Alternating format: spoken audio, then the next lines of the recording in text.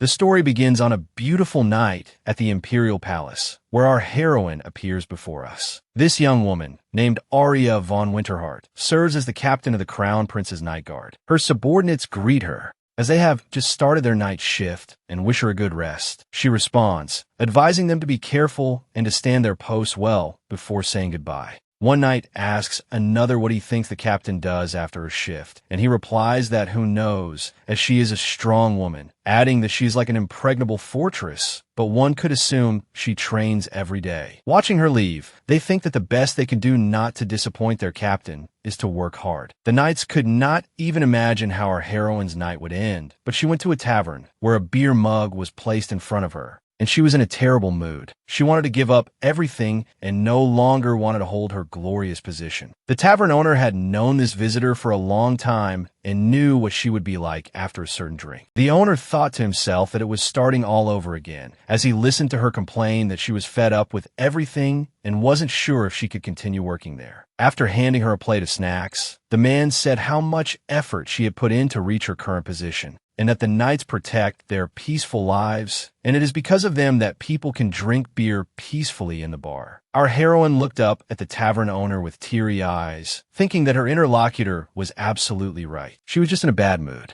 She said, "Master," but the man himself did not give her a chance to speak, suggesting that the guard corps continue to protect the common people. Then he gave her another drink, explaining that it was on the house. When she asked again, the captain of the knights flatly refused. However, this conversation calmed our heroine down, and she went home slightly drunk because in the morning she had to go to work again. The next morning, she quickly got ready and went to perform her official duties. In the corridor, she met her subordinates who greeted her, and she wished them a good day in return. Walking to the door of the Crown Prince's chambers, she stopped, thinking that she should not show her weakness at work. Taking a deep breath, she reached for the door, thinking that although this was the job she had dreamed of, there was always a but. She didn't even dare to admit to herself the reason why this position oppressed her. When she went inside, she noticed a paper airplane flying towards her. Her eyes widened, but no matter how well-trained her body was and how excellent her reaction time, she didn't have time to dodge. His Highness hit the target, but Arya, without showing any emotion, greeted the young master and wished him a good day. The Crown Prince was in a great mood, covering his face with his hands and laughing heartily, genuinely enjoying his prank. Julius, that's our hero's name, was a handsome young man, but completely irresponsible by nature. That small scratch bothered Arya a little, but she said nothing, thinking that this garbage had to be dealt with. Then she sat down at the large desk to sort through the current affairs documents, while the Crown Prince continued to play. Paper airplanes flew at her one after another, and she angrily asked him how long he was going to play. She suggested he go play somewhere else later, and he replied, while putting away another toy, that he wasn't staying here voluntarily. She replied that she didn't want to be buried under a pile of extra work because someone was shirking their responsibilities either. He then jokingly asked what was wrong, adding that at least he wasn't wasting taxpayers' money. She really wanted to give him a good beating, but she couldn't do that, and he asked another question, asking what they were talking about the knights now. He said that none of them could defeat him, so why not let her sort out all these documents? She realized that she couldn't tell him what she wanted to because her status was much lower, so she remained silent. She said more tactfully that she was sitting here to keep him from running away, and it was time for him to start fulfilling his duties. He started to doze off, and then she asked if he wasn't supposed to choose a bride, and had he at least looked at the list of candidates. The Crown Prince didn't answer, and our heroine glanced at him sideways, just in time. Another airplane flew straight at her. This time Arya managed to catch it, and she saw that it was made of some kind of document. Something was clearly written on the paper, and when she unfolded it, she didn't like it very much, because it was a questionnaire for a bride candidate. While she was studying the applicant, the Crown Prince quietly walked over to the fireplace with a small stack of papers in his hand. He squatted down, watched the fire silently, and then, having made up his mind, began to throw the papers into the fireplace one by one. Arya looked up from studying the questionnaire and realized with horror that he was up to no good. Our heroine jumped up from her seat and in 2 steps was by the prince's side, trying to save the burning documents. But it was too late. The fire mercilessly and quickly devoured the questionnaires of those unfortunate bride candidates. After a while, our heroes were summoned by the Emperor. He was heartbroken and did not hide his feelings, painfully repeating his son's name. The Crown Prince listened to his father's speech about him being 28 years old, yawning with boredom, while Arya thought to herself that she had been dragged into this as well. The Emperor waved a form with burnt edges, shouting that Arya had barely managed to save this good girl from the fire. His Highness listened with a bored expression as the Emperor said it was time for him to grow up and choose a bride. The Emperor was almost rolling on the floor in hysterics, while his son said in an almost aggrieved tone that this was why he didn't like old people. His Majesty complained to the servants that he wanted to see his grandchildren. Then Julius reached out and quickly pulled Arya to his side. Our heroine didn't understand what was happening. She only heard the prince say that the captain of the knights would now go with him. She could barely see his face, but the feeling of being hijacked did not leave her for a minute. The prince said that someone had to protect him from this bleak reality, and Arya asked him not to interfere, as this was his responsibility. He didn't let go of her, jokingly asking if she really didn't care who he married, because it could be the first woman he met. Our heroine replied that he should get married and settle down quickly, and after thinking for a second, he asked if she was serious. She tried to break free from his embrace, replying that, in fact, anyone would do. The most important thing was that she could take good care of the country. He looked at her in surprise, then chuckled and said that now the decision had been made, and thanked her for her help. As our heroine continued to struggle out of his embrace, the prince turned to his father and said that he understood everything and agreed. He held her so tightly that she could barely stand on her feet for the first second, but she could clearly see him leaving. The crown prince walked forward joyfully. He had already made a decision and was eager to inform the emperor. When he proudly announced that he was getting married, his father at first didn't even believe him, but a second later, he happily thanked him for this move. However, the crown prince leaned over and quietly told him what exactly he had come up with, and the emperor realized that he had underestimated his heir. For a moment, he considered the situation, deciding whether to go along with his reckless offspring's arrangement. In the end, after weighing all the pros and cons, he decided that it was better than no grandchildren at all, so he ordered the documents to be prepared. Our heroine, thinking that the incident was over, left to check on her subordinates. At this time, a meeting was being held. There were always many urgent issues on the agenda, but there was another, more important piece of news that was not written down. The emperor announced that there was one more thing they had to discuss immediately, which caused discontent. He asked the attendees to calm down, and everyone was given a document to read, after which sounds of surprise rang out in the hall. However, the chairman of the meeting stood up, and when silence fell, he loudly announced to everyone that this document had been approved. The meeting rejoiced in unison, because the long-delayed issue of the crown prince's marriage was finally resolved. Our heroine, still unaware of the decision that had been made, was taking a walk in the city, enjoying a moment of freedom. A crowd on the street caught her attention, especially since they were discussing something very heatedly. Arya,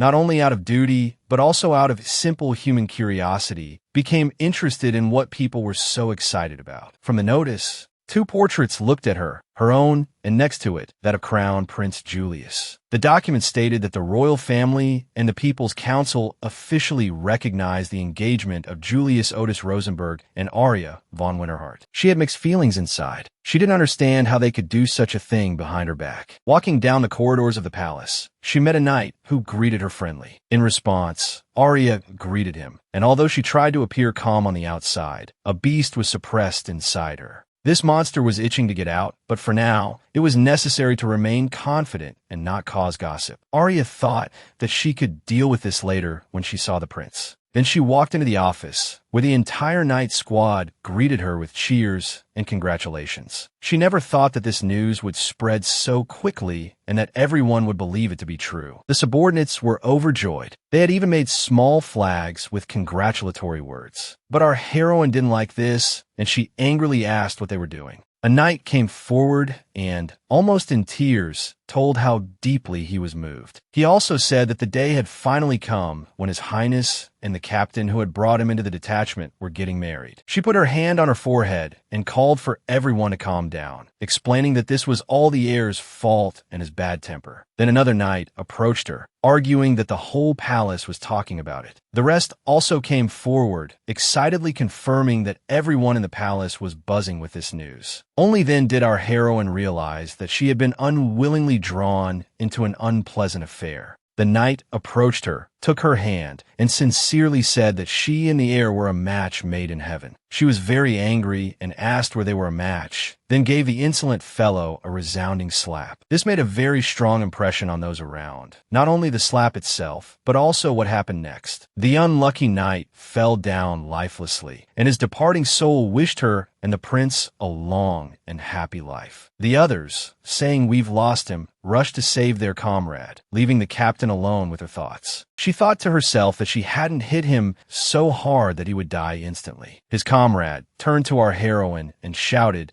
that she should be more careful and control herself. He added in a slightly softer tone that she had to understand that only she could handle the air. The others nodded in agreement when he said that the prince was the only man in this world who could get along with her. However, their captain had a different opinion on this matter, but did not try to convince her subordinates. She glanced at the poor fellow again, thinking that there was nothing she could do here and the knights would help him themselves. As for the engagement, she decided to go to the culprit himself, so she headed towards the prince's office. Taking a deep breath, she wondered what this arch-villain saw in her to be so obsessed with her. She was so lost in thought that she didn't hear the footsteps behind her, and the culprit of her thoughts was walking toward her. The crown prince walked silently over the soft carpet, approached her, and placed his hand on her shoulder. With his other hand, he removed a petal from her head and cheerfully asked why she was so absent-minded today. Then, in the same joking tone, he asked if something good had happened, while she just repeated it over and over again. Arya was not in a joking mood. She was determined, but first she jerked his hand away and pushed him away a little. She added loudly that she was furious, but the crown prince only found the situation amusing, as she had beaten him back. Julius smiled slyly and said that this was more interesting, and she asked if his eyesight was okay. She pulled the engagement announcement out of her bosom and thrust the paper directly under the interlocutor's nose so that he could see it clearly. He looked at her, then at the paper, then at her again, and our heroine asked threateningly how she should understand this. But this did not affect the prince's mood in the slightest. He took the announcement from his face and asked what she was talking about. They went out onto the balcony, and then she said sternly that this was too much, even for his usual jokes. After that, I asked how to explain this misunderstanding to the ordinary citizens, but he just pointed to his father's and the council's seals. Then Arya asked if he had put them on himself, and got the answer that it would be too difficult even for him. Putting the announcement paper back, our heroine said that yesterday the crown prince announced that he was getting married. Julius intercepted her hand and, smiling again, reminded her of yesterday's "anyone will do." He looked slyly into her face, came closer, and said that this was exactly her proposal. She pushed him away, demanding that he keep his distance, and then asked again how he could talk about such things so seriously. The crown prince was very pleased with himself. He just happily said one word, yes. The captain of the knights was in a terrible mood. She felt that this was all her fault while he was having a lot of fun. She began to pray to the gods, asking for forgiveness for all her sins, and then decided to take more decisive action. She wanted to end this once and for all, and she gripped the hilt of her weapon, ready to use it. Her movements were honed by years of training, and she was in no mood to hesitate, her eyes flashing with angry fire.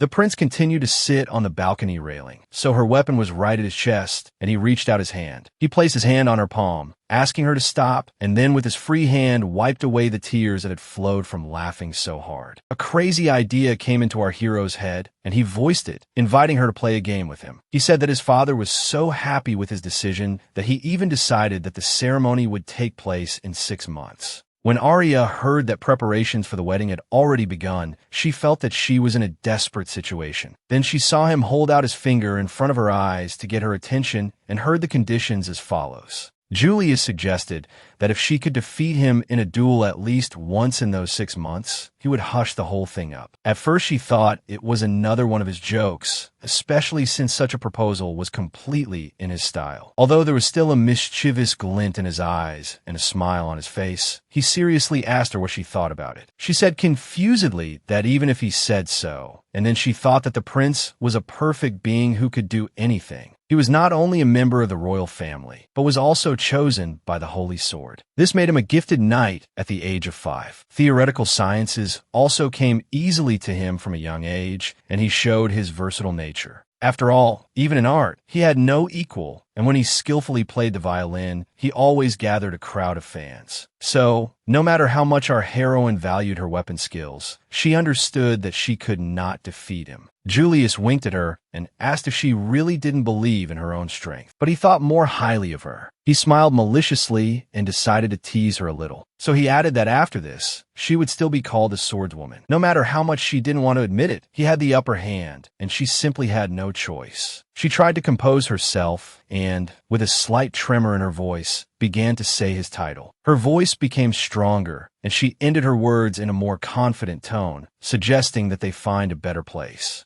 The best place for a duel was the training ground, where an unexpected audience immediately gathered. Our heroine walked onto the sand, stabilized her position a little, and prepared for the duel. She swung her sword, which cut through the air with a hiss, which inspired her fighting spirit. Her subordinates, who happened to be witnesses, were delighted and looked forward to further developments. Just then, her opponent rushed towards her. She was prepared for this attack and even gave herself a little time to look around. His gaze fell on his subordinates, who were still waiting for the development of events because there were two excellent swordsmen on the field. She asked the knights why they were not at their posts, and they told her that they had a day off today. Stopping a few steps from his opponent, the heir yawned and lazily asked if she had finished her business. Answering that she could not leave now without regard for the honor of a swordswoman, she again took a fighting stance. They crossed their swords, and at that moment, a spark flashed between them like lightning, marking the beginning of the battle. Their gazes met, filled with untamed determination, and only the sound of metal broke the silence of the training ground. After the first attack, our heroes took a step back, assessing the situation and trying to understand the enemy's weaknesses. The air was thick with tension, and it is not known how this battle would have ended if not for a ridiculous accident. Their swords hit the beams that supported the palace walls during the renovation, and the trees fell with a crash. Our heroine was in danger, so the knights shouted loudly, telling her to move to a safe place. But the heir to the throne was much more agile, and he quickly grabbed her by the waist and pulled her aside. The beams continued to fly in different directions, making an incredible noise, but they were already at a safe distance. Julius continued to hold her by the waist, not daring to make a rash move that could cost them their lives. When it was all over, he thought sadly that he would be reprimanded by the emperor again for his reckless behavior. But he quickly recovered, and his playful mood returned. Then he asked if he had really lost. Arya understood that although this could not be considered a full-fledged battle, she had still lost. Therefore, with a heavy heart, she answered honestly that he had definitely won this time, which amused the heir. Just then, the emperor's chair, along with its owner, was carried onto the platform, and he cursed like a madman. When he asked his son when he would stop destroying his palace, the heir replied that it was not his fault. The building was too fragile. Then he suggested that our heroine run away to avoid further conversation, which they did. They ran back to a safe distance and stopped in the shadow of the corridor. She said, out of breath, that she would have to write an explanatory note. Our hero smiled and pointed out that now they were definitely accomplices. Then she asked if he had dragged her into this. The prince, with a comical and surprised expression on his face, asked if she had ever had fun. Arya said not at all, and she squatted down and said that she would rather crawl into a hole in the ground. Julius apologized for disturbing her from sulking alone, walked over, and tapped his cheek with his finger. She looked up at her interlocutor, not hiding her surprise at his behavior, and asked what he was talking about. Then he pointed to his cheek a few more times, and then said that she should kiss him passionately. To her angry response, the heir replied that she really hoped to get away with it after losing. When she pointed out that he hadn't warned her, she got the answer that she simply hadn't asked. She wanted to embarrass him, but he continued, saying that such a famous swordswoman couldn't even be responsible for her own words. She thought to herself that he had hit a sore spot, as usual, and squeezed out that she understood everything, and the prince asked what now.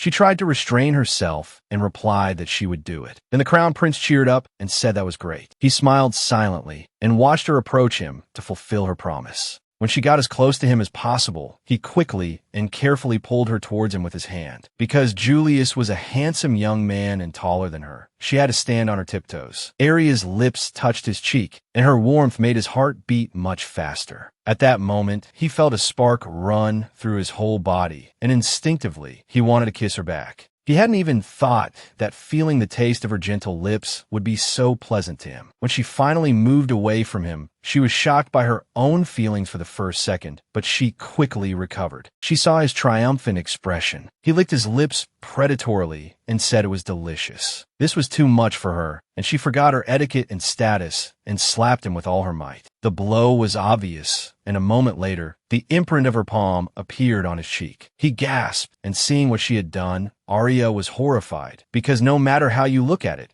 she had raised her hand against the heir to the throne. She asked in a low voice what he really wanted from her, and if he was joking, it was too much. But he remained silent. Our heroine looked at his handsome face, on which the imprint of her palm was imprinted, and began to speak her thoughts very slowly. She still didn't believe her intuition and asked if he really liked her. Julius slowly placed his hand on her head and leaned over to whisper his answer in her ear. He said like a conspirator that he didn't expect it would take her so long to notice. Night had long since fallen. Arya had gone to bed long ago, but she just couldn't fall asleep. Her thoughts returned to the previous events, and she lay there, staring blankly at the ceiling, without closing her eyes. When early morning came, and the sun had just cast its first rays, our heroine was already washing her face. It was hard for her to admit to herself that she was exhausted, and to say that she hadn't slept enough would be an understatement. Looking at her reflection in the water, she thought that she had always known that she could fall asleep at any moment. I thought, although it's interesting, this man doesn't care at all who he's dealing with. He's simply the devil incarnate. She felt that this was too much for her, but resistance was still futile. The captain of the knights just wanted to get a good night's sleep, but his image kept appearing before her eyes. And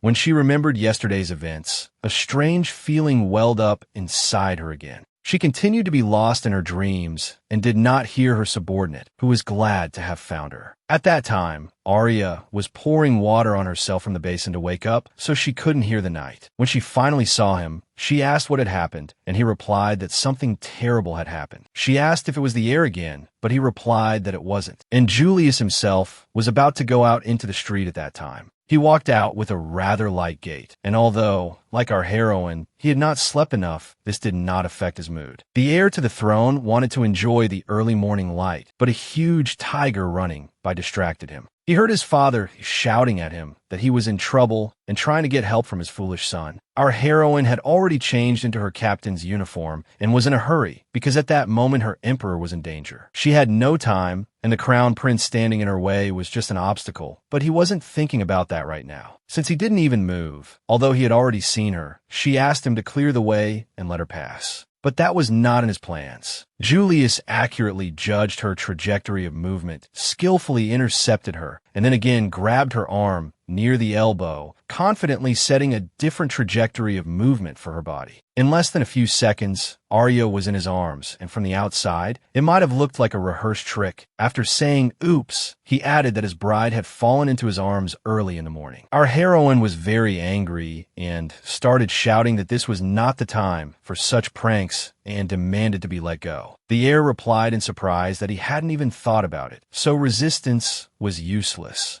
Then he asked if this was really such a typical situation that she wouldn't even blush, and she replied that now was not the time. Realizing that she wouldn't get rid of the prince so easily, she quickly explained that the tiger, a gift from a neighboring country, had escaped. Now, this living symbol of friendship was running around the castle with his majesty in its mouth. Therefore, there was no time to talk. We had to catch this tiger immediately to rescue his father. The prince said thoughtfully that it was clear now, but he was in no hurry to let her go, although she tried to break free. He looked into her eyes, a mysterious smile on his face, and suddenly said, "Okay." She was surprised by this change and asked what he meant and got the answer that he was offering her a competition. She thought it was probably a joke because the tiger was now running around with the emperor in its mouth and the prince was talking about a competition. The heir to the throne voiced his proposal, saying that whoever caught the tiger first would win. Just then, the animal jumped right onto the training ground, so she quickly agreed. Arya was very worried about his majesty, who was being dragged on the ground and covered in dust. In horror,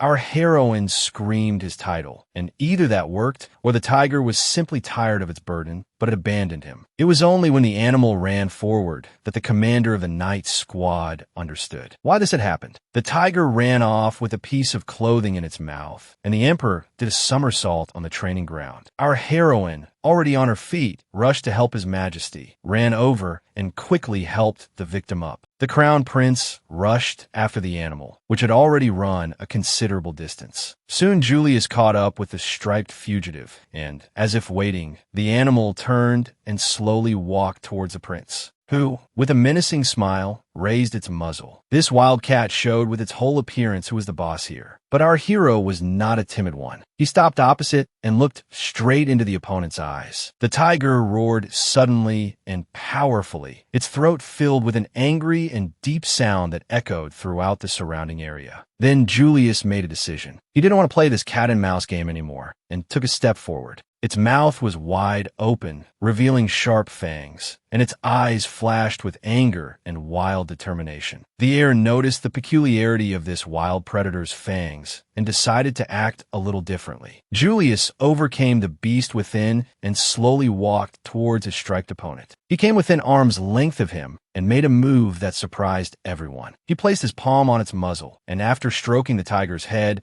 he began to say in a calm tone that it was all because of these weaklings. After stroking the cat's face a few more times, he finally subdued the wild animal. The fugitive turned out to be a gentle and affectionate tiger, and the prince told it that it was a noble creature and he did not hate it. At this time, the servants arrived and began to take care of their master, while Arya was distracted by the heir. She saw the predator lying at Julius's feet, and he told it that its fangs had been filed down and he himself had been sent to a foreign land. It was an incredibly heartbreaking scene that deeply shook our heroine. She couldn't take her eyes off it. She even remembered a similar picture from the past, when the heir had calmed her down just as gently. Arya still didn't take her eyes off him, and when she heard his words, "You continue to fight and seek shelter." The wild cat purred softly with pleasure, and Julius looked up, saw his bride, and asked what she wanted to say. But he didn't wait for her answer, just stood up and stroked her head. But for her, this was too sudden. The prince repeated this action a few more times before she came to her senses, which made her angry because she was not a cat. Our heroine shook off his hand and angrily asked what he dared to do and why he was suddenly stroking her. He rubbed his injured hand and said that he thought she wanted the same thing, and that was the only reason he allowed himself to stroke it. Arya replied that she didn't want to, but was surprised that she served such a person. Then she turned sharply and, while walking away, asked for forgiveness. But she had a day off today, and there were other things to do. Julius smiled, looked at the wild cat, and slyly complained to it about the woman, who was as cold and unfeeling as ever. But he didn't want to let her go just like that, so he quickly caught up with her, hugged her from behind, and asked her to wait a moment. The heir, with a very careful finger movement, began to untie the ribbon on her clothes, saying that they were having a competition. When this ribbon was already in his hand, he continued, telling her that she shouldn't forget about it. Back at the barracks, the commander of the night squad walked down the long corridor to her room, lost in thought. This morning was full of all sorts of events, but her last interaction with the prince had upset her again. She remembered how he had caught up with her after the tiger incident and reminded her of the competition they were having. He took her ribbon and brooch, and when Arya asked what she had to do this time, he didn't really answer. He just asked her to be quiet, but she couldn't stand it and hit him on the forehead with her free hand, wanting an answer to her question. But at least he let her go, and rubbing the bruised spot, he caustically remarked that, in general, one shouldn't be so barbaric in decent society. Then, with a grin, he threw her jewelry back to her and added that she would know her punishment in the evening. Walking up to the door of her room, our heroine wondered what all this meant and what the heir had planned for the evening. However, when she opened the door, she was stunned by what she saw inside, and she stood in the doorway with her mouth open in surprise. In the middle of her room, maids were scurrying back and forth, quickly gathering all her things and packing them. She saw some of her belongings in laundry baskets, while others, like books and documents, were placed in chests. She took a few steps inside, hoping they would notice her and everything would be clarified, but that didn't happen. Then Arya ran into the corridor, closed the door behind her, and looked at the nameplate, which said that this was still her room. Now she was completely confused because no one had warned her about a possible cleaning in the barracks. Especially since these maids usually didn't show up here at all, she decided to clarify what was happening, but they didn't answer her. No one paid any attention to her. For a second, she even felt that she was completely a nobody in their eyes. All her attempts to find out anything from anyone failed. After a while, she found herself in an empty room. She was now standing in a lifeless space with no sign that she had ever lived here. She remembered Julius's words about the tiger now living here and thought that it was because of this that she had been kicked out of her room. This stupid situation had to be dealt with, so she went to the palace, where she saw the emperor looking at the tiger. His Majesty sat on a soft cushion and with a sweet expression on his face watched the wild cat settle into its cage. A knight approached her and thanked her for her excellent work this morning, and she asked him if he had seen the crown prince. The subordinate replied that he hadn't and asked why the captain was there, since she was going back to the barracks. Answering that something had happened, she added that because of this, she urgently needed to see His Highness. Just then, footsteps were heard behind them, and then a voice belonging to the air. He said that he was already here. She was very angry with him, so she turned around, wanting to tell him everything that had accumulated in her heart this morning. But she couldn't say a word. They were all stuck in her throat. The heir's appearance was surprisingly inconsistent with his character, and his greeting of my dear, and the red rose he held in his mouth made an indelible impression. When he came closer, Arya finally found her voice, and the first thing she asked was why he was dressed like that. He made a mysterious face and frankly declared that he was a thief who was going to steal her heart tonight. Her mind started a race. All sorts of guesses about his behavior came to mind, but none of them satisfied her. He asked her to follow him, and they walked along the soft carpets that covered all the main corridors of the palace. When she asked what he meant, the prince replied that there was no need to be so cruel to him, because he had put on that suit just for this purpose. She felt that this was a waste of time, so she brought the conversation back on track and started talking about her room again. Just then, he stopped, opened the door to the room, and then, a little theatrically, he called her my dear again and said they had arrived. Our heroine managed to ask him not to call her that, but fell silent when she entered the room and realized that it was simply huge. She looked around, turning her head in different directions, then timidly asked why they had come here. He replied that this was her room. After asking again whose it was, she heard him reply that, as a punishment from that moment on, she would live in this room instead of the barracks. Her first thought was that she was going crazy, because she felt that he was probably crazy for doing such things. But that wasn't all. The maids came in, and the prince told her that they would bring her meals and take care of her daily needs. After walking towards the exit, he turned around and, with a mysterious look, said that was it. He had to go.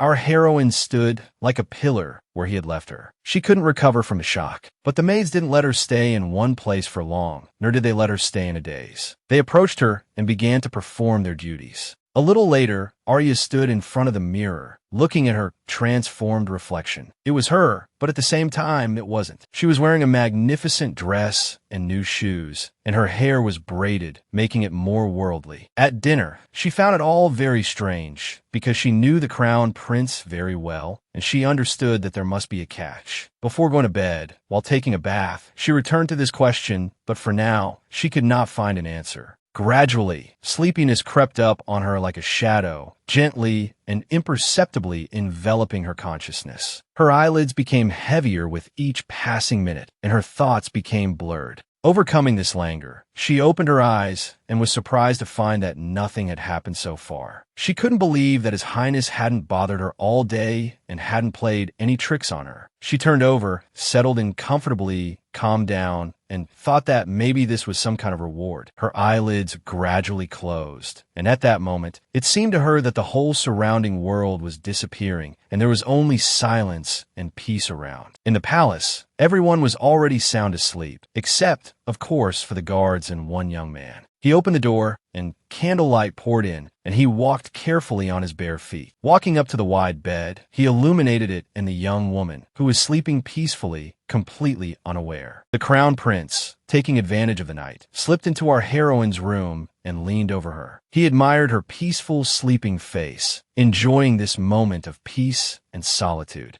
He carefully took a lock of her hair and gently ran his fingers through the silky strands, feeling their warmth and smoothness. At that moment, Julius felt a special closeness and whispered if she was really so sure she could trust him. Then he reached for the candlelight, blew it out without looking, and plunged the room into the darkness of the night. The next morning arrived. The sun rose above the horizon, illuminating the crowns of the centuries-old trees with its rays. These rays also looked into our heroine's window and played on her sleeping face, which actually woke her up. Turning over, she thought that first thing this morning there was a meeting she couldn't miss. Then, I buried my face in the pillow and remembered that I still had to check the documents that had accumulated yesterday. She so didn't want to get up. She rolled on her back and smelled a strange scent that put her on alert. When she opened her eyes, she found the half-naked crown prince in her bed, wishing her a good morning. He, as if nothing had happened, as if it were the most ordinary thing, asked how she had slept last night. She closed her eyes, letting the vision dissipate on its own, and allowing herself to go on with her normal day. She told herself that she was still sleeping, dived back into the pillow, pulled the covers over her head, and tried to wake up. However, this was not a dream at all, because the air leaned over her and whispered that she wanted to enjoy this moment. She thought it was a really annoying dream and kicked the persistent prince so hard that he flew to the floor. Our hero got up, rubbing the bruised spot, and looked at Arya, thinking that even in a half-asleep state, she was so strong. When she started snoring again, he told himself that at least there were no bastards fighting around her.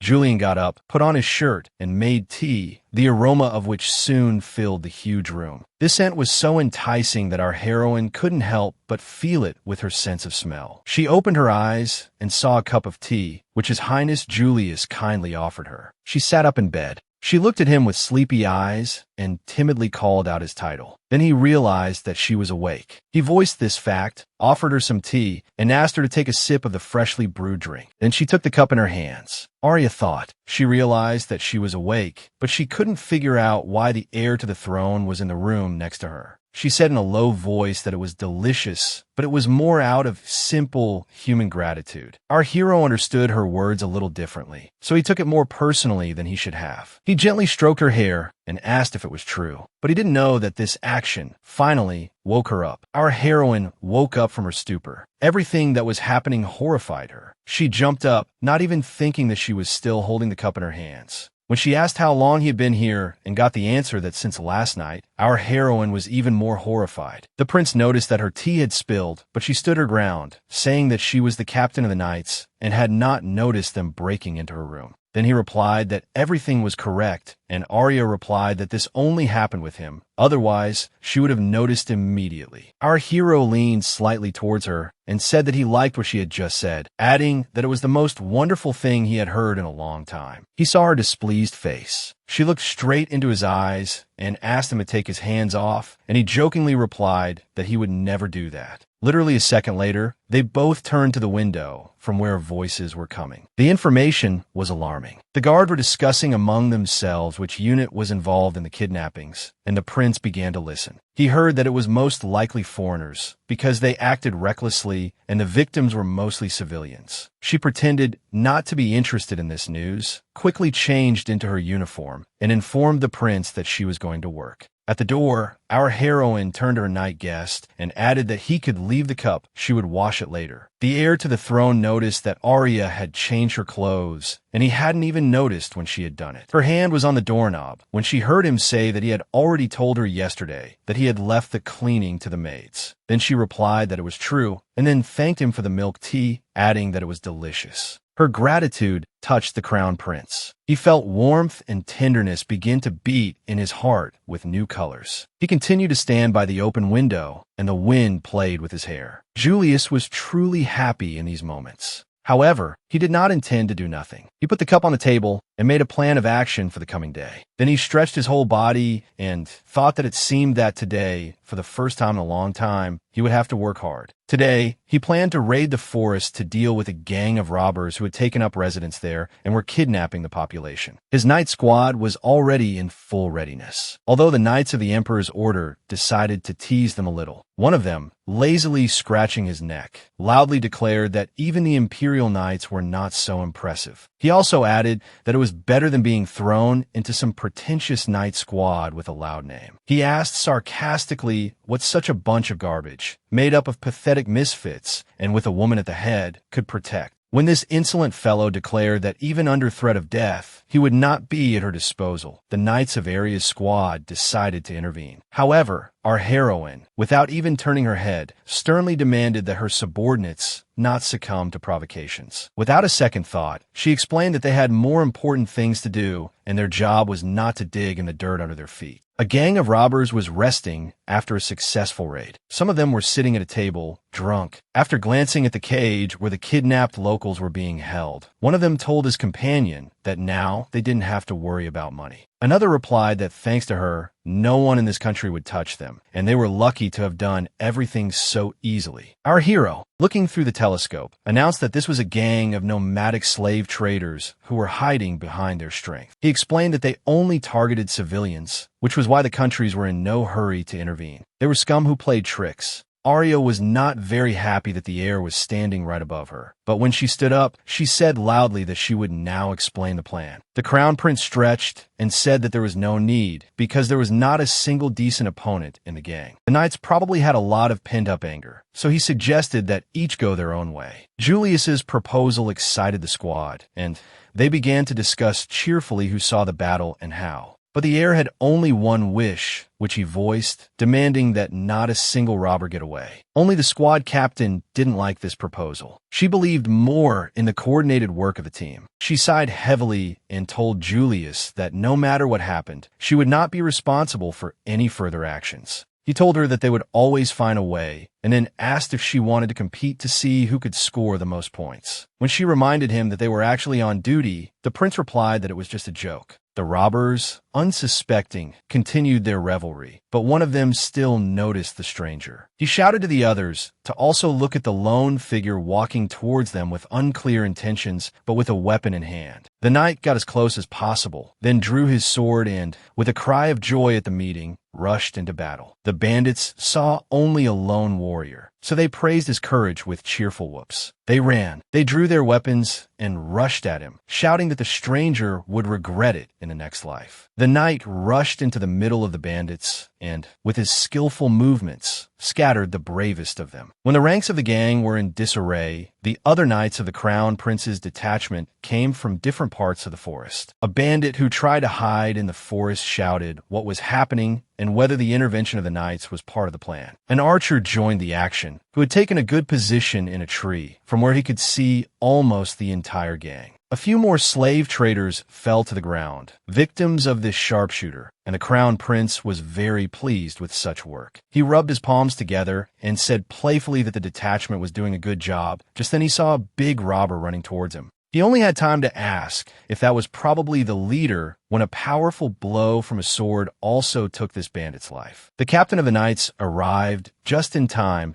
to save the life of her master and fiancé. She looked carefully at the prince and quickly asked if he was all right, and when she was sure he was fine, she was relieved. But the gang was not yet completely defeated. One of them jumped out and shouted, "What kind of knights are these?" without even identification marks. He also asked who they were, but this was the last question in his life because Arya cut him off once and for all. The Imperial detachment did not participate in this raid. It lazily carried out its duties within the palace walls, unaware of the victory. But when they saw the return of the Crown Prince's detachment, one of them decided to joke again, saying that the tax evaders were back. For this, you will immediately be punched in the jaw by one of the participants in today's expedition for the kidnapped. The commander of the Imperial squad recognized the Crown Prince, so he immediately stood at attention and saluted. The Emperor's detachment saluted, and the knight who had received his just deserts, rubbing his bruise, said why such an honor was being bestowed on the guard. The commander of the Imperial Rapid Force stopped the insolent one and told him that these were not ordinary detachments, but real warriors.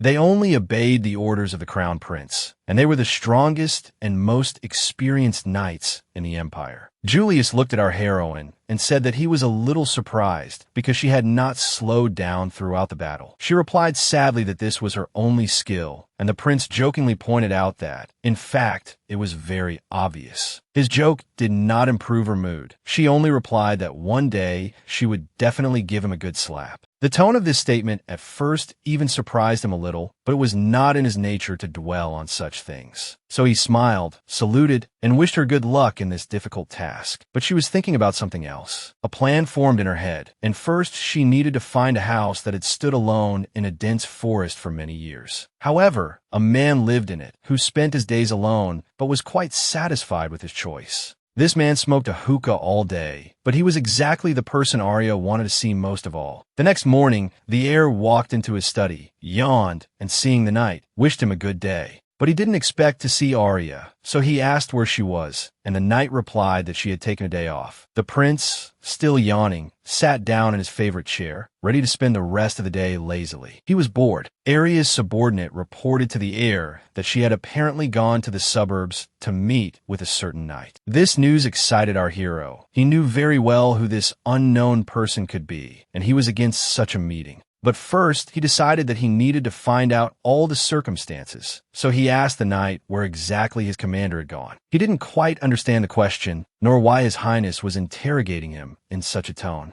The heir to the throne looked at his interlocutor like a wolf at a poor sheep, so he told him everything he knew. At this time, our heroine was already briskly walking through the forest. She didn't know the exact path, so she tried not to get lost all the time. She thought that there were 6 months left until the wedding, and as the strongest man in history, he had only lost once. Arya pushed aside the branches and continued on her way, and according to the little information she had, she was already very close. A few minutes later, she finally came to a clearing, in the middle of which was the house she was looking for. Walking closer, I thought that the hut didn't look very neat. On the contrary, it was hard to believe that anyone lived here. But since the door was open, Arya still began to walk carefully inside, looking around all the way. She called out the owner's name, Luke, because that was the name of the knight who lived here in complete seclusion. There was no answer, so she started to go inside to check for herself. She called his name again, then his surname, Ritterhagen, and then she heard his hoarse voice. The man took a puff and asked her not to call him by his surname, and Arya walked into the room and finally saw him. After saluting, she asked for forgiveness, and then, stuttering a little, added that she was glad to see him. The windows were dirty, and the candle was too far away to see the owner's face. I only saw that he was in bed. He asked her to tell him why she had come. She replied that she had to defeat someone at all costs. He sat up in bed, listened to her request to take her as a student, and asked her to leave. Our heroine did not expect to be refused, so she quickly rattled off that she was asking to at least hear her out first. He got out of bed, said that he was a hermit, and Arya was finally able to see his face. He was unshaven. The overall appearance of this knight plunged the commander into silent horror. She could not even imagine that a worthy man could fall so low. Just then, the man cleared his throat dully, and she continued to look at him, and all sorts of junk stuck out his hair. Arya heard his hoarse voice again, telling her to find someone else for this. She realized that she had made a mistake, because this man was not at all the type to teach her anything new. Therefore, she quickly backed out. But he stopped her at the door,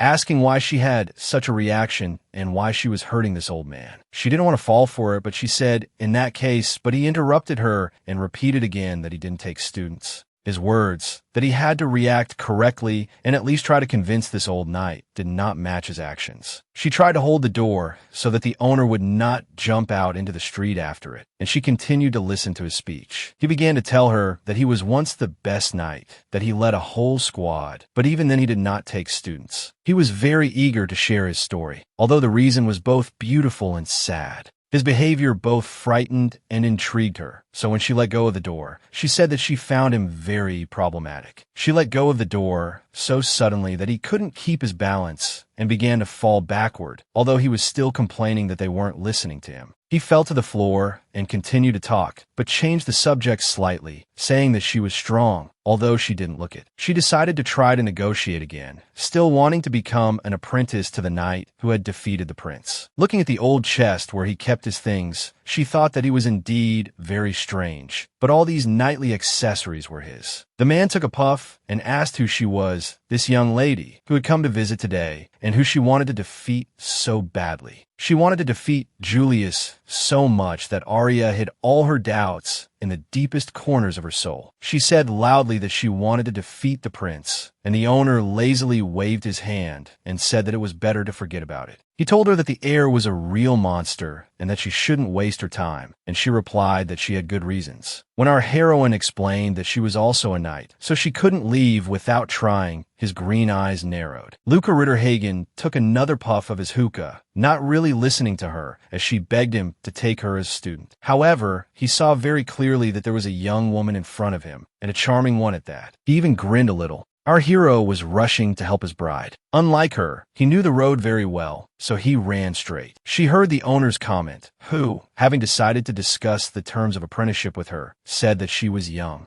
Our heroine saw the look he gave her when he said the phrase, "Everything in life has a price." She felt extremely unpleasant when she saw him greedily licking his lips, but his words were even more disgusting. The elderly knight straightened up, pushed his hair back from his forehead, and declared that she would pay him with her young body. There was a moment of silence in the room, so when the door was pushed open with an incredible bang, they turned around. The crown prince rushed into the hut, shouting her name as he ran. He was very afraid of being late. But they only glanced at Julius, and then Luca and his guest went back to their work, laughing again. His Highness did not expect such a reaction and stopped in the middle of the room, taking a moment to assess the situation. They were so engrossed in their game that they completely failed to notice the royal personage, and their laughter echoed throughout the room. He decided to get closer to find out what was making the couple so happy, and he saw that they were looking at a photo album, and these were not just anyone's photos, but photos of Julius as a child, which they apparently found very funny. The heir was angry. Not only had he worried about Arya for nothing, but she was also having a great time. The prince snatched the album from the table. Our heroine turned to him, confused, and asked what he was doing and what he was doing here at all. He, freed from the tension that had accumulated in his body, asked her in return what she had forgotten in this place. But she remained silent and did not answer. The atmosphere in the hut gradually eased. Everyone relaxed, and the conversation returned to its normal course. Julius continued to look at the owner with some distrust, while Arya began to pick up the photos from the floor. Luca understood the heir's feelings, so he told him not to worry, because he hadn't laid a finger on the girl. Drawing her sword, the squad commander threatened that she would do anything for her cause.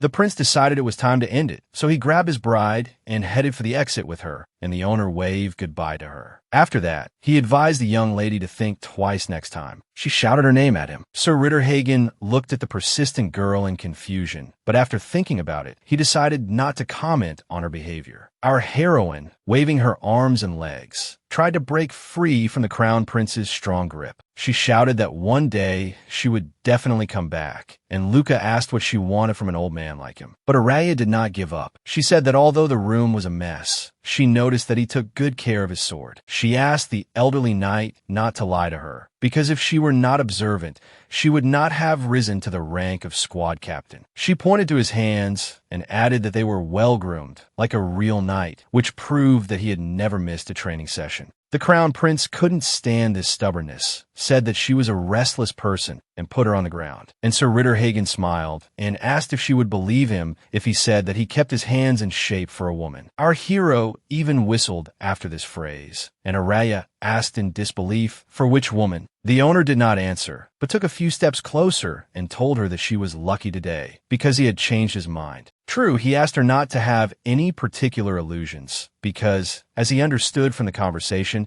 she just needed to defeat this guy. Then, pointing his finger at the crown prince, he added that here was a hint for her, because Julius had one weakness. She asked in surprise about the weakness, and the knight explained that he did have one, and a very shameful one, so he kept his secret from everyone. Luca extended his index finger further and added that whoever could open it first would win. Arya looked up at the heir with distrust and began to examine him carefully, trying to guess what the secret was. The knight continued, saying cheerfully that this rogue would certainly not admit it, so the victory would go to the young lady. He also added that even if he had to guess blindly, he would find what he was looking for, and wished her good luck. Our heroine again turned her gaze to the heir, who had not yet commented on these remarks. There was a silence in the room, and no one dared to break it first. Then Luca spoke. He turned to the heir, not so much for an answer as to get his attention. Then the prince asked if he was happy with what was happening, and then turned to the exit, grabbing our heroine to take her out. She tried to resist, but Julius was firm and got his way, and the door slammed shut behind them.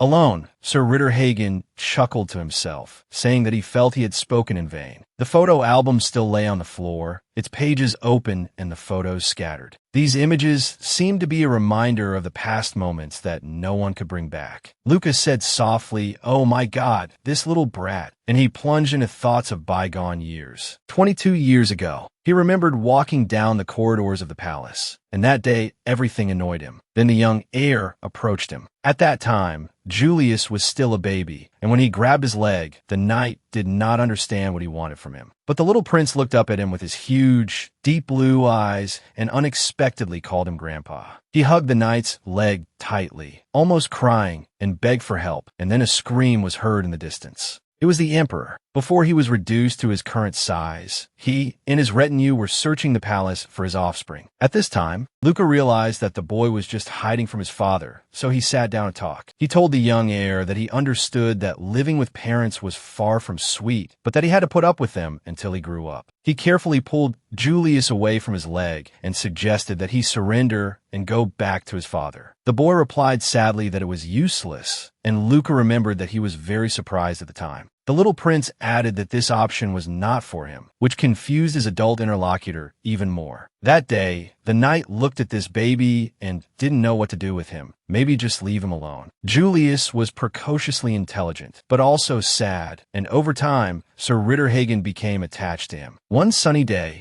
he found the heir sitting alone under a leafy tree in the park, reading a book. Luca lay down next to him and jokingly asked how such blatant idleness would help the prince's bright future. Julius replied, what could he learn from someone weaker than him? Then the knight said that he probably had no friends. The prince's answer that he didn't need friends greatly upset the experienced knight, and he wanted to correct the situation. He stood up, snatched the book from the small hands, and accompanied it with a phrase that this was not at all cute. The heir wanted to get his property back, but the knight grabbed him by the collar and quickly turned him over, leaving him lying on his back. The book was still in his hands, and he looked down at the little boy and told him that he had defeated him this time. The knight remembered the look in the young heir's eyes, but at the time he thought it was wise to raise him this way. Saying that he was confiscating the book, Luca hurried towards the palace, leaving the surprised heir under the tree. But the prince did not intend to give up his property. After all, he was the son of his father the emperor, and the world was at his feet. He ran after his offender, and so these photos began to appear, and over time, more and more of them. Their friendship began this way, and Luca spent more and more time with the boy, despite the large age difference.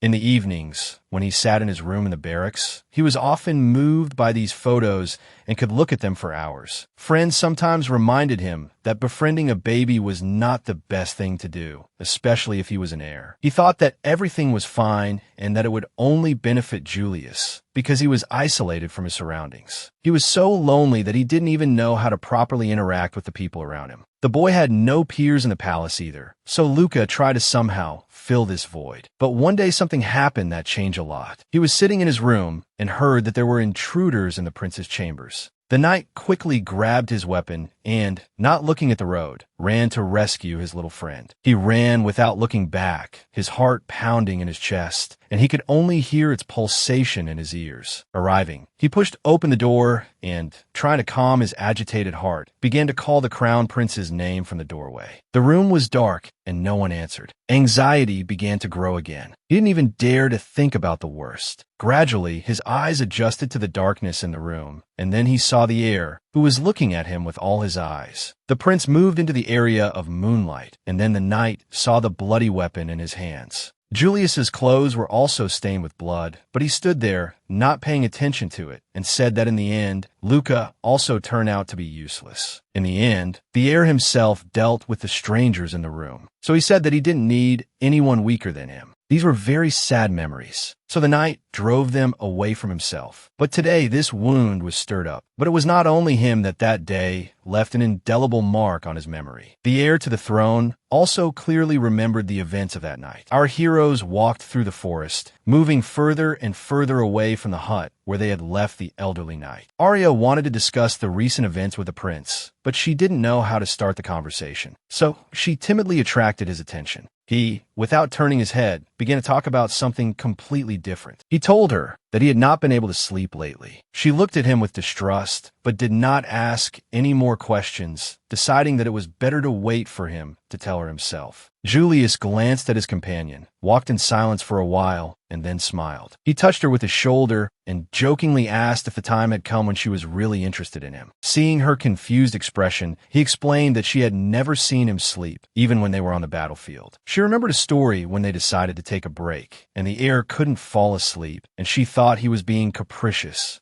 She thought at the time that the heir was used to a soft bed, so he simply couldn't rest in field conditions. Julius also said that it wasn't that he couldn't doze off at all. Then he abruptly changed the subject and told her that Luca didn't take students. When the Imperial Guard was formed, he was pressured to become a special advisor, but he ignored it. Arya asked in surprise if even the Imperial decree meant nothing to Luke. The prince confirmed that even the decree that everyone obeyed. They continued on in silence for a while, each lost in their own thoughts. The crown prince reached out to take it, but she didn't allow him to, moving her hand away. He didn't show his frustration and still asked if he really wasn't good enough. Our heroine replied that not at all. Then he stopped, looked into her eyes, and told her that he was stronger than him. After saying this, he quickly walked forward. She caught up with him and said that the prince was not her mentor, but her opponent. Julius gave our heroine such a contemptuous look that she became embarrassed and felt that she had expressed her thoughts too boldly. Then she thought that he might laugh at her, so she added more timidly that if he wanted to laugh, he should laugh. To her surprise, the heir suddenly lowered his head, and one could even think that he was ashamed. But this only lasted for a moment. Then he straightened up and laughed out loud.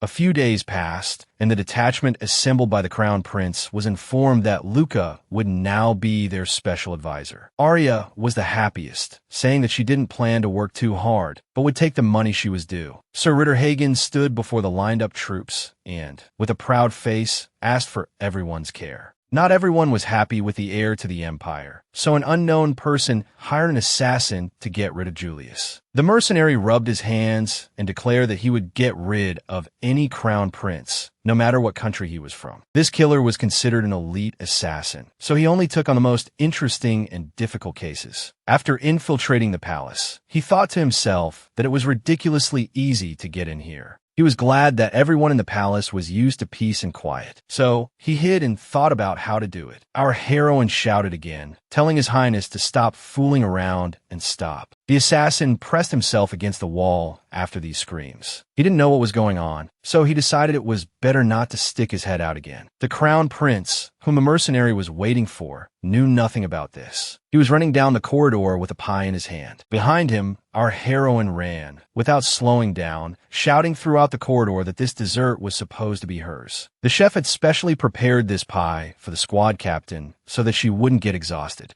The prince, while running, ate the stolen food and, with his mouth full, told her that even the dessert wanted to be eaten by such a handsome man. She shouted back at him that he was talking annoying nonsense again, and they were so busy that they ran past the stranger. Our heroes literally slipped past the mercenary, which surprised him quite a bit. This had never happened to him before. A shout was heard in the distance. Someone was looking for Arya, and the assassin thought that things were not going well and was considering where to hide. He opened the first door he came across and hid behind it. The emperor walked past him with samples of wedding dresses. The mercenary peeked out from behind the door and thought that it was the emperor himself, and his target was the heir. So now, he needed to hide somewhere. The emperor continued on his way, announcing as he went that the samples were ready and therefore asked Arya to come to him. But he was in such a hurry that he didn't notice that the hem of his dress was caught on the sword of a knight's armor in the corridor. The unlucky mercenary forgot about his safety and curiously peeked out of his hiding place. He completely lost his vigilance and went out to look at the emperor, who was entangled in his clothes.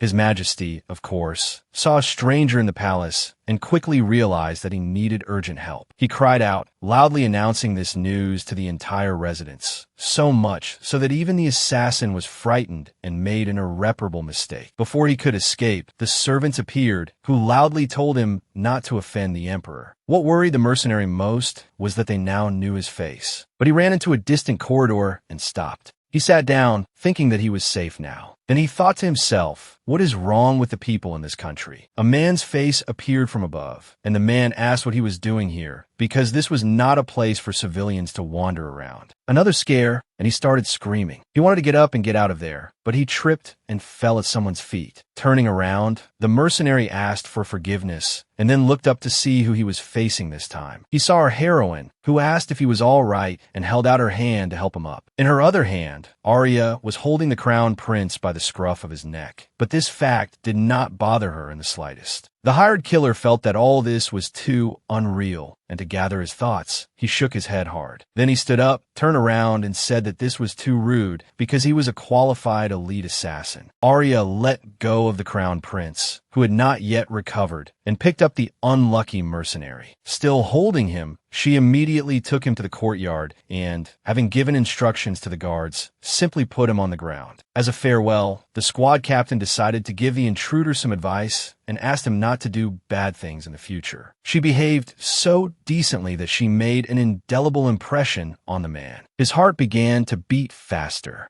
However, he realized that he could do nothing now and decided that it was better to retreat as soon as possible. He carefully considered his next plan, so when night fell, he began to climb the palace walls. He wanted to complete his order at all costs and prove to everyone that he was indeed a top-class assassin. Reaching the floor he needed, he jumped into the window and saw the sleeping Arya, who was snoring peacefully and unsuspectingly. This scene was so captivating that for a moment, the mercenary even forgot why he had climbed up here. The prince's comment brought him out of his trance. He said that he was grateful to him for such hard work. Only then did the man realize that a prince was sitting next to Arya, and moreover, she was surrounded by weapons. The assassin began to calculate in his head how to get out of this delicate situation more carefully. He made an awkward move. Then Julius said that one more step, and he wouldn't leave this room alive. The crown prince said this half-jokingly, but from the way he was playing with the hilt of his sword, it didn't look like a joke. Realizing that he was in a very unpleasant situation, the mercenary decided to retreat in the only possible way. That is, the way he came, and he quickly jumped out of the window, managing to grab the eaves in time so as not to fall. Our hero looked at his sleeping bride and thought that after such a clear threat, the mercenary would probably not return. Then he moved closer to Arya and decided to put her head on his lap. But as soon as he started to do so, he was slapped. The unlucky mercenary began to slowly descend to the ground, completely unaware that a tiger was waiting for him below. In addition to these events, another one was taking place. A girl was sitting in an approaching carriage, holding a teddy bear in her hands. She had heard that her brother had a fiancé, and she did not intend to tolerate such nonsense in the palace. Now she was sure that this was not a joke, so she intended to meet this bride immediately upon arrival. However, this meeting did not take place until morning tea, when the princess called our heroine for a conversation. The squad captain sat opposite His Highness and felt very awkward, but she could not escape this conversation. She tried to be friendly, but it was difficult because the princess was clearly not friendly. Arya decided to be sociable and started talking about the good weather they were enjoying this morning. But the princess did not listen to her. She turned to the maid and, in a capricious tone, demanded that she change the jam. Then she explained that this one was not to her taste at all and, in a softer tone, said that she would wait for another one.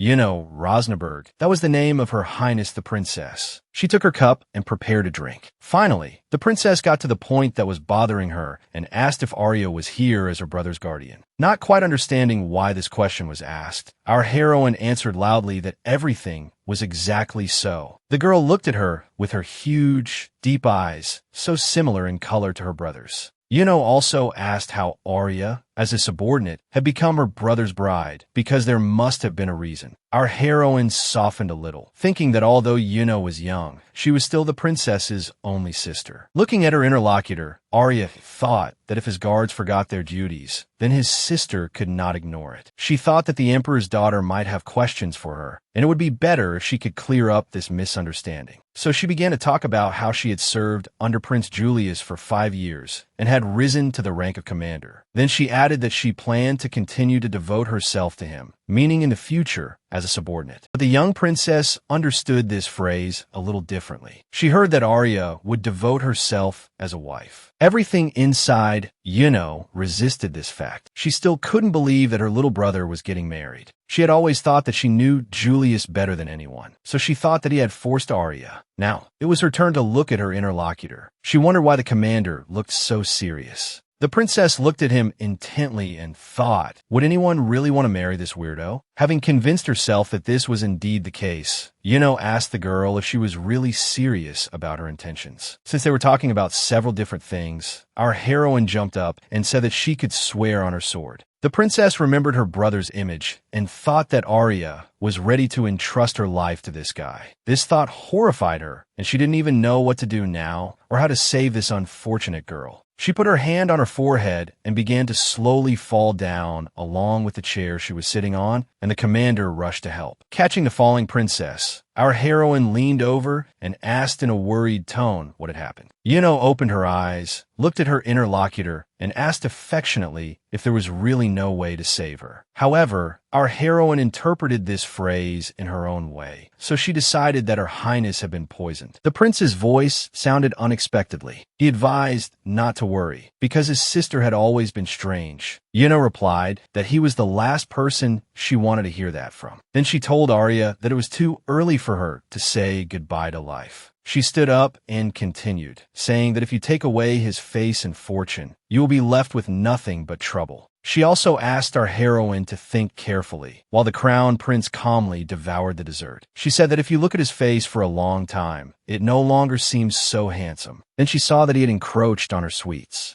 Tears welled up in her eyes, and the princess whispered sadly that now she would never eat her cake. Our heroine guessed that the young lady was very upset, and dissatisfaction with his behavior began to grow in her heart. Just as the heir reached for another bite, she intercepted his hand. Then, with a sharp jerk, she threw Julius away from the table, adding the phrase, "This is God's retribution." The tears in the surprised princess's eyes froze. She had not expected such a turn of events, and our heroine at that moment took another plate of dessert and, handing it to Yuno, said that she had changed her mind. Then, she knelt before the princess and solemnly declared that from now on, she would serve as her knight. A brilliant smile bloomed on the commander's face, and she still held a plate of cake in her hands. It took the princess a few seconds to realize what had happened, but she liked the proposal. She carefully finally took her dessert and said that in that case, it was all decided, so be it. Moved, the young lady did not hold back and simply gently kissed our heroine on the cheek. She liked this unexpected proposal, and just like that, Arya became the property of her highness.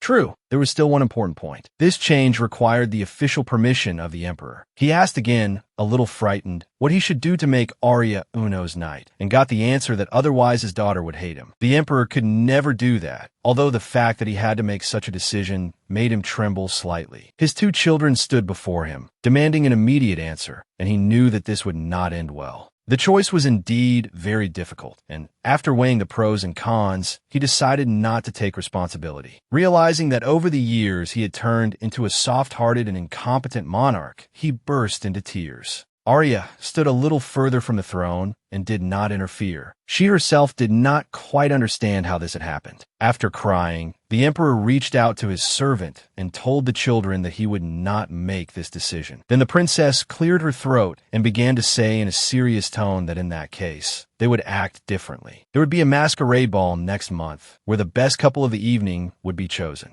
Then, she pointed to her brother and declared that she was more suitable than anyone to play the role of Lady Arya's partner. But the crown prince was not nearby. He had miraculously already moved and was right next to our heroine. From this point, he said that there was no need to waste time on these conversations, and Arya quietly asked him not to involve her in the showdown. But the princess did not lose her composure. She quickly ran down the steps and, as she went, advised the commander not to worry. Running up to her, Yuno stopped, and a plan was brewing in her head, which she swore to put into practice. The princess took the knight's hand and loudly declared that, no matter what, she would save her from her little brother. Her Highness winked slyly at Arya and added in a whisper that she had a plan that would definitely help get out of the situation. The young lady was so sweet that the girl was almost moved to tears by the feelings that welled up in her. And so, the meeting with the Emperor ended, and the young princess, accompanied by her maids, left. Our heroine could not come to her senses. For a moment, she even thought that she was just sleeping and dreaming. She watched as the servants carried away the exhausted emperor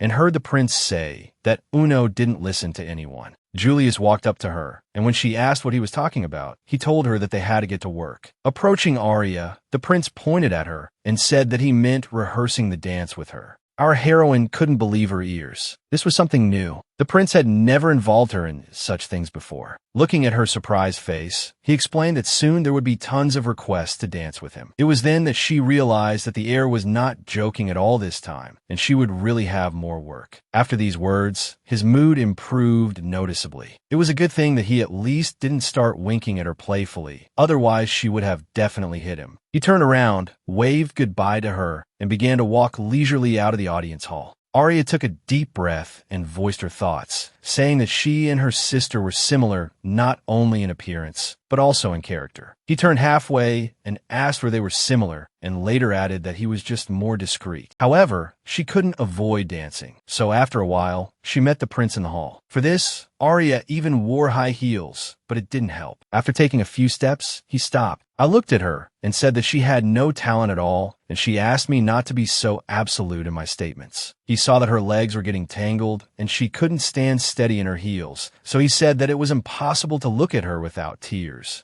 Our heroine, trying not to lose her balance in the next step, said that, unlike him, she had not learned to dance. The heir asked in return if she really thought that he had seriously studied these lessons. She fell silent, looked up at him, and thought to herself that she had always thought so. She voiced how he did it, but the heir did not let her finish. He put his hand on her waist and led her away. She had only a vague idea of how to move, but she tried very hard, especially since he led quite confidently. He looked at her face and said that he always listened to his teacher, who advised him to pay attention to his movements. She answered him viciously to stop fooling around, and she unexpectedly found a solution for herself. She needed to keep her balance. The prince suggested taking a break, sat her on the sofa, stood for a moment, and then knelt down. He said that his mother had told him that the higher the heel, the better, so maybe he always aimed higher. Carefully removing the shoe from her foot, the heir added with concern that this choice was clearly not for her. Suddenly, Arya was surprised to learn that the prince had a mother. Then he asked with unusual calmness what she thought. She continued to ask insistently what else he could say, that he had had a childhood, and got the answer that she had seen the photos. He lowered his head, fell silent, and breathed so heavily that she could feel his every breath on her skin. But this only lasted for a moment, but it seemed unreal to her. Then he looked at her. His gaze became somewhat sharp again. He put the shoe back on her foot and asked her not to indulge in ridicule. In an instant, everything changed. He didn't let go of her ankle and threw her onto the sofa. She didn't even have time to react. Our heroine found herself in a very unusual position and was already ready to give a powerful response. His face was right above hers, and he said that she had not yet been punished for what had happened at Lucas's house. The moonlight illuminated the ballroom, and every speck of dust could be seen in its path. The same light was reflected in the heir's eyes. But suddenly, something changed, as if a switch had been flipped. She didn't understand what was happening, and only saw sincere sadness in that look. Not knowing what to do, she called him. Julius looked straight into her eyes, as if trying to see into her soul. Then he looked away and sat down abruptly. Now she couldn't see his eyes. His bangs covered half his face with their shadow. This change in his mood worried her, especially since she had never seen the prince in this state. She timidly asked if he was okay, but got no answer. The heir turned away. He stood up and hurried towards the door, and she did not see him again that evening. She sat on the sofa in confusion, trying to explain his behavior to herself, and most importantly, what had happened in the last few minutes. However, time was relentless, and the month passed. The day of the masquerade ball arrived. Two of our heroine's most loyal subordinates entered her chambers. One of them was almost in tears. The knight could barely control his emotions, although his voice still trembled as he said that she was beautiful. Our heroine, out of embarrassment, covered her face with her hair, hiding from the knights the fact that her face had turned almost crimson. But when one of them knelt down and said that he had witnessed the commander's rebirth, she asked him not to make a big deal out of it. She added that it was just a masquerade ball. Then her other confidant, handing her a mask, said that she was really beautiful. Realizing that she was wrong, she took the mask, apologized, and thanked him for the compliment. Alone in the corridor, she was about to head to the hall when a man in a mask caught up with her and said, "It's time." It was impossible for our heroine not to recognize his voice, because for the past 5 years, she had often listened to his boring whims. Next to her was indeed him, the hero of our story, and her hero because he was the radiant prince. He struck a theatrical pose, looked at her, and concluded that this stubborn girl had finally decided to wear a dress. Julius was in a great mood. He winked at her from under his mask and added that it was also for him. The knight decided to support his commander, so he asked why. The prince replied that he couldn't hide the truth. Then he took her masquerade mask from her hands and asked if she still wouldn't believe it even if he said she was beautiful. As he said this, the prince carefully placed her mask on her face and tied the ribbons at the back of her head. Arya wanted to scream, but she restrained herself and calmly said that everything was exactly so. He chuckled, pointed out that it was cruel, and added that he could even dance for her to prove it. Without waiting for her consent, our hero demonstrated several movements from a popular ballet that was staged at the Imperial Theater. She muttered what those movements were, and when he came closer to her, she asked him not to do that. He replied that he was actually serious. The knights laughed quietly, watching them leave, and our heroes went to the balcony on the 3rd floor, from where they could see the ballroom. Many guests had already arrived and were walking around in pairs. Arya said loudly that a lot of people had already gathered. They began to slowly descend, and the prince confirmed that there were indeed a lot of people, because this was the best time to relax. But he knew that unexpected situations could arise, and his suspicions were confirmed when he saw a dagger on a guest. Among the guests, our heroine noticed a young princess who, with her partner, was talking to a certain lady. Some of the servants were disguised knights, and Julius went down and called for one to bring a glass of fine wine. He took the wine and, with an almost imperceptible finger movement, pointed out to the disguised servant the suspicious guest who had a weapon hidden in his sleeve. After that, he calmed down, turned to Arya,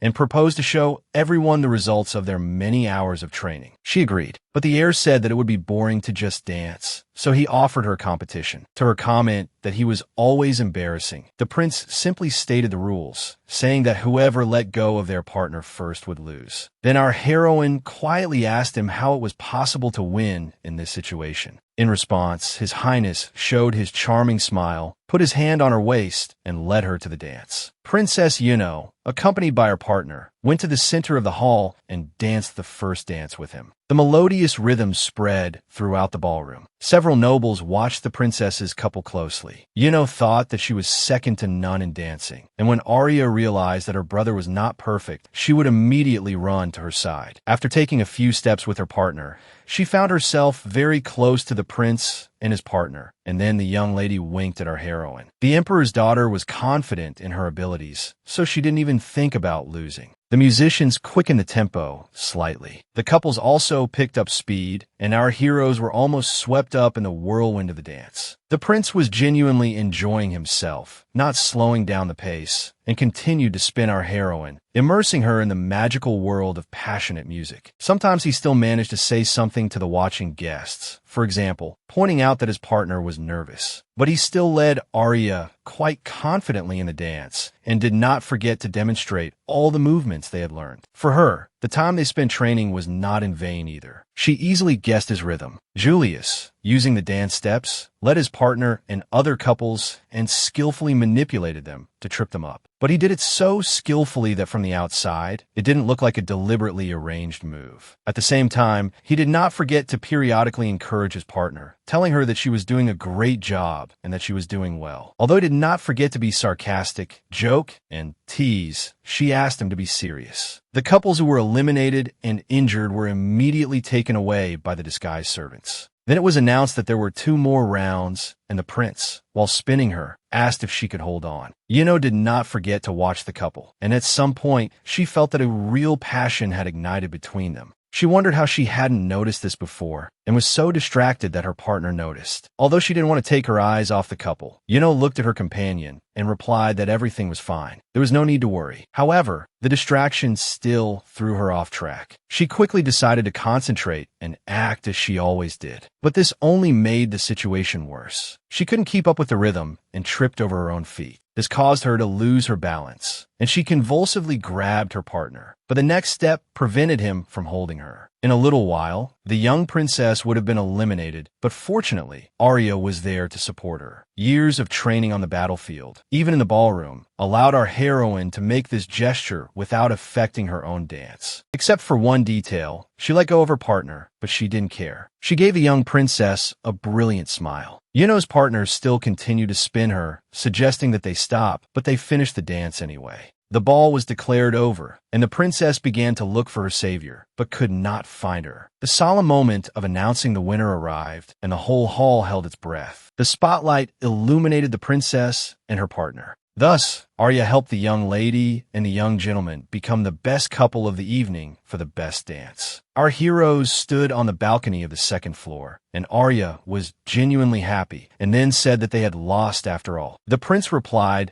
that it didn't count because when his sister participated, her relationship with the emperor was immediately announced. Yuno and the couple stood in the spotlight, and the prince explained that the guests of the evening always voted for the representatives of the royal family. Julius sat on the railing, watching everything from above, and added that in the future, the princess would have to learn more about all this. Arya found this assessment offensive, so she decided to protect the young princess from the attack. She looked at her companion and said that even if that were true, it would be foolish to underestimate his sister's talent. The prince basically agreed with this statement, but he wanted to argue, but there was no time. Just then, the spotlight shone directly on them, and the master of ceremonies asked the couple on the 2nd floor to come down. He announced to all present that this couple would receive the award for the most unique move of the day. Turning around, our heroine suggested that they run away immediately, but Julius grinned and replied that it was not in his rules to run away. This was indeed not in his character, and she knew it well, but she did not always remember that it was so. So when he picked her up and started to stand on the railing, she at first thought it was another one of his jokes. But it was not, and while jumping down, he, with a masterful and almost imperceptible movement, put her in his hands. And so, he,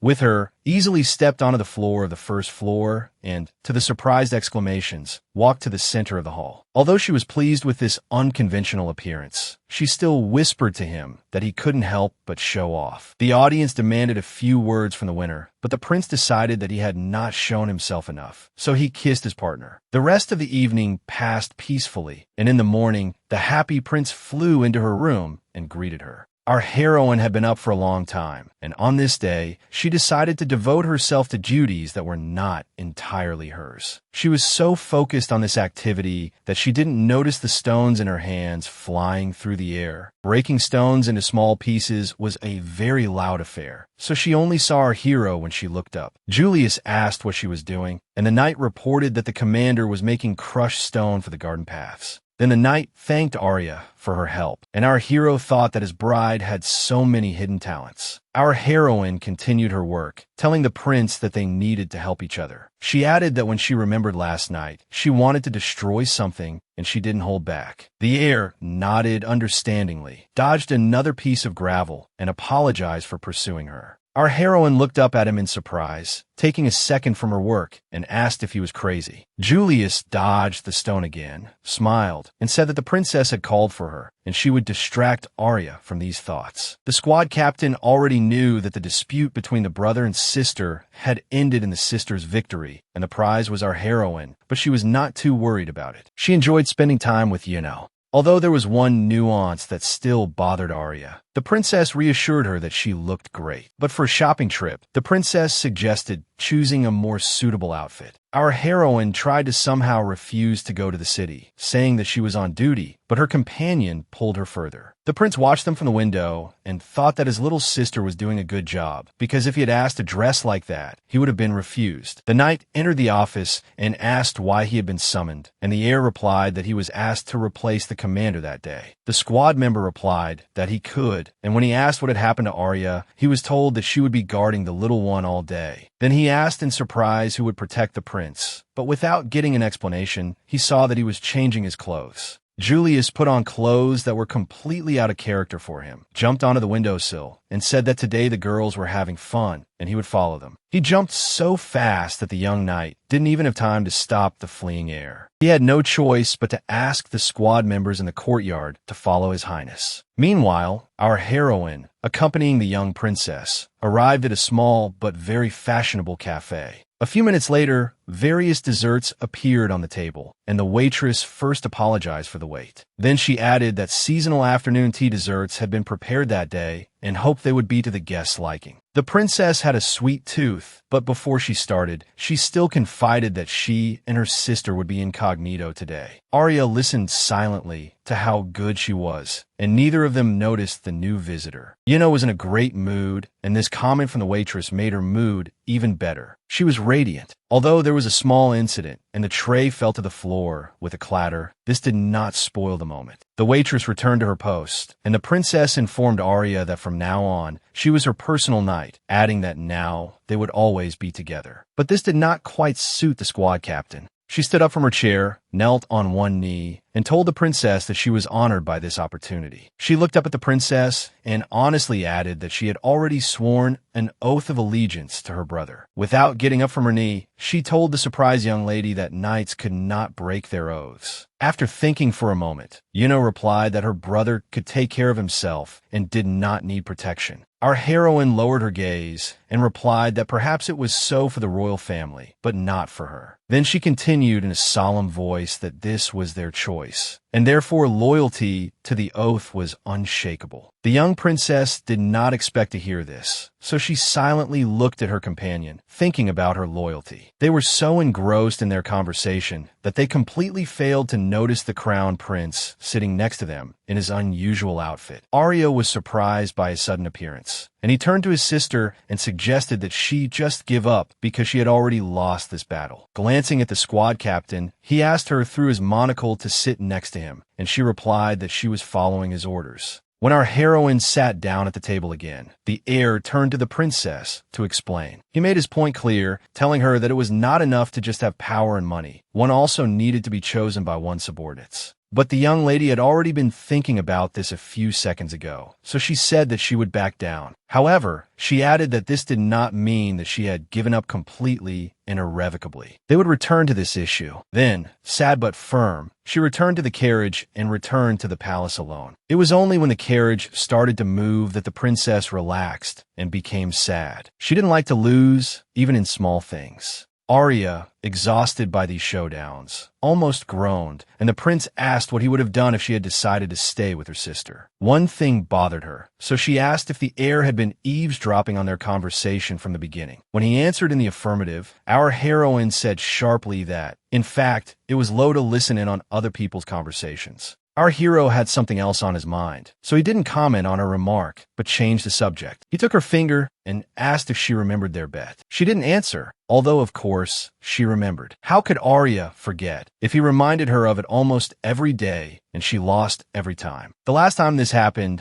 was a few days ago when she again agreed to a competition, but now at a ball. There was only one condition. She could not let go of her partner, but she could not help but help the young princess, and therefore lost. In any case, a punishment is a punishment. This time he put a ring on her finger and asked her not to take it off for the rest of her life. Our heroine looked at it for about 10 minutes and still couldn't figure it out, racking her brains as to why he had given it to her. In addition, she knew the heir well, so what had happened remained a mystery to her. It all seemed too simple. A few more minutes passed, and the squad captain kept thinking about what this ring was and what function it could have. She was on the training ground, and there was a wall nearby, and then a crazy idea came into her head, and she hit the stone wall. Then she looked at her palm and the ring, and was surprised to find that there was not a single scratch on either of them. Just then, a sleepy Luca came onto the platform. He yawned, and after greeting her, said that she was very energetic in the morning. Arya suggested that the master go all out in training today. He asked not to be called master. Then she held out her hand. Luca asked what she was doing here so early in the morning, and she began to talk about a strange ring that glowed when struck. He asked what trouble she had gotten into again, took her hand, and looked closely at the small decoration on her finger. He even whistled in surprise. Then he turned her finger with his hand and asked where the commander had gotten it. She answered very sincerely that the crown prince had given it to her and asked her never to take it off. The old knight muttered that it was better not to touch it, and then said a little louder that it was a very old thing. This information interested our heroine, and she asked that if she knew anything, to please share the information. Luke said that during the war between the two countries, a knight, for the sake of his beloved, made a ring with a secret engraving. He deliberately lowered his voice and finished by saying that, according to legend, this inscription could only be read after death. Arya said that this was the first time she had heard of this, and then Luca asked in surprise if she hadn't heard these stories at the fencing school. She looked at the elderly knight, then lowered her head in shame, and only then was she able to confess. She felt a little embarrassed talking about it, but the fact was that she had never been to a fencing school. Now, it was Luca's turn to be surprised. He had not even thought that such a skilled swordswoman had never studied at a school. He asked again if he had misheard, and she confirmed that he had heard correctly, and that was why he was her first master. He digested this information for a few seconds and then thought that now he understood why she called him that. He patted her on the head and said in a gentle tone that enough time had been wasted and it was time to start training. Luca quickly went to get his weapon, and our heroine stood for a moment, trying to understand what had happened. Then she came to her senses and said, "Yes, master." He again asked her not to call him that. She agreed and called him the same thing again.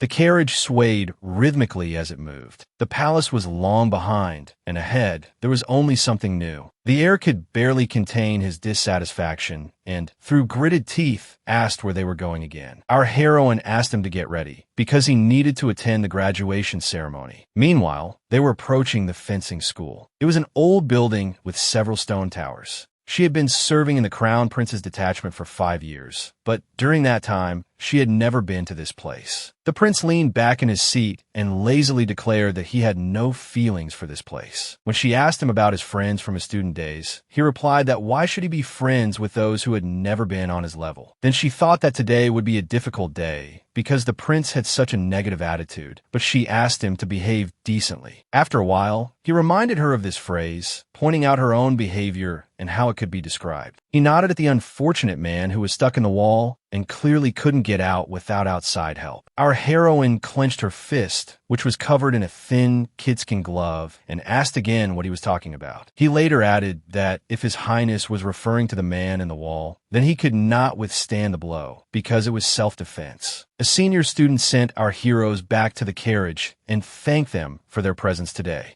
Julius walked with his head held high, talking about the memories that had been stirred up, and Arya reminded him that he had said he had no feelings for this place. Her companion confirmed his previous statement that there were memories, but no feelings. Meanwhile, all sorts of events were taking place within the walls of the academy. The teacher shouted at the top of his lungs. How many times could he explain? The stance was wrong, and in general, what was wrong with the legs, and he asked how the student intended to concentrate the force of the blow. He annoyed the unfortunate woman with his words, saying that she couldn't even learn the basics, and how dare she defile this place with her presence. He said that this was an honorable fencing academy that trained the best knights, but she couldn't even see her own mistakes. And also, how shameful it was that she was useless, and it was not for nothing that I always said not to take girls for training. Then he grabbed her by the hair and shouted at her that if she didn't want to fly out of here, she should get up immediately. Arya accidentally witnessed this scene, so she decided to intervene, walked up to them, and demanded that they let the student go. The teacher had no intention of obeying, so she grabbed his wrist and, with a sharp movement, freed his hand. He wanted to demand an explanation, but when he looked up, he recognized our heroine and even said her full name. But the commander was no longer paying attention to him. She put her hand on the victim's shoulder and asked how she was. The knight thought this was an excellent opportunity, and waving his sword, he walked towards Arya, saying that he would now teach her a lesson. His footsteps echoed off the thick stone walls, and the teacher joined in his threats. He said that although she had not graduated from the academy, she had somehow managed to get into the prince's guard, and he walked up to her. He almost spat out bile, saying that she had probably had to kneel for hours, answering that there was no need to talk nonsense. She easily parried his sword, but he did not calm down and shouted that she was shameless and a disgrace. He shouted that knighthood was nobility and devotion, but she, by her very existence, defiled this noble concept. The commander, with her back to him, answered sharply that he knew nothing and had not served at court himself. Her last phrase about how they served at court made him think, and her confidence shut him up. She proudly struck a pose, holding the hilt of her sword, and summed up that a person who was not good at wielding a sword had no right to talk about knighthood. But he couldn't let some upstart shut him up, so he started shouting again. His words were that no one was more qualified to talk about this than him, and in general, the very fact that she wore a uniform was blasphemy, saying that he was more worthy of this. He grabbed her by the lapel. Then she demanded not to be touched. However, he did not listen to her advice. Instead, the teacher pulled her towards him and was punched for it. It wasn't that the blow was heavy, she just put all her indignation into it, so the elderly knight ended up against the wall. True, she herself did not expect such an effect. The young student also watched this scene with amazement. Rubbing her wrist, our heroine tried to calm all those emotions that always take over in the heat of battle. Just then, our hero appeared and reminded her that she had advised him to behave decently. They didn't even notice that the teacher was finally starting to get out of this situation. Arya repeated to the prince that it was self-defense, and in general, she hadn't hit him so hard that he flew away. The prince noted that it had happened after all. The teacher crawled out of the wall and said that he would report this at the meeting. He shouted that this was violence by a female knight. The heir replied that a knight belongs to his master. He gently hugged Arya and added that if all this was true, then she was his. Therefore, to go against her meant to go against him. He tried to prove with his whole appearance that these were not just words. Then he added that the teacher could now expect punishment. In the academy itself, a normal day continued. A short break began, and many students were walking around the campus. Taking advantage of this gap, the student whom our heroine had protected approached her and expressed her gratitude. The heir and Arya walked towards their carriage to leave for the palace, and he noted that it was almost glowing. She smiled and replied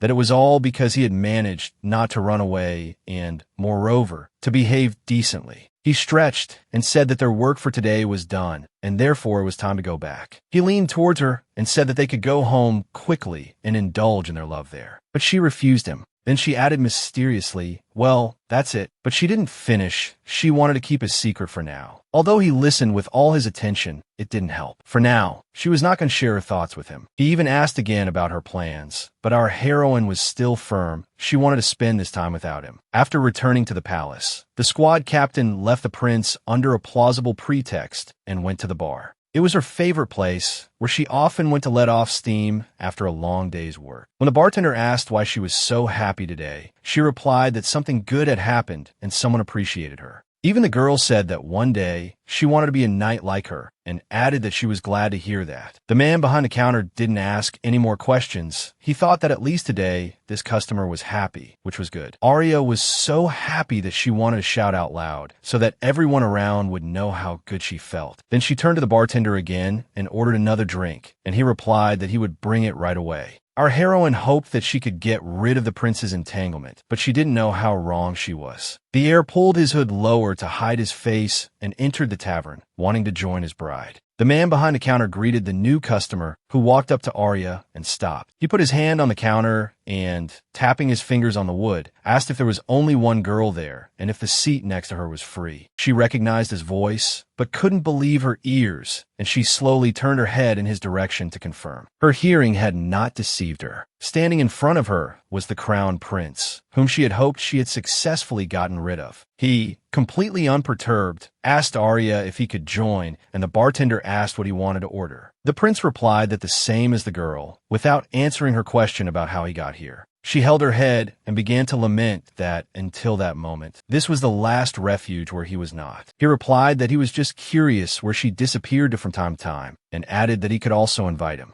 answering that it was completely unnecessary. She heard him comment that, in fact, she owed him today. The bartender placed full glasses in front of them, and looking at the amount, the prince asked if one person could hold that much. She jokingly asked if the gentleman was afraid of bursting. Julius calmly replied that he could drink more than her. Having been in this bar for a long time, the commander knew very well how much she could drink, and sometimes she even outdrank some of the regulars. So I asked again if he was confident in his abilities, and after getting his affirmative answer, I proposed a competition. He liked the idea, especially since they had had all sorts of competitions lately, but never such an interesting one. They clinked glasses, made a toast, and then drank the rather large containers in one gulp. Then they were silent for a few seconds, and the bartender, who had heard their conversation, began to pour them another round. They started talking drunkenly, a little louder than they should have, and the other customers started looking at them. After a while, several glasses had already accumulated on the counter behind her in the air, but they were still holding on. Another hour passed, and our heroine still couldn't take it, put her head on her hands, and began to snore softly. She started talking in her sleep about such a delicious cake, and the heir finished his drink and put the empty glass down with a clatter. The surprised bartender, while wiping the dishes, said that it was a scam because the visitor had outdrunk the commander and won, saying that he would be right back. Our hero quickly headed for the toilet in the far corner of the room. He would never admit to anyone that, in fact, at that moment, he had barely managed to get to that life-saving toilet. He threw up all the excess in his stomach and felt a sense of relief, although the remnants of what he had drunk were still churning inside him. Gradually, everything calmed down, and the heir, having calmed down a little, exhaled deeply and whispered that he had made it in time. After washing his face with cold water, he finally sobered up and could now calmly return to the hall. When the bartender saw him, he said that the customer had held up well, and it was rare to see such a confrontation. He wanted to support him, so he poured the prince another drink to make him feel better. Julius sat back down in the seat next to our heroine, who continued to snore with her head on the counter. Then he said that they often competed and everything suited him, but if he backed down, nothing would work out. After drinking the offered drink, the crown prince fell silent for a moment in order to choose his words. He himself did not know why he decided to share with a stranger, but he could no longer stop, so he added that he could not lose. Having said what was on his mind, he fell silent, realizing that he had gone too far, and now he simply could not refuse her. Looking at his companion, the prince thought that it was time to get ready to go home, but she was so beautiful that he didn't have the heart to wake her up. After sitting for a while longer, he made a decision, but gave himself a few more seconds to enjoy the peace. However, it was really getting late, so he shook her by the shoulder and said it was time to wake up. But because of the alcohol, she was sleeping so soundly that she couldn't immediately get her bearings and lost her balance. The chair she was sitting on fell to the floor with a clatter, and a sudden silence fell in the room, scaring the remaining customers. She purely mechanically grabbed his shirt so as not to fall, and the heir quickly bent down to help her. He felt a little better than his companion, so he managed to catch her in time and not let her fall to the floor. Arya clung tightly to his shirt and looked at his face with her clouded eyes. Very slowly, recognition of who was in front of her began to appear in his eyes. Then she turned her gaze to his shirt. Her alcohol-fuddled mind began to come up with all sorts of ideas about how she could have gotten into this situation. Then she asked the heir what he wanted, and he retorted that at the moment this was his line. He called her a drunkard and asked her to get up because they had to go back to the palace, and she tried to get up. Then she straightened up, but this trick didn't work for her, as she began to fall backward. The prince barely managed to catch her by the waist. The bartender laughed, announced that the bar was closing, and then, turning to the heir, advised him to hold on. Having settled the drunk squad commander on his back, the heir slowly trudged through the empty streets. In his heart, he was glad that people were already sitting at home and their leisurely journey did not attract unnecessary attention. She sang loudly all the way, and he asked her not to shout in his ear. Then Arya sang her favorite long tirade about her beloved sword.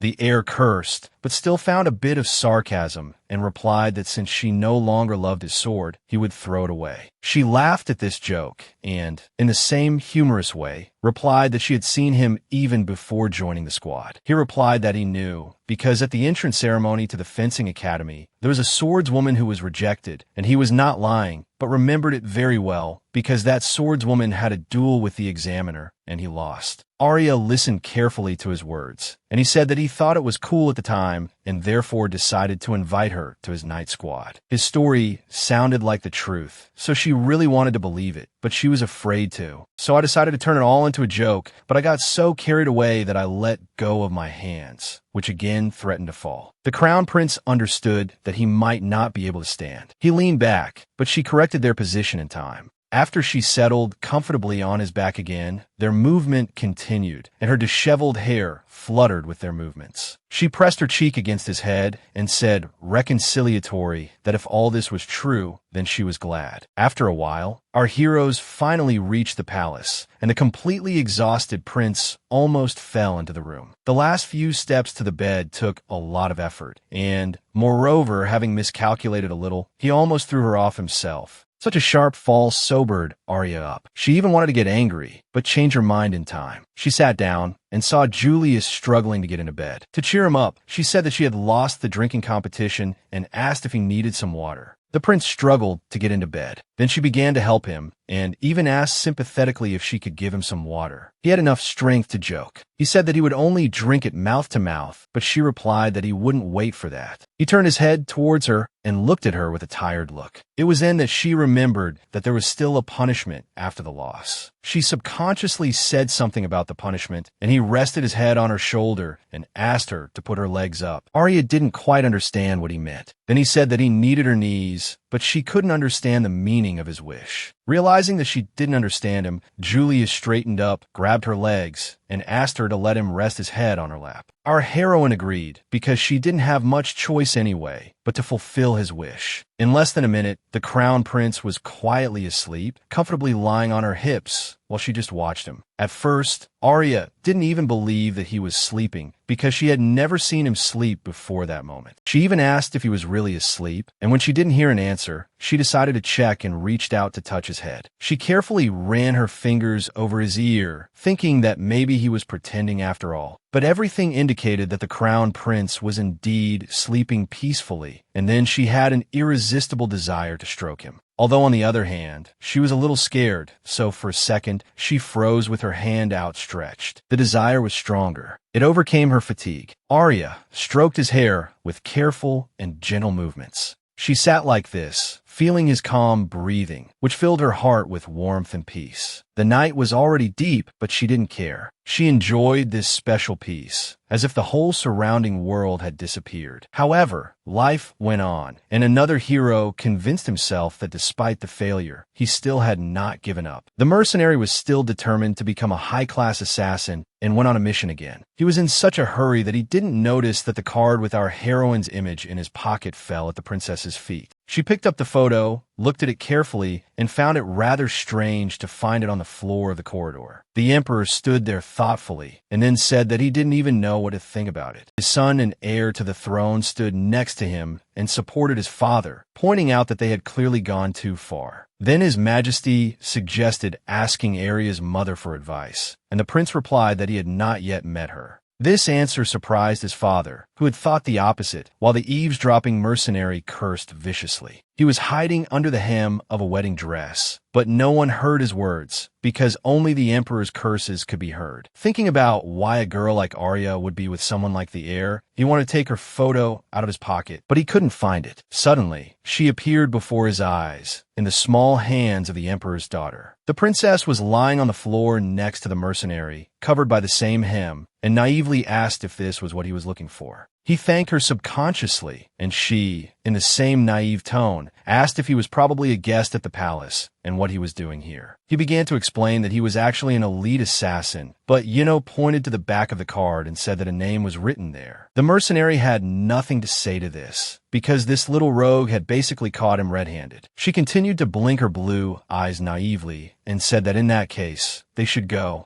They went outside and saw a huge tent in the distance as a backdrop, and a little closer, the prince and the emperor were sitting at a table. The royal family watched the representatives of the circus dynasty, who showed them their best acts. Looking at the elephant, the heir asked why they were watching this. The father replied that this was an audition for the artists at the wedding ceremony. The mercenary and the princess moved a little and hid behind the circus boxes. Then Yuno said it was time. He began to say that he was not ready, but the young lady pushed him in the back and urged him on, saying that opportunity knocks but once. But the unlucky assassin was not so sure about this, so he asked her a few more times if she was sure of her words. However, the persistent princess convinced him, and then he decided that he had to show what he was really capable of. He jumped forward and found himself face to face with the royal family and their knights. But they reacted to his antics in different ways. When the man snatched a grenade and threw it directly at their table, the heir didn't even bat an eyelid. But His Majesty, he screamed in horror and rushed to the knight so that he could protect him as his order commanded. But something unexpected happened. The grenade chose a different trajectory and flew towards the artists. This did not add any interest to the bored Julius. His thoughts were still completely elsewhere. The grenade, as it should, exploded. By a coincidence, it did so right under the elephant's feet. The elephant, frightened, stood on its hind legs and sprayed water on the prince, who did not expect this and therefore did not have time to dodge. The unlucky mercenary, in the company of the young princess, ran away as fast as he could. Yuno laughed and told him that he was the best after all. Our hero went from bored to frustrated. All his clothes were soaked, but he didn't care. But now he had a plausible excuse to leave his father for the evening. He stood up, shook himself off, and said as he walked that he needed to find the culprit. He started to walk away, but the emperor ordered the knights to follow the prince. Julius, without even changing his clothes, immediately went to his office. He expected to see his squad commander. There she was, exactly where he wanted to find her. But the crown prince feigned surprise, asking what she was doing there. Without turning her head, she retorted that it seemed he had tired of playing. The prince then asked why she hadn't accompanied him today. Clutching a stack of documents, our heroine replied that she had been delayed by office red tape. The prince jokingly told her that he had even been doused with water, and it was great fun. Then, Arya asked him not to cause trouble for the knight Aldrich. He replied that it was Yuno's doing, then changed the subject, saying he wanted to meet her parents. The fact that she continued to speak with her back to him surprised our hero. She had never done that before. Her way of speaking also left him somewhat confused and sad. So he stepped forward and placed a hand on her shoulder. The crown prince called her name. She finally turned around, but her head was bowed and he couldn't see her face. Arya understood that such behavior would raise more questions from His Highness. So she raised her head and looked at him. A new expression on her face alerted the crown prince. He began to scrutinize her, trying to figure out what had changed. His gaze confused Arya, so she asked what was wrong, only to be met with another question about what was wrong with her face. He took another step closer, while she, on the contrary, retreated towards the window. Our heroine smiled unnaturally and asked what was wrong. Was there something on her face? Her behavior made him increasingly uneasy. He had never seen her in such a strange mood. As he pondered, Arya was mentally searching for an escape route. She didn't want to talk to him yet. She was trying to sort out her feelings, and his presence only confused her more. So she took a step towards the window. The prince approached her, stopping her from retreating further. He held out his hand, demanding an answer. He leaned towards her, continuing to gaze into her eyes, demanding that she start answering truthfully. Her lips trembled, but she wasn't ready to speak yet. To avoid the situation, she finally thought of a way way out. The next moment, shards of glass flew straight at the Crown Prince's face, miraculously not harming him. She jumped out of the window onto the third-floor balcony, from there to the ground, and then ran towards the barracks that could offer her solace. His Highness stood by the broken window, the wind blowing through his wet clothes, wondering what on earth was wrong with her. Sir Lutterhagen was unexpectedly passing his work hours. He had decided to take up painting. Not long ago, he had bought all the necessary supplies and was now standing with a palette and brush in hand. The squad commander burst into the studio like a whirlwind, making the elderly knight jump in surprise. After recovering from the initial shock, Luca asked what she was doing here at this hour. Our heroine, unable to control her emotions, began to shout that the master was shirking his work and had no right to do so. When he asked why she was being so rude, she replied that she was working and he should be there too, not in this room. Luca responded with offense that he was useless. Then the commander grabbed him by the scruff of his neck and even tried to drag him away from the easel. But the knight wasn't going down without a fight, so he declared that at this time she herself should be on duty, not in this room. It was a completely reasonable comment. So after letting go of Luca, she began to make excuses for herself. Her thoughts raced through her mind, so she asked for a minute to think, although she already knew her behavior was foolish. And, although she didn't want to admit it, she wasn't clear on what was happening to her. So, she burst into tears, painfully saying that she too was useless and would be fired. Then he decided to offer her some cookies. He told her to calm down first, but she covered her face with her hands, on the verge of tears, and he abandoned the idea of giving her sweets. Luca sat across from the commander and began to slowly voice what he understood, even though it was wrong. After a moment of silence, he continued, saying it was because of the Crown Prince's support. But Arya interrupted the elderly knight. Struggling to control her trembling voice, she admitted that she had been feeling very weak lately. Luca leaned his head back on the chair and let out a long sigh. But they were so engrossed in their conversation that they didn't notice the door opening. The knight said with relief that it meant nothing terrible had happened, and she just needed to endure for about 6 more months. Meanwhile, the Crown Prince continued to quietly open the door. He clearly heard Luca's last words. Julius entered the room, his face as dark as a storm cloud, but he didn't want to spoil the mood. He only said one name, Luke, and the knight quickly understood that the prince wanted him to leave. He shuffled towards the door in his slippers and left the room. Our hero sat silently next to Arya. He had been looking for her, and now that he had found her, he didn't know where to begin. Seeing a plate of cookies on the table, he decided to treat himself. So he reached out, took a cookie, and put it in his mouth. He felt awkward eating alone, so he offered the second one to Arya, especially since it was a good reason for him to start a conversation. She reached out, murmuring thanks, but the ring on her finger suddenly stopped her with a slight electric shock.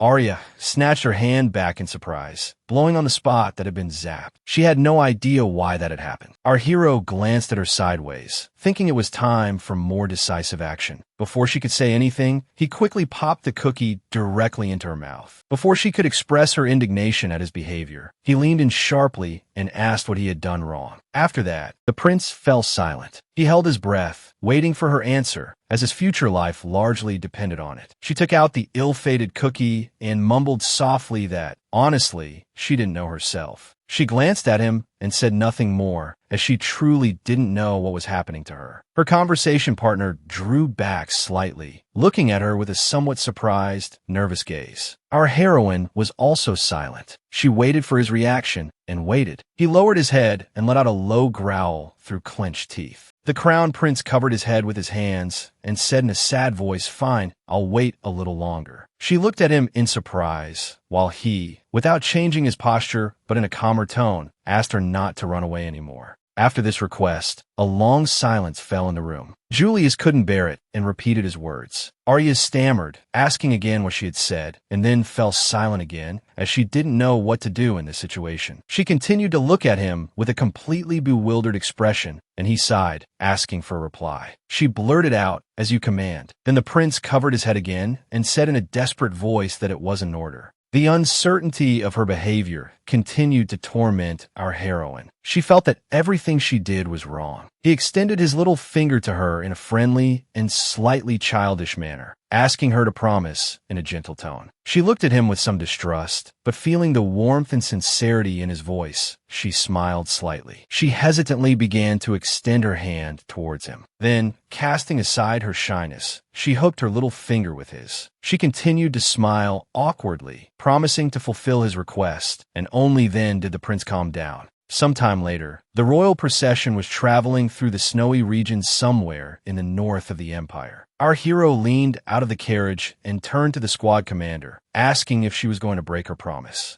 Without waiting for an answer, he added that she had better ride with him in the carriage. She replied that she couldn't, as there weren't enough guards. But he still didn't like her continuing on without him, and a crazy idea came to his mind. The prince sometimes liked to play pranks and do reckless things. So he grabbed the door, and he easily jumped out of the carriage. After balancing, he prepared for the jump. Then, the crown prince adjusted his position and completed his stunt. After completing it, he found himself on the back of our heroine's horse, much to her surprise. He took the reins from her hands, took control of the horse, and heard her scream, asking what he was doing. When she said it was dangerous, Julius told her to calm down, as they wouldn't fall, and then he guided the horse towards a signpost. He already knew where they were going, but just in case, he looked to see which way they should turn. The wooden signpost indicated 2 directions, one of which pointed to the estate of the Winterheart family. After saying it was time, our hero heard her question about what that meant, although some suspicions had already crept into her mind. The entire procession turned in the direction of her home. Arya was speechless, then asked the prince what was going on. She looked around again at the vast expanse of her homeland and began to say that she knew very well where this road led. He laughed and replied that she understood perfectly, as they were going to meet her parents. She tried to snatch the reins from him, reminding the prince that he had said something completely different before they left. He winked and pleasantly asked her not to be angry, as he had only deceived her a little, and it was no big deal. Soon, the royal procession arrived at the Von Winterheart home. The knights quickly dismounted and awaited instructions.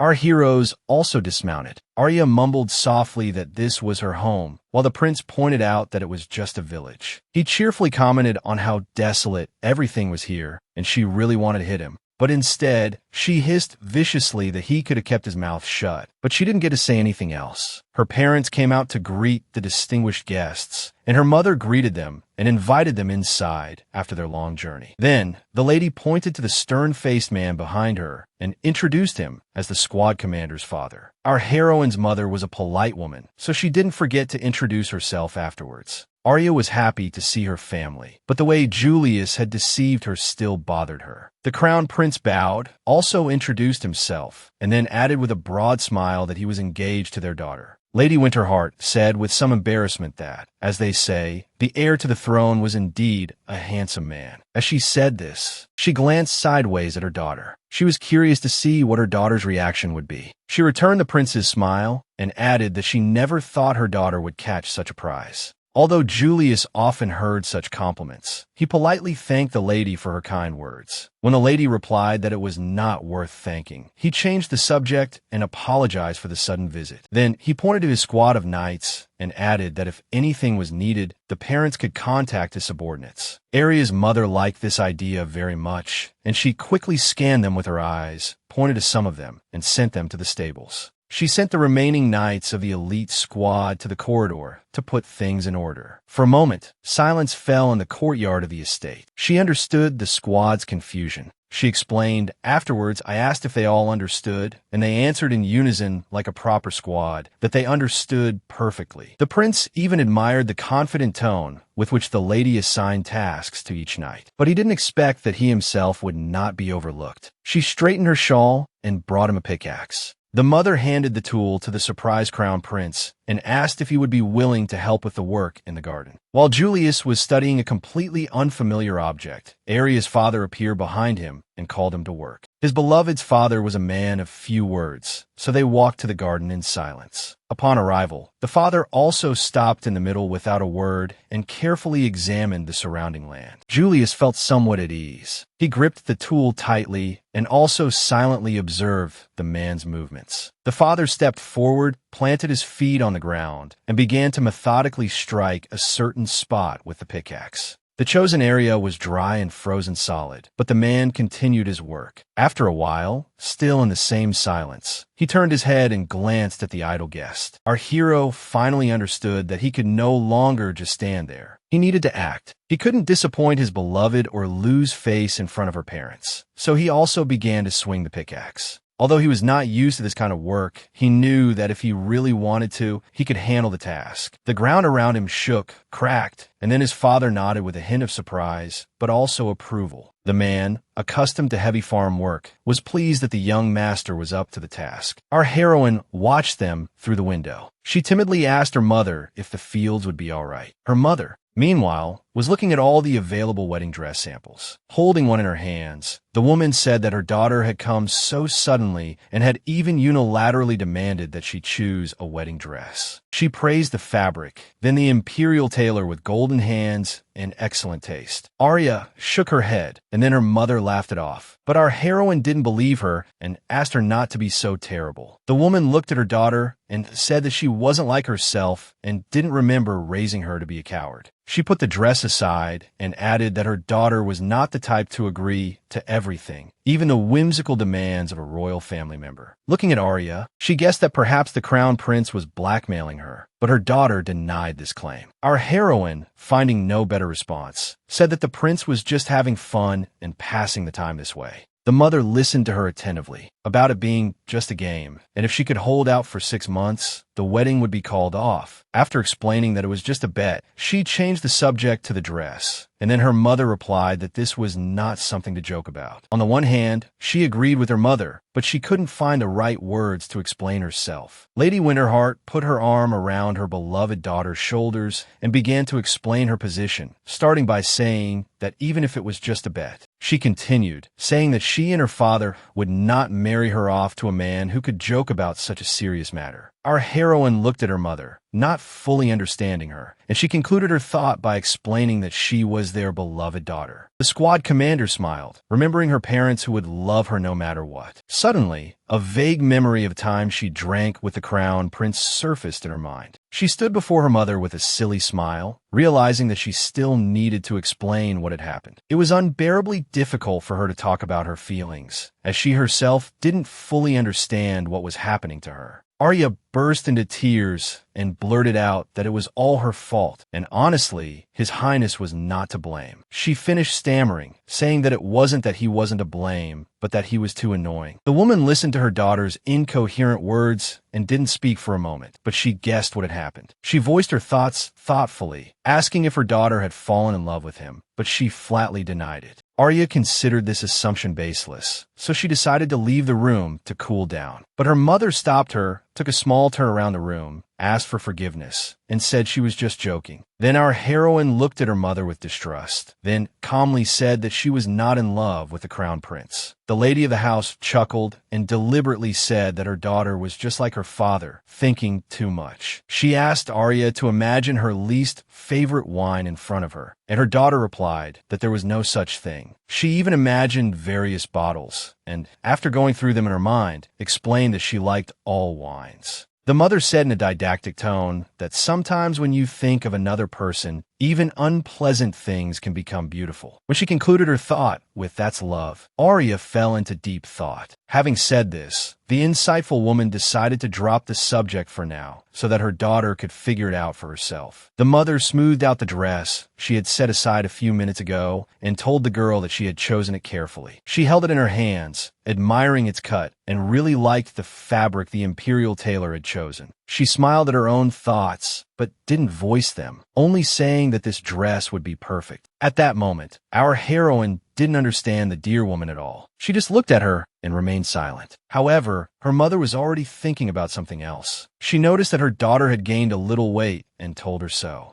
Her mother asked her to get a towel for her father. As she walked down the corridor, she thought that she had just gained muscle, so that's why she had muscles. Stopping at the door, she tried to adjust to a different mood so that at least her father wouldn't have any unnecessary questions. After knocking, Arya quietly opened the door and announced with her eyes closed that she had brought a towel for her dad. There was no answer, but she heard someone inside, so she opened her eyes to get her bearings. But what appeared before her was the crown prince, who had just come out of the bathroom. In this situation, Julius was naturally naked, and she was holding a towel. In a calm tone, he thanked her for bringing him the bath accessory. Now he had something to dry himself with. Our heroine tried not to look at the naked man and screamed. Then she slapped him with all her might on his handsome but so impudent face, and he barely managed to stay on his feet on the slippery floor. Our heroine did not linger. She ran, even forgetting why she had come here in the first place. The crown prince tried to stop her, but Arya had already disappeared without a trace, so he was left alone and wet. But at the moment he almost fell, he grabbed the first thing he could find and managed to stay on his feet. Now he looked closely at what was in his hands. It was a maid's uniform, and then an idea was born. Our heroine walked back, calling for her mother in a heart-rending, angry voice, and soon she met her. Lady Winterheart giggled, covering her mouth, while the knights behind her continued to busily clean the corridor. Arya commented that the crown prince was there, and her mother feigned surprise, asking if she meant her father was there. After saying that the lady was being deliberate, the response the girl heard was a wish for her to calm down, but she didn't follow the advice. They spoke so loudly that they attracted the attention of the knights, who were no longer working so diligently. Realizing she was being watched, the squad commander composed herself and said more quietly that it was just a simple misunderstanding. She wanted to smooth things over, but she didn't succeed because the prince walked out onto the stairs in a maid's outfit. Julius was putting on a real show. He said it was so cruel of the young lady to leave him naked. The gazes of everyone present were focused on him, so he happily continued his performance. At first, the lady of the house didn't quite understand what was happening, but then, realizing it was the prince fooling around, she smiled. Her daughter, seeing her mother's reaction, pulled at her, but the lady was even enjoying the show. She was curious how it would end.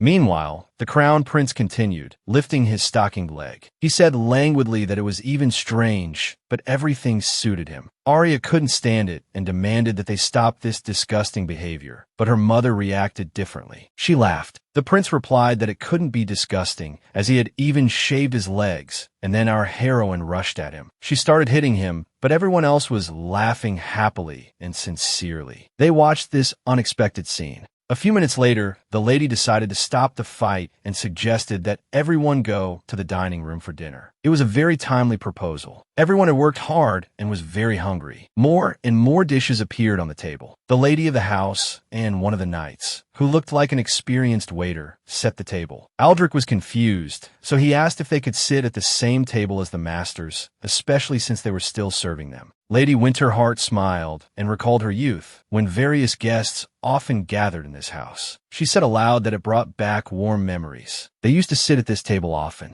Looking at the guests, she added that everyone was clearly eager to eat and suggested they dig in, and the knights in unison wished them a pleasant meal. Only our hero sat with a somewhat pensive mood, which worried those present. Arya was the first to ask if something was wrong. Then the crown prince snapped out of his trance and replied that there wasn't. He smiled mysteriously and said that now he understood what she would be like in the future, and it made him happy. His answer once again bewildered our heroine. She didn't understand what the prince meant. She moved a little closer to him and asked him to clarify his statement. Just then, the master of the house scraped his fork against his knife, making a very unpleasant sound. He thus expressed his displeasure with the idle talk at dinner, and Arya understood his clear hint. While serving the royal member a delicious roll, the hostess explained in place of her father that he was sad, because she was being taken away. Arya's father was not very happy that they were talking about his feelings, but he said nothing. But her mother continued the small talk.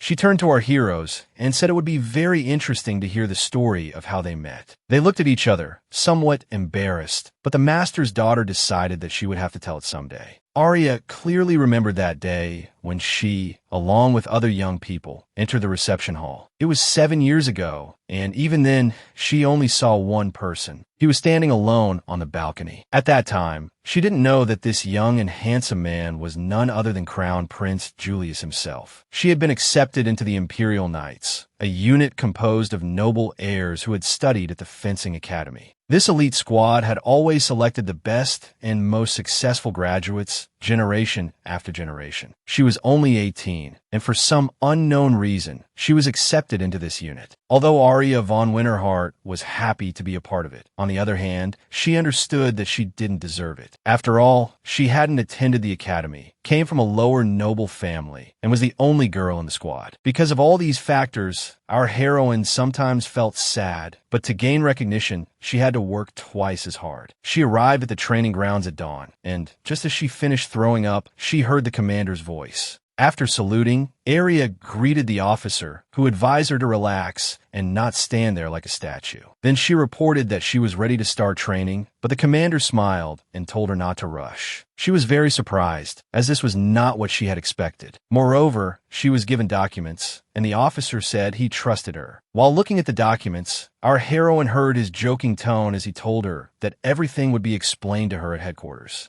She looked up from the documents, looked at the departing knight in confusion, and fell into thought. She didn't understand why she was being sent to headquarters when all the other young knights were preparing for a day of training. But she couldn't disobey the officer's words, so if she was sent to sort out paperwork, then she went. A month later, she thought sadly that so much time had passed, and she was still doing office work. She was standing by the window in the Crown Prince's office when she heard voices from outside, discussing Julius's absence. Our heroine looked out and saw two knights who were dissatisfied with the prince's behavior. The junior officer told the officer that people were already starting to complain and it was becoming a problem. The knight continued the conversation, asking how it was to be understood when the heir to the throne was violating discipline. The officer told her to calm down, while our heroine stood by the window, thinking about what she knew about the Crown Prince. There were many rumors about His Highness, but the main information she had gathered was that he was domineering, selfish, and ruthless. That day, the future commander came to a conclusion that she didn't want to become like that. It was better to be a knight. Ending on this positive thought, she returned to her duties, of which she always had many. She firmly believed that with hard work, she would one day be recognized. Inspired by this thought, she threw herself into her work with renewed vigor, not letting doubts stop her from moving forward. Every small achievement boosted her confidence, bringing her one step closer to her dream of a successful future. Arya didn't remember all the days she spent working in the office, but some remained deeply etched in her memory. One day, she tried to finish all her work early, went to the captain, and reported the completed work to him. After speaking, she happily asked if she could now participate in training, since everything was done. The captain said she had come at just the right time, then turned to another knight and announced that she had done an excellent job with the paperwork. The commander, in an inspiring tone, suggested that his conversation partner contact her if necessary, and he thanked her. He barely heard him say that they already had enough knights, so the girl could do other things. And so, after just a few minutes of conversation, she had another pile of documents in her hands. Her mood soured. At that moment, she felt that all her ambitions would never succeed. Her whole soul was crying, but she didn't want others to see her weakness, so she kept a smile on her face. She stood alone in the middle of a long corridor, bitterly watching the departing knights. They were chatting happily. The fatigue of the past few days hit her with full force. Her head spun, and her vision blurred. She struggled so hard with both mental and physical pain that she didn't notice she was no longer alone. As if through a mist, she first heard breathing nearby, and she struggled to open her eyes and began to look forward. Before her eyes, a uniform gradually took shape. Our heroine looked up and saw him. His Highness stood before her. He looked at her with surprise, while she, as if waking up, quickly saluted and greeted the master. The prince looked at her so intently that she thought she had no right to salute. Our heroine, completely embarrassed, began to pretend she was just fixing her hair. But he noticed a gesture. Arya slowly began to lower her hand, while the crown prince, not hiding his surprise, asked if she was a knight. She smiled weakly and replied that it was an honor to be useful, no matter what job she was given. This broke something in the crown prince's soul. The spark in his eyes slowly died out. He continued down the corridor, mumbling softly that she had become boring. But Arya heard this. She was so annoyed by this comment that she even stopped and repeated the word boring several times. She tried to understand why he had said that about her, but couldn't find an answer, which made her even angrier. Everything inside her was boiling. She clutched the documents nervously, ready to shout to the whole palace that he was wrong. She quickened her pace, thinking how dare he talk about her like that when he didn't know her at all. Arya continued on with clenched teeth, trying to suppress her inner irritation and not show how much his words had hurt her. But it was this sudden meeting that prompted the future commander to take decisive action. She changed. The next morning, our heroine walked into the office, placed the documents on the table, and prepared for a hard day. She tied her hair into a small ponytail so it wouldn't interfere with her work, then took a deep breath and began her plan. That day, she not only worked twice as hard, but she also checked the documents with almost all her might. The knight who came in with another batch of documents that day was surprised to see what a huge amount of work she had done. He was about to throw a few more documents at her, but Arya didn't wait for him and quickly ran out of the office. When she reached the training grounds, she didn't waste any precious time, but immediately picked up a sword and began to hone her movements. The Crown Prince was watching Arya's training from the window when he heard the squad commander's surprise shout, asking what she was doing here so early. The prince then pointed out that she had been doing this for several months, and then asked why he didn't know. The captain felt a little uncomfortable contradicting the Crown Prince, but he still pointed out that his squad didn't need a secretary. Julius, almost joyfully admiring her precise thrusts, replied without turning his head that she would be his knight. Moreover, he decided not to shelve this intention, so he called her and informed her of his decision. Imagine his surprise when she refused him in a businesslike manner. But after thinking about it, he decided to hear why. The girl stood at attention, but without losing her confidence, asked if he thought his behavior was worthy of his title. The knight captain was stunned by this insolence. He even tried to call her to order, but the prince stopped him. Julius was very curious what had motivated this brave swordwoman, and she replied that he was scary, adding that everyone was wary of him. Then he asked when he was scary, and she honestly replied that it was right now. His surprised expression made her think that perhaps he had just never thought about it, that he was so used to this life that he simply didn't notice. But she had clearly just opened his eyes to it. From a human perspective, she felt sorry for him, and since she had already voiced her opinion to him, after thinking about it, she decided it was worth giving him some advice. Our heroine timidly suggested that the Crown Prince not be so distant and smile more. The prince accepted this advice so calmly that the squad commander was even taken aback. He tried to intervene again, but Arya spoke again, suggesting that the Crown Prince be more punctual in fulfilling his duties.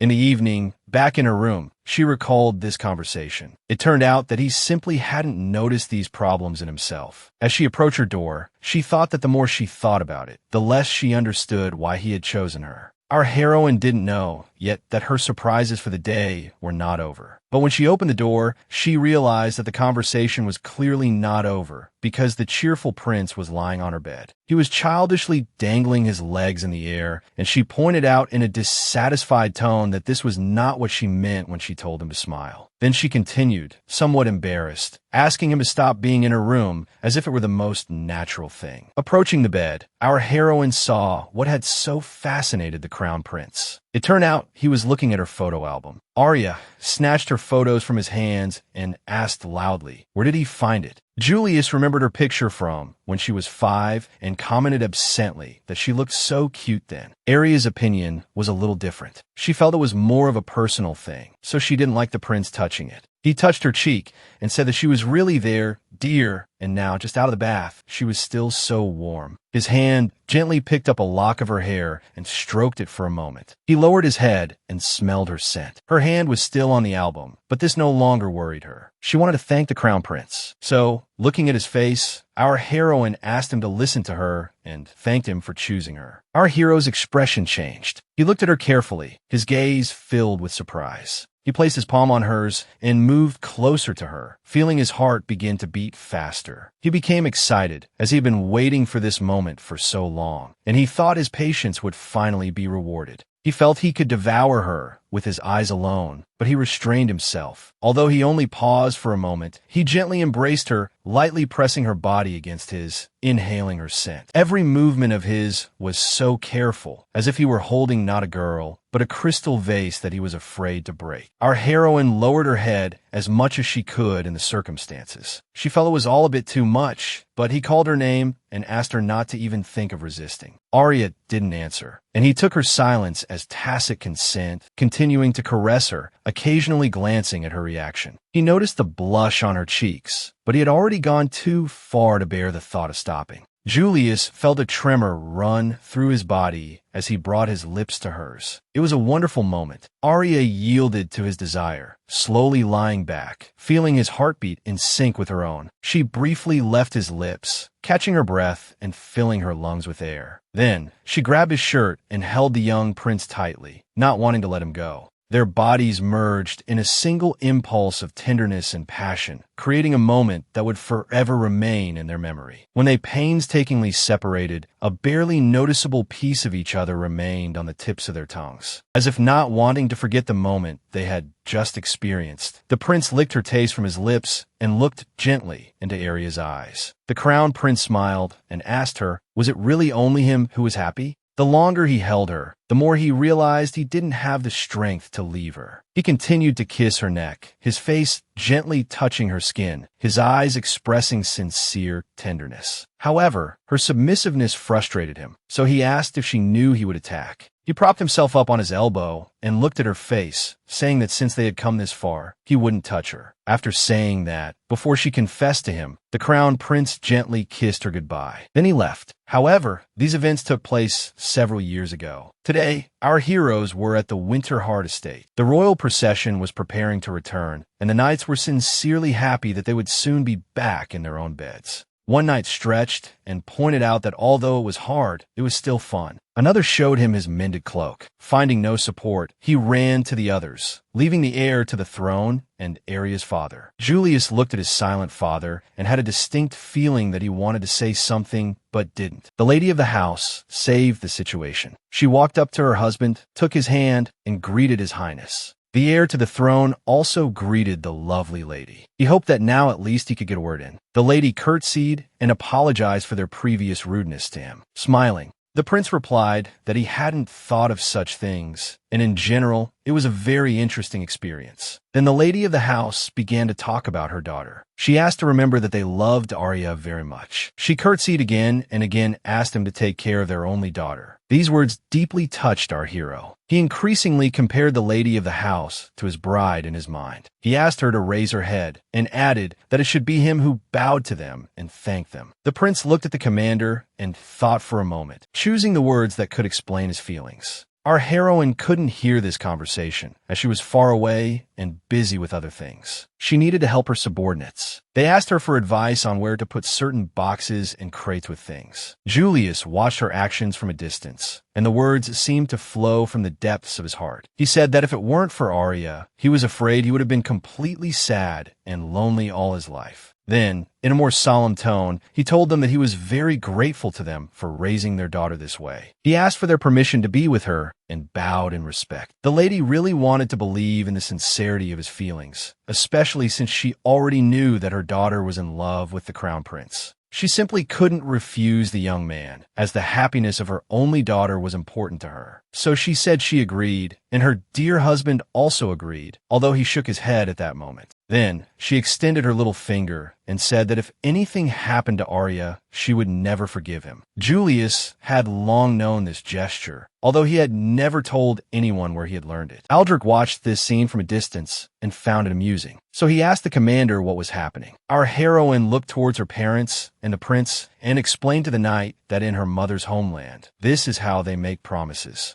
He had never seen this before, so he said so directly. But her thoughts were completely different at that moment. The image of the prince from a few days ago appeared in her mind, when he also extended his hand to her, extending his finger. She really wanted to know where the heir to the throne had learned this tradition, or who might have told him. And in the far south, the sun shone brightly on the imperial palace, illuminating every corner with its light. The emperor sat on his throne, and after finishing his story, concluded that this was how Julius got a bride. His guest heard His Majesty say that he was sorry she had missed all this, and she agreed. The knight who had accompanied the mistress to the neighboring country listened silently. He awaited her instructions. The lady fanned herself and said that she believed she had come at just the right time this time. The horses galloped along the snowy road, and on the top of the mountain, the last obstacle on their path. In the distance, the royal residence was already clearly visible. From this height, it seemed to be spread out before them. The heir to the throne stood up and, admiring the view, said happily that he hadn't seen it in a long time. Our heroine, concentrating on the road, glanced at the palace and thought that it did look nice. Although she wished Julius would get into the carriage instead of dragging along with her on the horse, distracting her from the road. Then Arya made a request to him. She asked him to let her go for the night. She wanted to be alone. He was somewhat surprised by this request, but he was in a good mood and decided not to refuse. He agreed, although he thought to himself that he had the right to change his mind, so there was no point in arguing about it now. But he wanted to play a little joke, so he leaned into her ear and shouted loudly at her. Her reaction was unexpected for the prince, as she suddenly raised her head and hit him hard on the forehead. When they returned to the palace, he quarreled with her again about her temper tantrum. Our heroes walked down the corridor towards the throne room, hoping to see the emperor and report their return. But the guard advised the crown prince not to go in, as the emperor was currently receiving an unexpected guest. Julius asked who it was, but the knight had no right to reveal this secret, so he told the prince. Then the crown prince sent his companion away, asking if she was free tonight, and she was surprised why he was interested. He replied that she had said before that she wanted to be alone, and she couldn't say he was lying. Then he patted her on the head. He was in a good mood and suggested that his bride think only of him. And he was also very curious to know who exactly had visited his father. Arya was very dissatisfied with his behavior. The only thing that pleased her was that he would let her be free for the evening. The continent was mainly controlled by the financial power of Alternia and the military power of the Rosenberg Empire. The prince walked into his room and found Princess Eliza Vivian of the Alternian Empire drinking tea. He didn't like this, so he asked rather sharply if princesses could just come uninvited. Lady Eliza ignored his tone, apologized, and then added that her father had sent her. After saying that, if that was the reason for her appearance, then fine. But he added that he was leaving, as there was nothing between them. The princess stopped him, took another sip of tea, and explained to him why it was better for him to stay. She said that the man he saw at the door was her father's servant, and if they separated now, it would be reported immediately. The lady continued, saying that in that case, these visits would be repeated again, and then her visits would become particularly frequent. She added in a syrupy voice that it would be much wiser to stay and have a cup of tea with her now. Julius considered this argument and realized that although he didn't like it, the princess was right on this point. When he finally got rid of the annoying guest, he grabbed the bridge of his nose, hoping it would make his headache go away. This visit was not to his liking, and to encourage the young master, Aldrich said that the prince had done well. Our hero muttered to himself thoughtfully that it was surprising the lady had left so easily. He wondered why. From his own experience, he had long known that usually people like the princess were the most troublesome. Lady Eliza herself, settled in her carriage, thought about how exciting it was to find what you were looking for. She once again went over the entire conversation with the Prince of Rosenberg in her mind and concluded that the visit had been productive. And our hero, realizing that the lady clearly wanted something, sent a knight to find out more about this guest. She fanned herself with a fan, as if it were stuffy in the carriage, and turned to her servant, asking if he wasn't curious.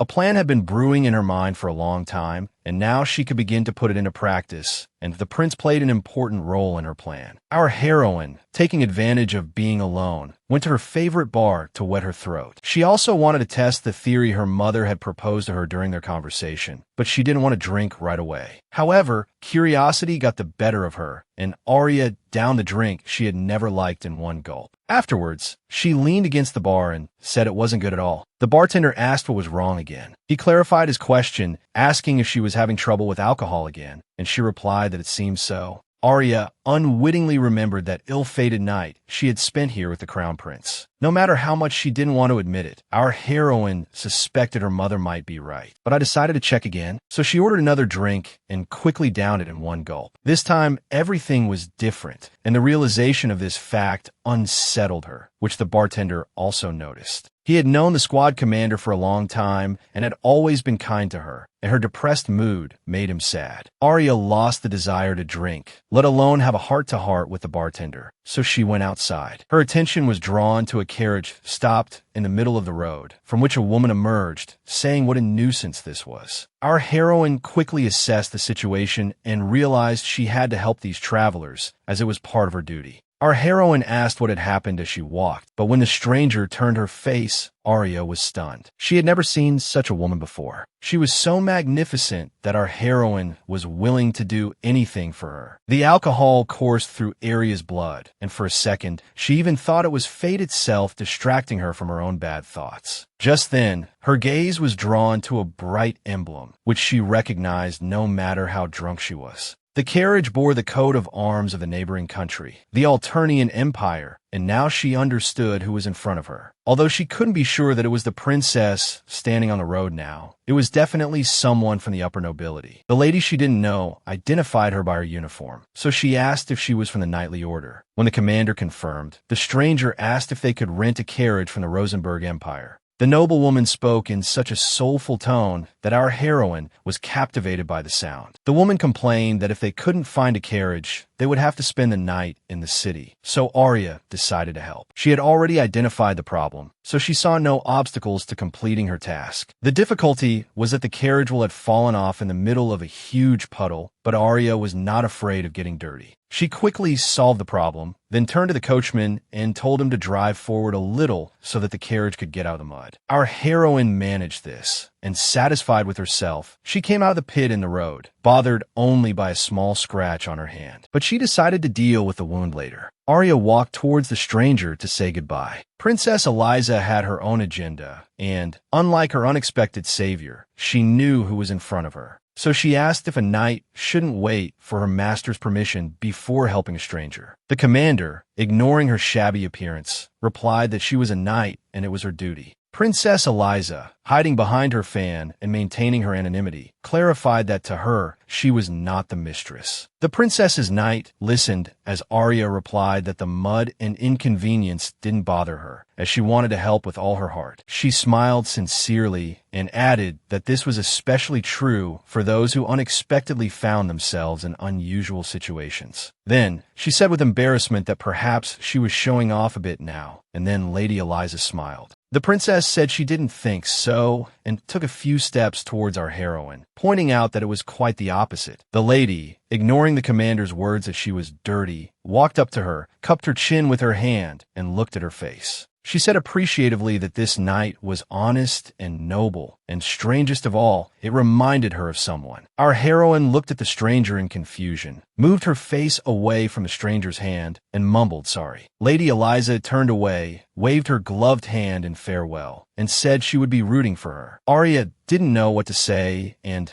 silently watched the stranger walk away, trying to understand the lady. As she passed her knight, the princess of Alternia quietly said that this girl was completely different from him. The carriage slowly drove away, carrying the imperial guests away. The commander gave a salute, thinking that she had met a strange lady, but despite that, there was a moment that made her happy, because for the first time in her life, a real lady had supported her, and it made her heart skip a beat. However, it was getting late, and it was time for her to hurry back to the palace, which she did. As she walked down the long corridors of the residence, the image of the crown prince came to her mind. Then, his words about waiting until she confessed herself surfaced, and she grabbed her head again. Our heroine had no idea what to do, especially since he kept asking if she was in love with him. She was distracted by Aldrich running by. He was loaded with some documents, which piqued her interest. She asked her subordinate what was happening as she ran, and she herself guessed where he was rushing to, so she quickly overtook him. The knight tried to stop her, but she paid him no mind and quickly flew into the office. The prince reacted to her question about what had happened by looking up at her with a slightly surprised expression, but as soon as he saw her, he chose a different tactic. He hadn't intended to tell her what was happening anyway, and the fact that she was drunk played right into his hands. So, in a joking tone, he suggested that she, like a drunkard, go to sleep, not even listening to any of her excuses. Arya demanded that he stop calling her a drunkard, but the crown prince was no longer listening to her, as his attention was drawn to her palm. Julius grabbed her wrist and examined the wound, and since he didn't like it, he sternly demanded an explanation. He lifted her hand slightly and demanded that she answer his question and explain how she got hurt. She replied irritably that it was just a scratch, a common occurrence, so there was no need to make a big deal out of it. After saying that, for some reason,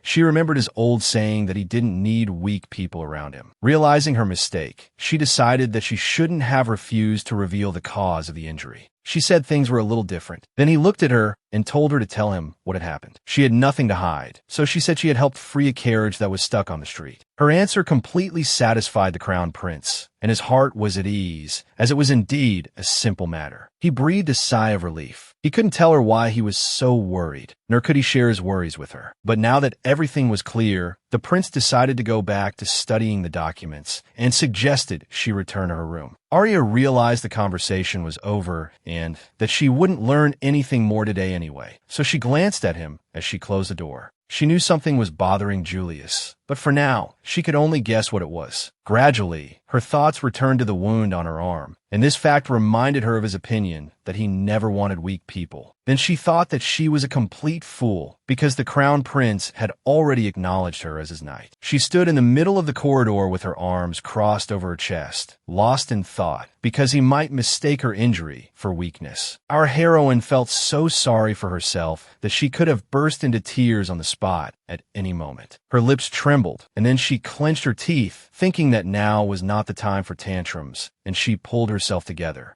Arya slowly walked towards her room, all the while thinking about what she should believe now and where her place was. Her path passed 2 imperial knights, so she quickly wiped away her tears so as not to show them her emotions. One of them mentioned the name of the Realwood region, which caught her attention because it was not far from her home. Arya stopped to listen, thinking that maybe something had happened, and then she heard them talking about Winterheart. She walked to the edge of the balcony, leaned on the railing, and shouted loudly, and the knights responded to her call and turned in her direction. The knights saluted and stood at attention. Then our heroine also asked loudly what they were just talking about. They had orders not to say, but she was the captain and of higher rank, so they looked at each other in confusion. Noticing this, she realized she had to get the truth out of them at all costs, so she ordered them to answer that it was with Winterheart. Realizing they had no choice, one of them ventured to report that Realwood was accused of colluding with bandits and committing robbery. Then, he added that Baron Winterheart and his wife had been detained, which was the most terrible news for their commander. Meanwhile, Prince Julius was looking at the maps spread out on his table, listening to his subordinates report. The knights reported that these were Realwood's transaction records, as well as all the documents from a year ago found in the warehouse. The prince rearranged the pieces and said that since the beginning of the year, there had been more than 10 robberies involving trade groups. Aldrich heard that these groups traveled between Realwood and the capital, and their route passed through the lands of Baron Winterheart. He continued to listen to the prince, who concluded that such an arrangement was beneficial to them and understood his meaning. The knight wanted to express his opinion on the matter, but Julius just muttered through clenched teeth that he would kill him. However, he couldn't remain silent, so he asked, although somewhat presumptuously, if he could suggest something. He even guessed how the crown prince would react now, but he continued, saying that he needed to report this to the commander. He still stood at attention and heard the prince say that it seemed he was telling him not to be so sensitive to her. Aldrich asked for forgiveness for his insolence and continued, saying that the crown prince had spoken earlier, but the prince stopped him. Julius slammed his fist on the table with such force that all the knights in the room fell silent. He could no longer restrain himself, so he shouted that in that case, Arya could rush off alone to help her parents. If they sent troops to Realwood, then Alternia would likely not stand idly by, and then a terrible massacre would begin.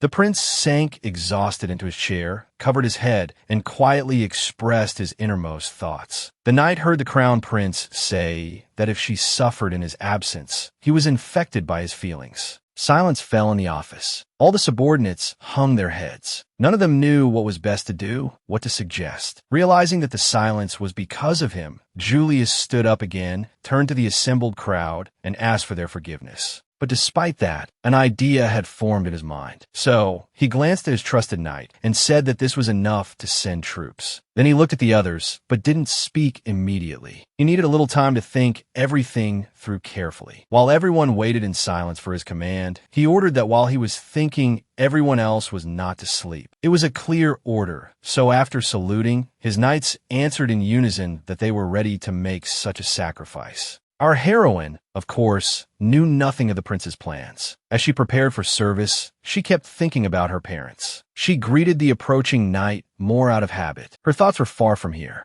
The first thought that came to her mind in the morning was that she had to go to the prince first. She apologized for coming so early and approached the tired Julius, who was still looking at the cards. She now approached him with a request, feeling somewhat embarrassed. She didn't ignore how tired everyone was, but she felt she had no other choice. So she placed the paper on the table and said it was a letter of resignation. The prince gave her such a displeased look that she could think of nothing better than to calmly ask to see him. This decision of hers was not a surprise to him. Knowing her character, he had expected something similar. He said only one word in a frustrated tone: resignation. Then she said she was proud to be a knight. Arya needed to convince him, so she added that it was he who had helped her achieve this goal and become a commander. Although her squad was currently resting and everyone was doing their best, she told the crown prince that she couldn't express her gratitude in words. It was hard for Julius to listen as she began to talk about how, as a girl, she shouldn't have even dreamed of this position. He didn't interrupt her speech, so our heroine continued, saying that life is hard. She said that no matter what they said, her parents always supported her, and that was the only reason she endured it all. The commander wasn't going to back down this time either. So she also said that she was a knight of this country, and if her wish was to save her parents.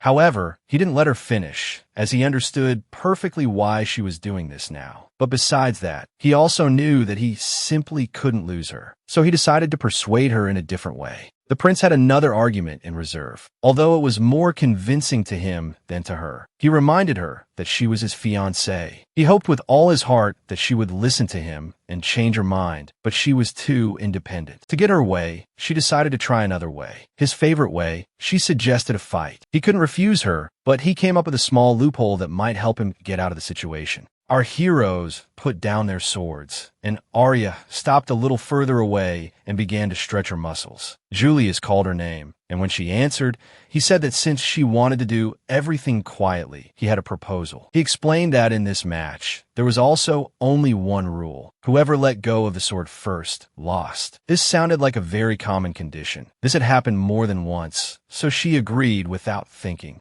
A moment later, their training swords crossed with a dull wooden sound. She easily blocked his first attack, so he praised her, saying that the results of Luca's training were obvious. She stood at attention and replied that it was not surprising, as the elderly knight had recently become her master. The heir to the throne hesitated. He didn't want to rush things, so he told her he didn't like this. Our heroine pretended not to understand what he was talking about, took a step forward, and clarified what exactly he was dissatisfied with. He answered with lightning speed that it was this, and then began to move quickly towards his opponent. And so, our heroes began their duel. They threw themselves into it with all their concentration, as it meant a lot to each of them. He attacked her so decisively that at some point, realizing she didn't recognize the prince, she asked what was wrong with him. His movements were different from what she knew, so she took a moment to ask if he really wanted her to drop her sword. Although this was his secret wish, he couldn't admit it, so he replied sharply that he hadn't said anything of the sort. They stood opposite each other, ready to continue the duel at any moment when she asked what he wanted. He had just started to speak when he changed his mind. Instead, the prince took a deep breath and prepared for the next attack. A moment later, Julius rushed forward, as if they were holding real swords instead of wooden ones. She parried his swift attacks with some difficulty, as his weapon rained down on her one after another. Although this was an unusual fighting style for Arya, she quickly got used to it and was able to parry his attacks better. At some point, when their movements slowed down a bit, she even thought that if this continued, she might even be able to land a blow. Taking advantage of the moment she was distracted from the duel, the prince slipped under her. However, he himself miscalculated his strength slightly, but did not let go of the sword. Then he thought that maybe it was time to end it. His fingers loosened, and the weapon fell to the sand of the platform with a dull thud. Arya recognized the familiar sound. He turned to her slightly and said she had gotten stronger. The commander looked at the crown prince's face with extreme surprise. He straightened up. Julius was still standing on the training ground when she left, and she asked him to forgive her. After winning a fair fight, she left the palace, but with a heavy heart as the unknown awaited her. Aldrich burst into the office and, from the doorway, excitedly reported that the commander had left the residence. The heir to the throne sat leisurely on the sofa, fanning himself with a small piece of paper. He told the knight not to shout. Such calmness bewildered the loyal Aldrich. He didn't know what to think. The prince looked at the card with her image and said thoughtfully that she could have asked to be saved. The knight said that if the crown prince needed protection, he could ask. He retorted that Aldrich had become too talkative. Julius sat down and asked if there were any other questions. The knight replied that he couldn't find the advisor. To his question of whether the prince knew where he was, he received the answer that Luca was always absent at critical moments. Although the crown prince was being a little dishonest at the moment, he couldn't reveal the whole truth yet. Free from prying eyes, our hero looked out the window, thinking that the time had come and his plan had begun to work. Arya got into a small carriage heading in the direction she needed and began to think about her own things. Then her gaze fell on her finger, and she saw the ring. She thought it was very inconvenient, as she had forgotten to return it. A tear welled up in the corner of her eye. She remembered what the prince had said when he put it on. He had told her never to take it off. At that moment, she thought it was time to part with him, and no matter how much she wanted to keep him, she had to do it. The tear fell on her hand, and she remembered the old knight's words that a ring given by a knight to a maiden had a message on it. It was engraved on the inside, in case he died, and these thoughts made our heroine even sadder. She turned the ring on her finger, thinking that she might never be able to part with it. Arya was surprised by these thoughts, and she really wanted to see the message. When she read the line, the tears in her eyes dried up, and she even found it a little funny. She smiled, turned the ring between her fingers again, and read the inscription again. It surprised her very much. The inscription on her jewelry read, "Don't think you can leave," and she found it a bit too presumptuous.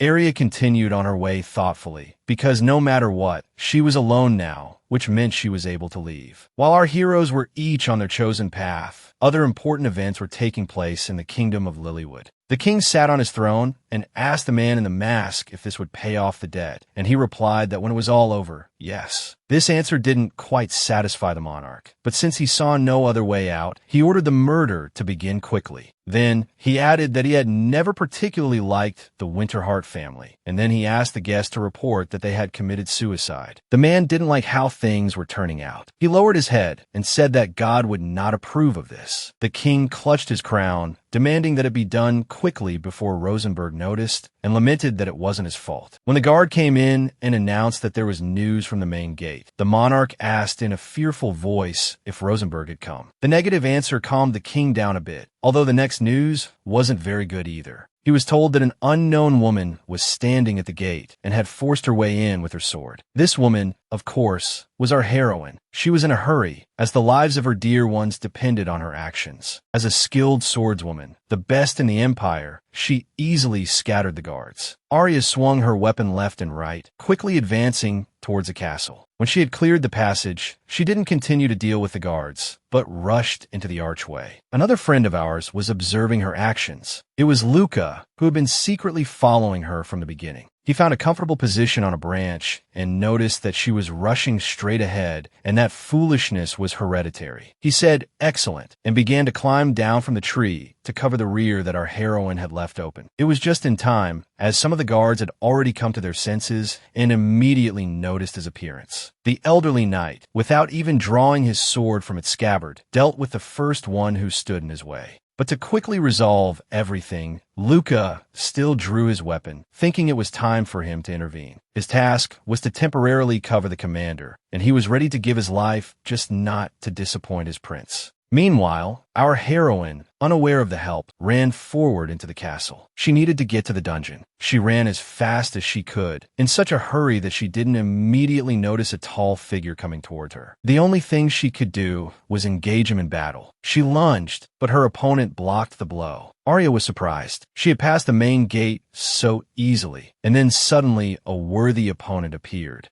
She had also never heard of any decent swordsman in Lilywood, but this one was truly skilled. Their swords met again. The eyes under the mask looked straight into her face. Then his voice asked why she had come. Although it was a rhetorical question for him, and he didn't expect an answer, so he just threw it aside with a powerful movement. She got up, took a few seconds to assess the situation, and then asked what he was talking about. The enemy replied that they were their master's knights, and if they didn't obey him, then there was no point in existing. She had already repositioned herself, her muscles tensed, waiting for his attack. He didn't make her wait long. She admired his quick, refined movements and also noticed that he was very strong. But no matter how fierce the opponent was, she couldn't back down, so she blocked the blow. After knocking his sword away, she took a few steps back to prepare for an attack, then rushed forward, shouting her position as she ran. She had nothing to be ashamed of, so what she said was that being a knight was the meaning of life. If he was trying to ask her to give up her parents to maintain her status, then she was against it. At that moment, her sword met the enemy's weapon. She put all her strength into the blow, but it only slid along the blade. She miscalculated, and the weapon slid along the blade, and then the unexpected happened. The sword hit the mask right on, splitting it. An almost emerald eye looked at her, with black hair hanging over it. This part of the face was familiar to her. Our heroine tried to remember where she might have seen him and hesitated, which her opponent took advantage of. He threw her far back. She even slid a little on the ground, but found the strength to stop. Realizing she was at a disadvantage, she frantically tried to assess her chances of rescue. This knight had orders that anyone who saw his face, he had to kill, so he caught up with the commander and wanted to finish him off. She looked in horror at the cloak fluttering behind her opponent, and suddenly, unexpectedly, a silhouette appeared in her mind. This was the person who had been by her side for the past few years, who was very annoying and sometimes even infuriating. Our heroine never thought that in the last minutes of her life, it would be the image of the crown prince that would appear before her. A thought flashed through her mind that this was apparently her own heart's decision, and at that moment, she was not going to argue with it. She thought she heard it beat for the last time in her chest when she saw a huge spray of blood. Arya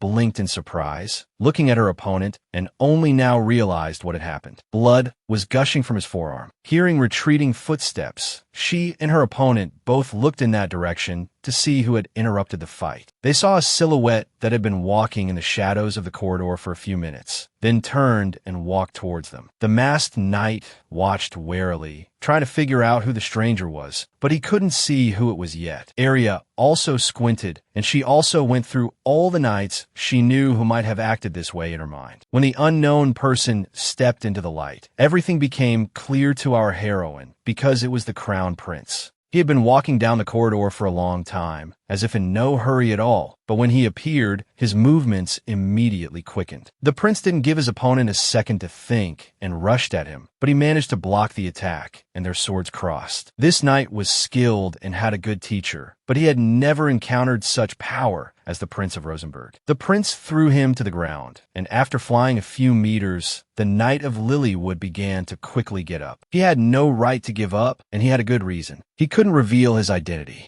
He also assessed his chances, because if he hadn't reacted in time, he would now have a hand to hold his sword. He needed to buy himself some time. He knew that guards could appear here at any moment. He also understood that his opponent, Prince Julius, was a warrior of a completely different level. So, when he heard the footsteps of the guards, he immediately ordered them to surround the intruder to weaken the enemy. But for our hero, the guards were not an obstacle. He shouted at them to step aside and drew his sword. The weapon in the hands of the Imperial heir shone, and a whole column of blue light flashed and spun around it. Our heroine watched this whole scene as if it were not her reality, as if she were not a participant. The knight decided to retreat. At that moment, his anonymity was more important than being foolishly killed by a greatsword. Arya didn't notice his escape, because her attention was focused only on what she was witnessing now. She had never seen the power of His Highness's holy sword before, the power that made Rosenborg the largest empire on the continent. The king of Lilywood was in a hurry to leave the palace before the Prince of Rosenborg could inflict punishment on him, and the guards urged him on. He turned around and saw a knight holding him tightly. The royal member demanded an explanation of where he had been. After all, he was supposed to protect. He shook his defender with all his might, not even noticing the mask falling from his face. He shouted that it was all his fault and didn't want to hear any excuses, saying that he had another order he had to carry out. The king clutched his crown, lamenting that it wasn't his fault, and if you think about it, he was tricked into all this. The knight thought sadly that it was all because of the king's debts, which he used for his own benefit. The monarch came up with an idea of how he could get out of this situation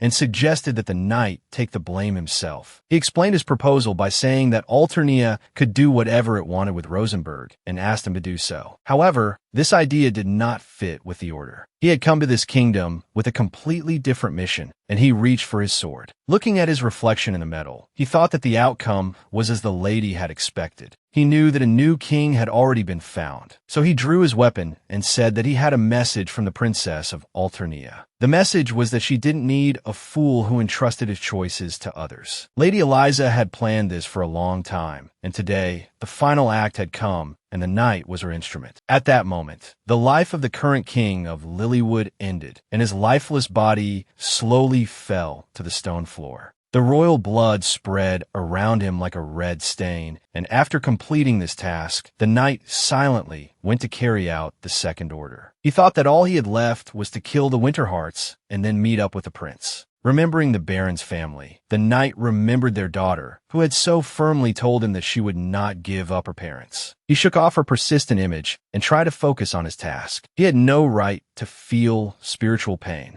Thinking about how the king had died at his hands and the state of Lilywood was about to collapse, he continued towards the dungeon. He also thought about how the country would be restored by a young relative of royal blood, and Alternia would extend a helping hand. He dragged the deceased ruler, believing that his mistress had calculated everything and that this kingdom would become a vassal of Alternia. Meanwhile, our heroes, left alone, were in no hurry to start a conversation. Each of them was thinking about what had happened. Arya was the first to speak, addressing him by his title, but he remained silent, looking at the chaos they had caused. The prince was scratching the back of his head when our heroine could no longer hold back and asked directly why he was here. As she continued to talk about the consequences of his actions, he slowly turned around. She said that his appearance here could provoke a conflict that would be difficult to stop. Our hero squatted down next to her and said thoughtfully that he had come anyway. She looked at her prince with some confusion, trying to understand his motives, which still eluded her. He said that the night squad had found evidence of fraud here everywhere. They had also obtained a testimony from a thief involved in a robbery, which was why they had come here with the squad. He continued to talk somewhat distantly about how no one needed a conflict with Alternia, and she finally decided to ask. But he already knew what she was interested in, so he smiled, interrupted her, and told her that the Baron and his wife had been acquitted. For her, this was the best news of the day, and she was ready to thank the master until the end of her life. However, the prince didn't give her a chance to say a word. He continued, telling her that her parents and the others were under Aldrich's protection. His calm confidence gradually passed to our heroine, and her mood lightened considerably. She took a deep breath, lowered her head, and said softly, "Thank God." She no longer had to worry about her parents. Then she raised her gaze to the crown prince again. He noticed the blood on her face. He wiped the spot. When he asked if she was hurt, she replied no, as it was blood from when the knight's hand was injured. When he realized she was indeed not hurt, he quickly gathered her into his gentle embrace. He held her tightly, and then she felt the prince's whole body tremble, a fact that surprised Arya. She carefully stroked his back and asked anxiously why he was so worried. Julius replied that it wasn't that. He had a completely different feeling. He had only one desire: to kill. This answer stunned our heroine, so she asked again why he was saying that, as it made no sense. Then the crown prince pressed his face against her shoulder and explained that he wanted to tear everyone who had hurt her to pieces. Then he added that there was only one difficulty. It would be troublesome to kill them one by one. He slowed his tone slightly and asked her not to disturb him. Then she asked if he was really that worried about her. The prince didn't answer this question, just pressed closer to her, and she felt the sound of his heartbeat. She drew back a little, thanked him for saving her, and added that it was strange, as he usually didn't show his feelings this way. She looked at his face, and he said with embarrassment that it was not typical for him, and started to turn away. But she held his face. She really wanted to see his gaze, so she continued to gently but confidently turn his head towards her. Finally, he gave in and looked at her. Arya gently stroked his cheek and confirmed that she knew how he expressed his feelings. At that moment, she felt an irresistible tenderness for him, so she reached out and kissed him. It was a short but sincere kiss. Then they stood up, went out into the courtyard, and she saw her parents and ran to them. Baron Winterheart embraced his beloved women, happy that they were all right. Aldrich glanced curiously at the crown prince's happy face and asked slyly if they had made up. Julius looked at his conversation partner and replied jokingly that if they hadn't made up, he would have burned this country to the ground. The knight laughed, thinking that such an answer was just a joke. But after thinking about it, he decided that maybe he had assessed it wrong. The prince had already walked away when Aldrich decided to clarify that it was just a joke and nothing more. The knight didn't answer the question, only hearing the gentleman say that it was time for them to return to the residence. Our heroine heard these words, so she turned around to confirm if her suspicions were correct. Sure enough, the prince was walking in her direction, so she also walked towards him, wanting to talk. He was glad that Arya had approached him on her own initiative. He smiled and asked if she had any other requests. But she had a completely unexpected wish. She wanted to set things straight, so she returned the ring to him. After saying she was returning it, she looked at his face, and at that moment his face was filled with genuine surprise. All the knights witnessed this scene. For them, it was like a bolt from the blue, and they all froze, waiting. The commander was somewhat embarrassed, but still said confidently that she was no longer his bride or knight, and asked for forgiveness. This was a huge contrast to the situation just a few minutes ago, and he didn't know what to think, and she didn't speak, but handed him her sword. Arya straightened up, looked him straight in the eye, and said honestly that she wanted to be his knight again. In a few minutes, so many contradictory events had happened that our hero no longer understood what was going on. While our heroes were talking in the middle of the courtyard, Aldrich said to those present, "Please do not interfere." Julius regained his usual composure. He only smiled with the corners of his mouth and said her name. She immediately responded to the call, and the knights watched this scene in deep silence, not daring to move. She didn't care what was happening around her. She held out her sword and waited for the prince's decision. He continued to smile slyly and asked if she remembered what he had said to her during their last argument. Without waiting for her answer, the prince said he was sure she remembered it well. There was no need to remind her. If not, then the point of the argument was that whoever let go of the sword first lost. She asked again. Then he repeated the terms of the bet word for word, and then asked what they had used that time. Arya said hesitantly that they had fought with training swords, and he added triumphantly that those were not their weapons. Julius concluded that since those were not their swords, the argument was invalid and could simply be forgotten. Then our heroine finally understood that he had tricked her that time, and she, like a complete fool, had believed him. Our hero quickly threw Arya over his shoulder and set off, shouting loudly that the wedding would be on time. However, this approach did not suit the girl at all. She demanded that he stop immediately, but since he didn't even think about it, she decided to resort to a desperate trick. She rocked on his shoulder, causing him to lose his balance. Taking advantage of this opportunity, she quickly jumped to the ground, sending the crown prince flying. She was so angry that she threw him to the farthest corner of the courtyard, brandished her sword, and rushed at him. Reaching him, Arya stopped, looked at the prince viciously, and asked how many times she had to repeat that some things were not to be joked about. Our heroine's eyes flashed, and she stood before the crown prince like a rock, asking what a man's decision meant to him. The commander didn't stop there. She continued her long speech, saying that he was too presumptuous. The crown prince listened with his head bowed in shame to the story of how he might have completely forgotten his age. Our heroine continued in the same tone, asking why, at his age, he had never learned to think even a little about his partner. Julius didn't really want to admit that, in general, she was right, but he still asked for forgiveness. He understood her feelings, but at the same time,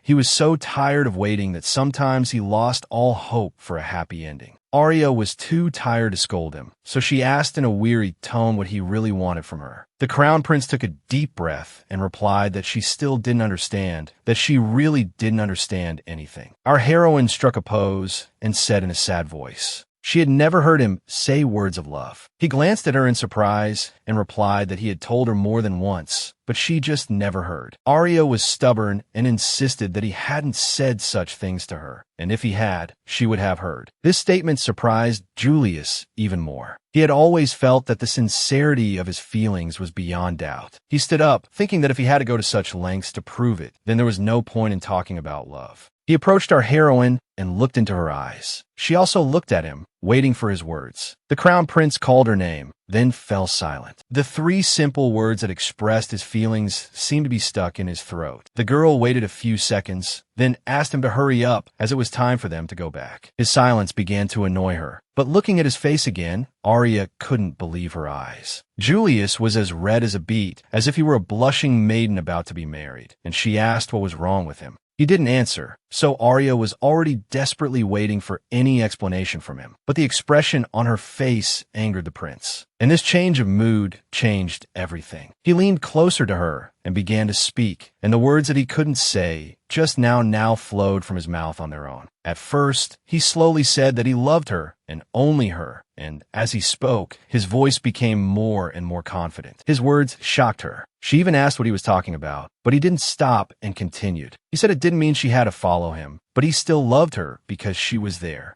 And, although it might sound a little silly, he loved her clumsiness, and at the same time, her determination to move forward. Everyone around them understood his confession in their own way. Aldrich decided to leave, while her mother barely held back her father. The prince began again, saying that although she was a drunkard, which should be corrected, he still loved her. Such a cutie. He kept talking about her voice, and he also liked the sound she made when she tried not to laugh out loud at work. He touched her face and said that he loved her eyes, her mouth, and even her hair in its severe hairstyle. The prince held her face in his hands, and our heroine was ready to shout at him to stop making such comparisons. But the Crown Prince had no intention of letting her speak, although he asked, but more for form's sake, if he had said enough. But if she wasn't satisfied, he could go on endlessly, and he was really ready to fulfill his promise. But it reached a point where she could no longer listen to him, so she moved his hand away and asked him to stop. Prince Julius undoubtedly fulfilled his beloved's request. Her wish was important to him. However, he hadn't finished, so he knelt on one knee and raised his loving gaze to her. Then he took her hand and took a few seconds to prepare his next speech, weighing every word. His future fate depended on what he would say, what meaning he would give to each phrase, and he was not going to delay any longer. He remained in the same position and began to speak. His voice sounded loud, and his words were heard by everyone nearby. He said he wanted to protect her for the rest of his life, but she began to slowly withdraw her hand from his. It was not easy for Arya to say no, and she did so with a heavy heart, as she could not change herself. His heart sank to the bottom, and for a few seconds, he couldn't even feel it beating. When it started beating in his chest again, our hero lost his sense of direction. He felt like he was being taken somewhere. The prince felt weightless in this reality, as if thrown into a distant space by an invisible hand. He even felt that these moments lasted for a very, very long eternity, but he was still here, and she was in front of him. Julius didn't want to believe his ears. He had a glimmer of hope that he had just misheard, so he asked for a repeat. The beloved was adamant. She said a short no, and then fell silent, her beautiful head bowed. In complete desperation, he shouted that he also refused, although a second later, he didn't even understand why he had said that, because in reality, it wasn't like that at all. He didn't know what to do. He needed to take her away, even in an unconscious state. Meanwhile, Arya spoke. She said in a soft voice that it annoyed her, but she admitted that he was her master. Then she added even more softly, with a hint of disappointment in her tone, that she liked serving him. She also said that although it was annoying, he hadn't let her finish. He tried to catch her thought, so he asked again. She ignored the prince's question and continued, saying that she just couldn't imagine him protecting her. She explained that in that case, it would no longer be her, and for a second, she even imagined herself as just a sweet but personality-less wife. Our hero listened attentively to her arguments and generally understood what she was trying to explain to him, but he had his own opinion. But he decided not to express it for now, but to listen to his beloved's words, especially since she was still continuing. Arya said sadly that, for example, she could imagine herself buried in paperwork, and he asked for forgiveness. When she presented her final argument that she was from the lower nobility, he reluctantly agreed and let go of her hand. In those few seconds, she experienced a complex range of emotions, her soul desperately torn between duty and love. Julius decided to take his last chance and began to talk seriously about what would happen if she proposed to him next time. He explained that if she asked him to marry someone else, then he would certainly fulfill her wish. No matter how well she knew Julius, she didn't expect this from him. It hit her head like a sledgehammer. Our heroine, without realizing what she was doing, quickly shook her head in denial. Her emotions had been tested that day, and her mental strength was at its limit, but his smile still surprised her. Arya couldn't help but ask why he was so happy, and he asked her in return that she clearly didn't like this prospect. She completely broke down, barely holding back, wiped away a tear, and said that was why she couldn't stand him. Her answer made the Crown Prince laugh, and after laughing, he asked what had happened. He liked everything about her. Our heroine retorted, but Julius looked at her gently and asked why she thought so. The prince had a slightly different opinion of his beloved, and now it was time for him to tell her. So he told her that no matter how beautiful a dress he put her in, he still couldn't imagine her without a sword in her hand. This frank confession deeply touched our heroine. She had never thought she had misunderstood the prince so much. The Crown Prince extended his hand to her and, in a conciliatory tone, asked her to come to him, and she hesitantly took a step towards him. His words were so touching that she couldn't hold back her tears, although she understood that tears were completely out of place. To hide her embarrassment, Arya lightly hit him on the chest and added loudly that he shouldn't get carried away. Julius didn't care. He just wanted to hug her now, which he did immediately. He buried his face in her hair and said in a gentle tone that it had been a long, long time ago, even too long. Many years ago, when our hero was still very young, he had an important meeting one day. Julius was sitting under his favorite tree, engrossed in a book, when a little girl appeared next to him. She approached him, holding a training sword to her chest, her hair tied in a small ponytail. A few years before our hero was born, a prophecy appeared in the empire that shook the minds of the living. It said that the savior of the world would soon appear, and his power would be able to destroy the darkness and bring light back to people's hearts. Soon, the prince was born. His appearance was a real miracle, as everyone hoped he would be the one spoken of in the prophecy. As expected, he was excellent in all respects, and people looked at him with admiration and hope, believing that he would lead them to a bright future. At the age of 5, he was chosen by a holy sword, which, according to legend, could only belong to someone worthy of being the guardian of the empire. Our hero slowly approached the ancient stone and gradually began to pull on the hilt. The sword obeyed his will and moved from its place. The people around were caught off guard. They widened their eyes in surprise and confusion because it was a holy sword. This weapon burned everything in its path and bestowed special powers. It was passed down from generation to generation, and over the years, the holy sword protected the royal family, but now it had shown a young heir, and so the holy knight was revealed to the world. The emperor ordered all the bells to be rung, as the moment that marked the beginning of the path to a great destiny had arrived. The sunlight shone on the tip of the sword, illuminating it, and the young knight had not yet realized that he had become the chosen one. All eyes were on the crown prince with awe and hope, but he only looked at his reflection in the metal. Julius often heard whispers behind his back, people talking about how he had pulled out the holy sword at the age of 5. And so the years passed. Some people avoided him, some flattered him, because before them was the child of prophecy. Nobles with daughters of the same age especially tried to get close to the young crown prince. All these moments made Julius more and more distant from his peers. He liked to be alone. A few years later, the emperor gathered the prince and his peers and held a grand fencing tournament. This was an opportunity for many young nobles, because if someone caught the crown prince's interest, then he would ensure a bright future. In those years, Luca was still a young knight and enjoyed the respect of the imperial squad. He was also the prince's friend, so on the day of the tournament, it was he who was asked if he knew where Julius was.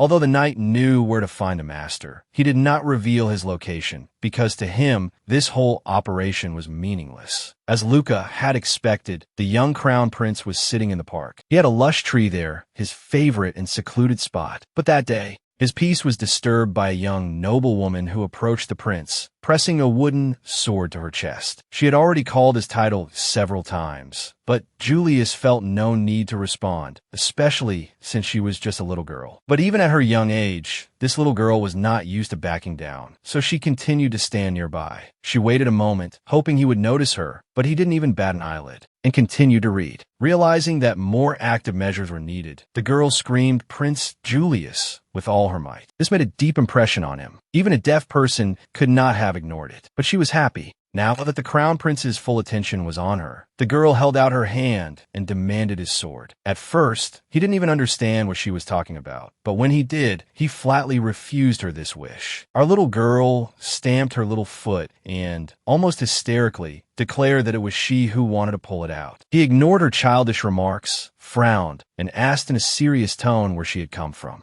The girl had no intention of answering his question, brandishing her training weapon, and declared that she would take the sword by force. She did not delay her promise and rushed into battle. A fierce battle ensued between them, from which the young crown prince emerged victorious, although he did not gloat, as he had only fought a girl. He threw the sword behind his back and advised her to leave before anyone saw her, and then asked for forgiveness for this victory. Little Arya didn't notice the physical pain, but the pain of defeat gave her young soul no peace. She quickly got up and extended her index finger, as if it were her most dangerous weapon. She shook it from side to side and announced that she had decided everything, and from that moment on, the prince would be her rival. This statement bewildered our young hero. He couldn't even imagine that someone would make such a request to him. Thinking that this was why he didn't like little girls, he began to pick up his book while she reached for her sword. He looked at her and said in a conciliatory tone that she would always beat him later and become his rival or whoever she wanted to be. After that, he advised her to go to her mother, and she grabbed his shirt and said that she had decided everything and this was her choice. She continued to press him with her clothes and shouted that if she won, she would become a holy knight. This girl continued to surprise our young hero, as she was so persistent and convinced of her own rightness. Their conversation was interrupted by an approaching knight, who had finally found the young master and also saw an unknown girl. The knight asked her rather impolitely what she was doing there, and grabbing her, began to pull her away from the crown prince. But she didn't let go of the shirt. Julius was curious about this little girl, so he asked her what she would do next once she became a holy knight. The girl tried to break free from the knight's grasp, but to no avail. But no one had gagged her, so she asked, "Isn't it obvious?" She continued her thought, saying that she would protect her master. Then the crown prince said meaningfully, just like that. She continued to struggle, and the knight began to lose his last patience. But at least he managed to separate her from the prince. This restless child had already gotten on his nerves, so he hurried to leave the park and hand the child over to his parents.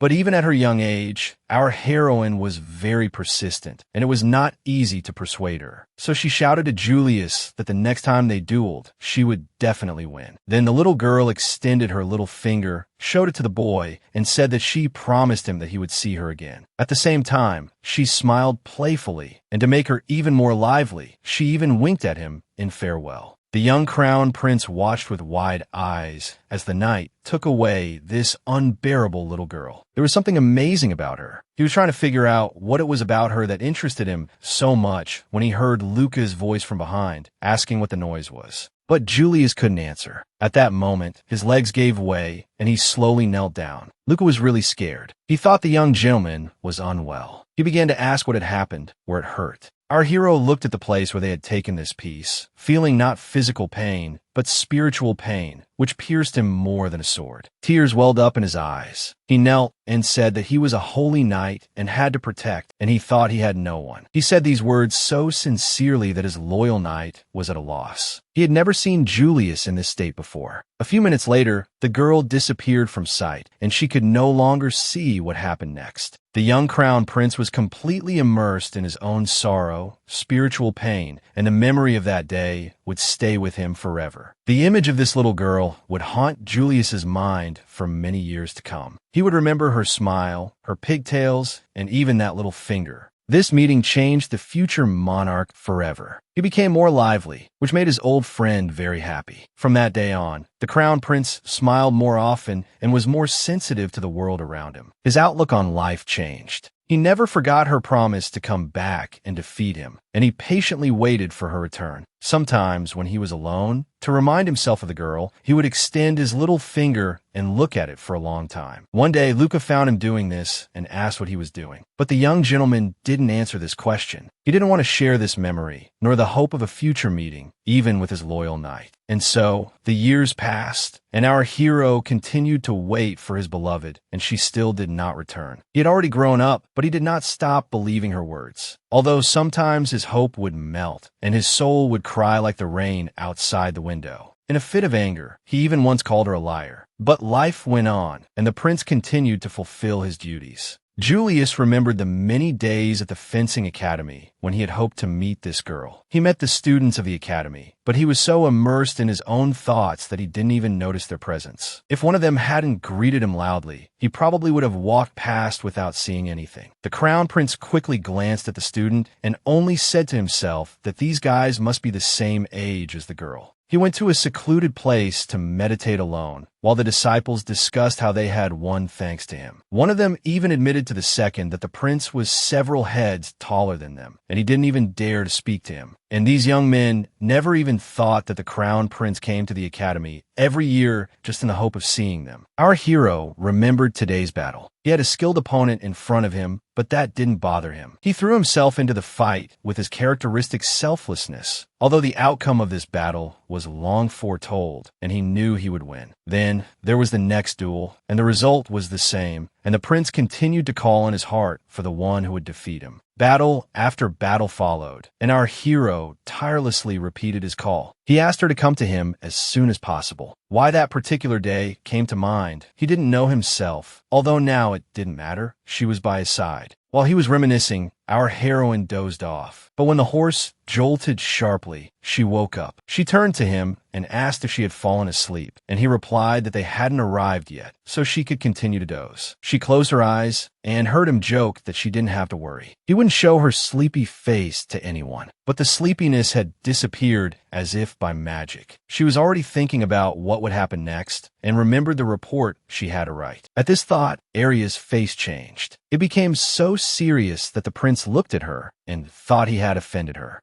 somehow, and she, looking at the ring on her finger, thought that a part of her life would now have to change, and she shouldn't forget that either. Her mood swings worried Julius a little, but whenever he saw her smile, he couldn't help but smile back. He told her that when she was around, he had a strange feeling similar to nostalgia, but it was hard for him to put it into words. Then she pointed out that he spoke like an old man, and the prince replied that while he was waiting for someone, he had managed to age a little. The lights of the imperial palace were already visible in the distance, and our heroine was already mentally preparing for her new life. She said that now she had to study etiquette. The learning would not be easy, but she would also complete this task, adding that, as one person had told her, courage was all she had, and she would definitely show it. Looking at the crown prince's happy face, she couldn't help but ask him to wait a little longer. He put his arm around her and, pressing against her, said that he liked her playfulness, but they would rather work together. The dawn sun was rising over the residence of our heroes. Not only a new day, but also a new moment in their lives. Arya, as promised, changed into a dress and patiently decided that she would devote the whole day to her studies. But she had not yet familiarized herself with the schedule. She studied it carefully and was not happy. Moreover, every point she read caused her incredible repulsion, but she had no choice. The crown prince quietly approached from behind and also studied the schedule, but it only made him smile. He had been doing this since childhood. She thought she might be able to evade some of the items, so she asked about her work hours. He replied that not everything at once, and in general, since she wasn't used to all this yet, she would take it slowly. He twisted her face with his hand and added that she herself knew that her subordinates would hold up well until she returned. Arya wanted to interject, but the prince interrupted her, saying that it would be hard and might take several years, but she needed to be patient. Her enthusiasm had cooled somewhat, so to keep her spirits up, he added that they could do this. He explained his proposal by saying that if she tried hard every day, he wouldn't punish her, and kissed her hand.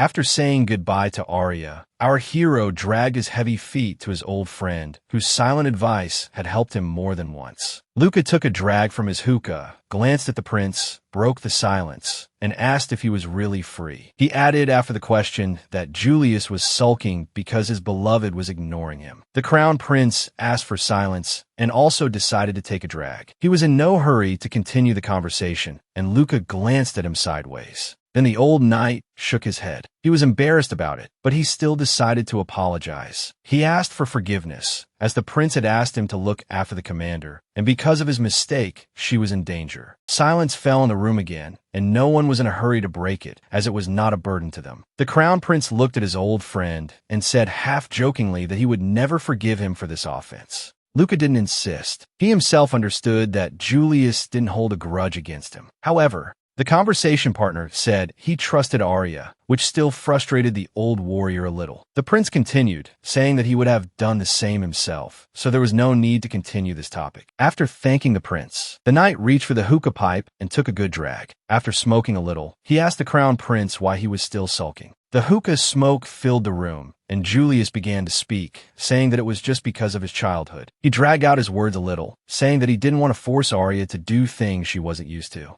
Luca took a deep drag from the hookah, chuckled, and said he couldn't believe the prince would say such noble words. Then, he chuckled again and added cheerfully that, given Julius's love, he couldn't believe there was still a 6-month extension. Our hero perked up and said that he had actually promised to wait until the wedding, not 6 months, for which Luca called him a scoundrel. The crown prince explained that when that happened depended on him, but he decided to keep quiet as his life might depend on it. While the prince was dreamily thinking about how to give her a worthy praise, our heroine was rushing to her next lesson at top speed. Arya ran into the room and apologized for being late, and although she thought she had an excuse, the teacher was not happy. The teacher brandished her pointer and demanded an explanation, and the prince's beloved replied that the meeting had been delayed. The woman walked quickly around her student and said sternly that when Arya became a princess, her time would become the Empire's time. She said that this 1-minute delay could cost the Rosenberg state a lot, and asked him to remember that. Arya apologized again for being late, and then sat down at the table, as it was time to learn the tea ceremony etiquette. But when the tutor asked if she knew how many girls in the country were more worthy of this position than her, she spilled her tea. The teacher brandished her pointer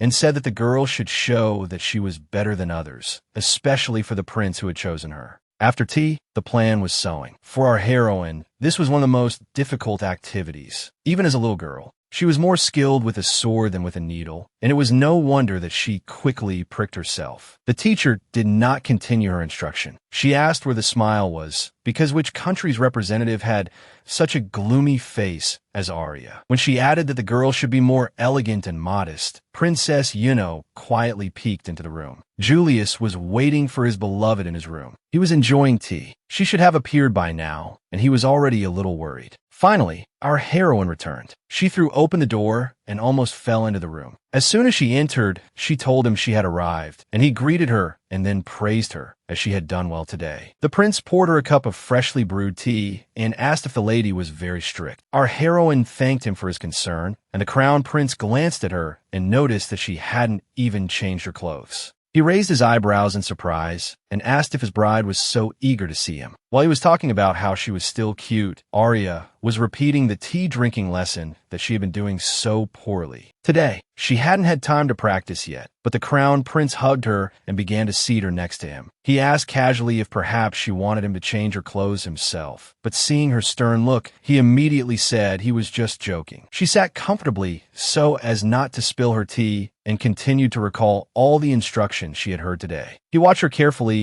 and guessed that she was still in character, so he asked if she had tried hard enough. Arya honestly replied with some frustration that, in fact, no, but at the same time, she had to do everything right. She stroked the handle of the cup with her thumb and said that the current results were terrible, so it was hard to call it trying. She smiled at her own frankness and decided to continue, adding that she didn't think she had put in enough effort. He was glad that now they could chat happily about various little things without feeling embarrassed, and he also really wanted to support her. He himself remembered how much inconvenience these activities had caused him in his childhood. Our hero pressed against her and told her not to force herself, to at least try to relax around him. Her closeness made his heart beat faster, and no matter how hard Julius tried, it was difficult to restrain himself. Our heroine moved away from him and said that, in fact, that wasn't what she wanted to say at all. She just couldn't do anything. As she shared her thoughts with him, he noticed a cut on her finger and asked what it was. She replied that it was nothing serious. She had just pricked herself in sewing class and blamed herself, adding that she was too clumsy.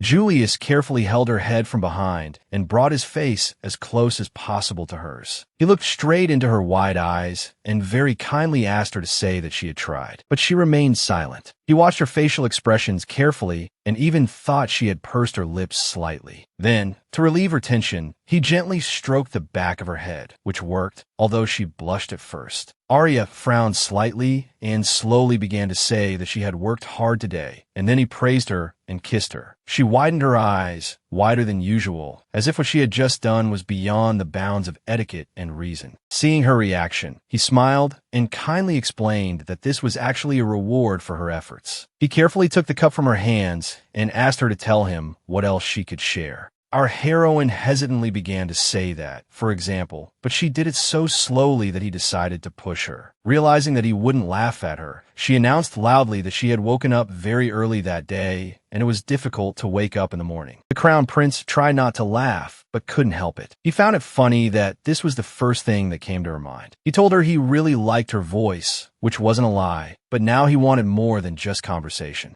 Julius took her hand and began to happily kiss her wrist under her glove. She surprised him by asking if he really liked kissing so much, and he pointed out in surprise that she was rather strange. He rested his head on her shoulder, looked at her face, and returned to the conversation, asking what else had happened today. As she began to tell him that the teacher was terrible, he quietly began to kiss the delicate skin of her neck. After listening to her story for another 5 minutes, he carefully picked her up, put her on the bed, and then began to take off her shoes. He no longer tried to distract her with conversation, took off her stockings, and began to gently kiss her bare legs. She caught his attention, and when he asked what was wrong, she asked him to stop, as she felt it was too much. He looked at her legs with a completely innocent expression and asked casually if he really couldn't. Arya blushed again, covered herself with her hands, and replied that it wasn't that he couldn't, it just embarrassed her. Her shyness only excited him more, and Julius completely immersed himself in kissing her feet. He took a break from this activity, looked at his beloved, and shared with her that it made him happy. He moved closer to her, and then a little closer. He waited until the blush on her face had faded slightly, and then leaned over her.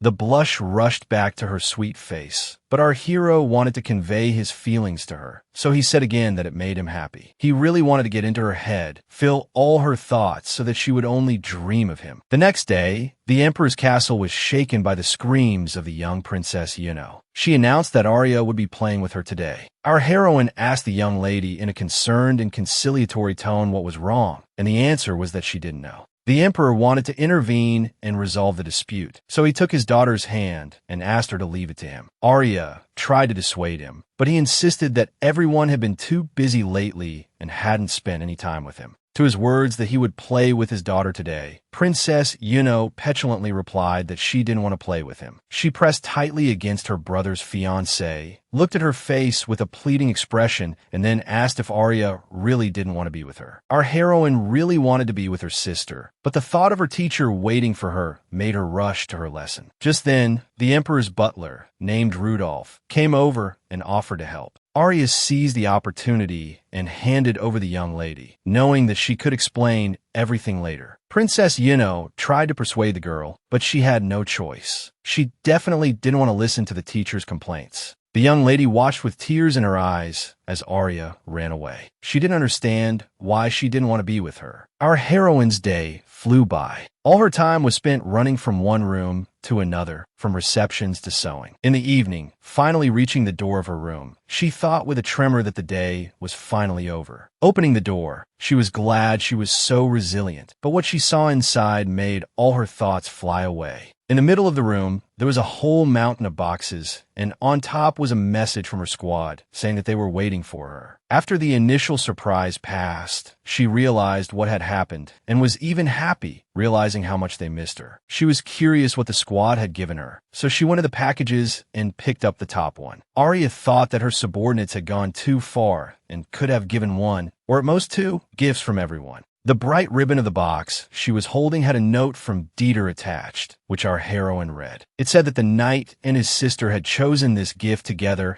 and wished him and the young master a good time. She didn't unpack the box, thinking she could do it later, and went to visit the crown prince. But there was no one in the room, which surprised our heroine, as he was always home at this time. She was thinking about where he might be and didn't even notice the door open and Princess Yuno peek into the room. However, the young lady's appearance did not go unnoticed because when Arya decided to go out, she saw the girl's back. Then she rushed after her to talk, while explaining her morning behavior, but she was interrupted by a maid. Moreover, the maid literally clung to Arya and began to say quickly that only she could help. No matter how much our heroine wanted to catch up with the princess, she gave in to the servant's persuasion and went with her. Just then, our hero said something about this being the only thing he couldn't do, even if she said so. His conversation partner was our heroine's mother, who had been defending her position for some time. The Baroness had her own opinion and was used to defending it, so she said in a firm tone that she was not talking about transferring power. She shook the wedding dress in her hand and said in a high voice that this one would suit Arya better.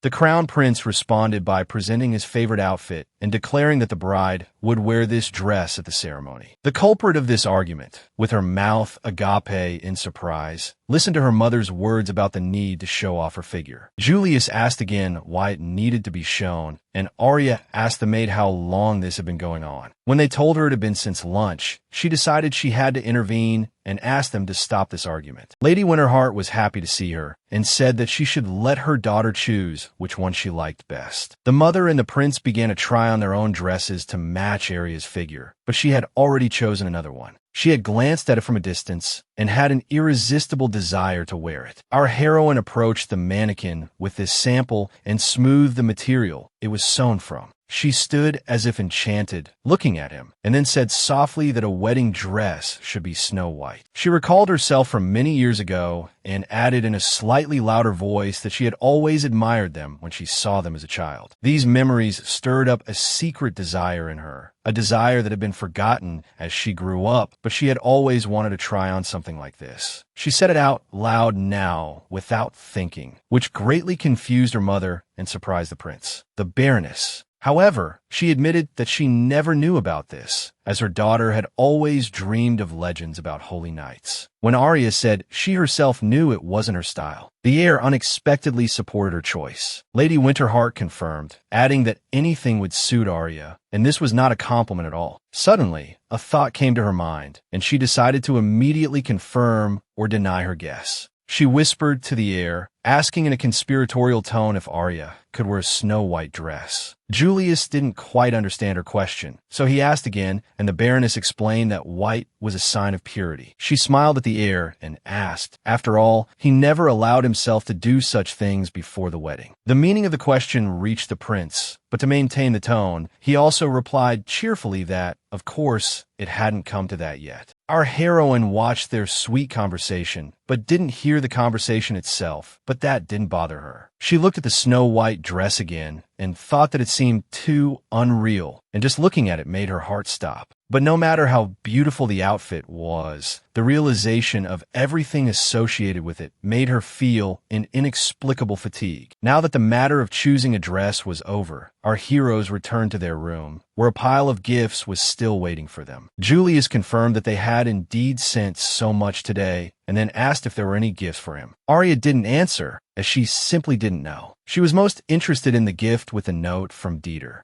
She said aloud that the note said they should both have fun, and the prince said that was very generous. When she opened the box, she found 2 jars, one labeled salt and the other body cream. Our hero was ecstatic about such an intimate gift, but his beloved was surprised why she was given salt for cooking. Her naivety changed his mood, and he thought that having fun together was actually a good idea. He stroked her lovely little face and, like a true old lecher, said in a sweet tone that he would now explain everything to her. She asked again now. He confirmed his intention and slowly pushed her towards the bathroom. The prince vividly imagined how they would now slowly, completely, and calmly have fun in the bathroom. But when he had imagined it all so vividly, he realized that in that case, he would most likely not live to see the wedding. To get rid of this lustful obsession, he even hit his head against the wall a few times, which left Arya speechless with surprise. She asked if he was okay, and he replied that he was just a little nervous. But deep down, he was afraid of the Baroness's wrath. She didn't understand what was happening to him, and naively asked if he was just tired. Looking at the distraught prince, our heroine sincerely suggested that he not do this today. She held the tempting jars in her hands and said that he could show and explain everything to her tomorrow or the day after. However, this turn of events did not suit Julius. He decided it was better to endure, but the cream with salt had to be tried today. While our hero was trying to calm down, more terrible events were taking place in the underground dungeons of Alternia. The knight we already know was chained to the wall and mercilessly whipped. Princess Eliza covered her face with a fan to avoid being splattered with blood and thought that he was like a doll without feelings. She sat comfortably in her chair, watching the execution, thinking that she had raised him this way. She was so bored that she began to feel sleepy and hid behind her fan. The princess yawned. The wounds on the knight's body were bleeding, and bright red drops of blood slowly flowed down his skin, reflecting the faint flickering light, a reminder of his cruelty. The princess ordered the punishment to stop, her voice firm and ruthless, showing her power and determination. She approached the captive knight and ordered him to stand up in a commanding tone. She wanted to see his face. He stood up, but did not raise his head. Then she asked if he understood why he was being punished now. When he answered in the affirmative, Lady Eliza fanned his face, showing him who he really was to her. The knight spat out a mouthful of blood and replied that he had failed to kill Baron Winterheart and his wife. But his mistress already knew the answer. She was interested in something else, but did not get this answer from the prisoner. She questioned the failure and added that he belonged to her, and since he had failed, why was he still alive? She held his chin with her fan and asked sternly, wasn't it strange that he didn't even have a name? The princess also used her fan to lift the knight's head, wanting to see his face, and demanded to know why he hadn't carried out the order. He himself had repeatedly asked himself this question, why he hadn't followed the order, and he clenched his fists so hard that blood flowed from the wounds of his nails. But, just as before when he asked himself this question, the girl from that night appeared in his mind. Her words, that being a knight was a way of life, echoed in her ears, and if she gave up her parents for her status, she would not be proud. The princess flew into a rage when she saw the expression on the wounded knight's face, because it was this expression that made her punish him more and more. She smiled unnaturally and slapped him again with her fan. She wanted to beat this out of him completely. She asked what this was, how he suddenly had such a human expression on his face. How was this possible? The lady continued to laugh, and her laughter echoed off the walls. Dungeon, further oppressing the prisoner. Lady Eliza took the whip from her assistant, glanced angrily at the knight, and asked who had influenced him so badly. The lady brandished the weapon and brought the whip down on the prisoner's wounded back, saying that he could remain silent. The blow hit its mark, causing the punished to sigh in pain, feeling real pain. The princess of Alternia swung the whip again. She was ready to beat the nonsense out of him, especially since she already knew the answer to her question. She said sarcastically that she had just received an invitation today and was curious what she was doing now. But even in her worst nightmares, Princess Eliza couldn't see what our heroine was doing now. Arya took a bath with the salt Dieter had given her and asked the prince if they were using it correctly. Julius was very nervous, but taking a deep breath, he tried to casually suggest that she relax. Her voice came from the bathroom again. He felt his hands begin to tremble. He said not to worry, although it also concerned him. Our heroine, not even suspecting what was happening to the prince, began to tell him about her smooth skin. Our hero tried to stop not only his hands, but his whole body from trembling, replying that it was simply wonderful. This was the first time his beloved had taken a bath with aromatic salts, so she continued to loudly enjoy the effect. Suddenly, it occurred to her that perhaps the prince didn't know how soft her skin had become, and she invited him to touch it. Julius replied that he wouldn't, deciding to step back so as not to give in to temptation and suggested that she apply cream to her skin afterwards. She asked with some disappointment if he would be there, and after receiving a negative answer, said that it was supposed to be fun for two. He didn't want to show his excitement, but his mental strength was running out. He was ready to give in to temptation. He moved on the floor with his bare feet and asked if she realized what she was asking for. He pulled back the blinds and asked another question. Did she know what would happen if she let him touch her? He sat down next to the bathtub. Their faces were on the same line, and the prince wondered what he wanted to do next. Arya awkwardly agreed. Then he explained that they weren't married yet. As soon as the words left his mouth, he suddenly realized she had answered yes. This piqued his interest, so he asked again, making the object of his affection even more flustered. She was already berating herself for what she'd said, knowing she shouldn't have gotten so carried away. As she processed her emotions, our hero made up his mind. This was a test he could handle, he thought. Her face was flushed, her eyes wide at the sight before her. With his back to her, Julius began to slowly take off his shirt, slyly watching her reaction. He even asked why she was looking at him that way, and when she didn't give a clear answer, he tossed his shirt aside. Then, he asked her to move over a little, a mysterious smile playing on her lips, even as she asked why. Since the question was rhetorical, the answer was candid. The prince told his new bride that he was getting in too. A second later, the prince was settled opposite Arya, who, to hide her embarrassment, huddled in the other half of the tub. In contrast, our hero sat languidly on the other side, watching her and saying that she had brought this on herself. Arya understood that in this situation, he was absolutely right, and she had nothing to say. She could only accept it. She buried her face in the water, afraid to admit, even to herself, that she was actually enjoying this. The firewood in the fireplace crackled merrily as he took her hand and said that even though she wielded a sword every day, her palms were still soft. Our heroine turned his palm over, examining it closely, and pointed out that it was not like hers. After explaining that they were far inferior to hers, Arya frowned at the words, as if she had said something out of place. Her strange reactions to simple things always amused Julius, and now he smiled and said that these were the palms of a recognized genius. She added that they should have been bruised and scratched, which she thought was the one thing no one knew. The prince intertwined their fingers and gazed at her face, and in that moment, everything in the depths of his soul trembled. He silently promised himself that he would be gentle, but would not cross the line he had set for himself. Leaning towards her, suppressing the excitement that coursed through him, he asked if he could only kiss her hand. He held out his hand and asked if he could kiss not only her hand, but also a little higher. She had never thought this would be such a thrilling moment, and she had no strength to refuse. With her permission, he leaned in lower, enjoying the feel of her smooth skin. He desperately wanted to feel her body, so he very carefully asked if he could touch her back, and she allowed it. As the saying goes, give an inch and they'll take a mile, and now he wanted to kiss her neck, so he asked again. Arya moved away slightly, telling him not to ask so often, or she would get shy. It was hard for her to understand the emotions and sensations that flooded her in those moments. Julius moved closer to her again, whispering in her ear and asking what she was worried about. Then he cupped her face in his hands, which made her cheeks flush again, and confessed that he was nervous too.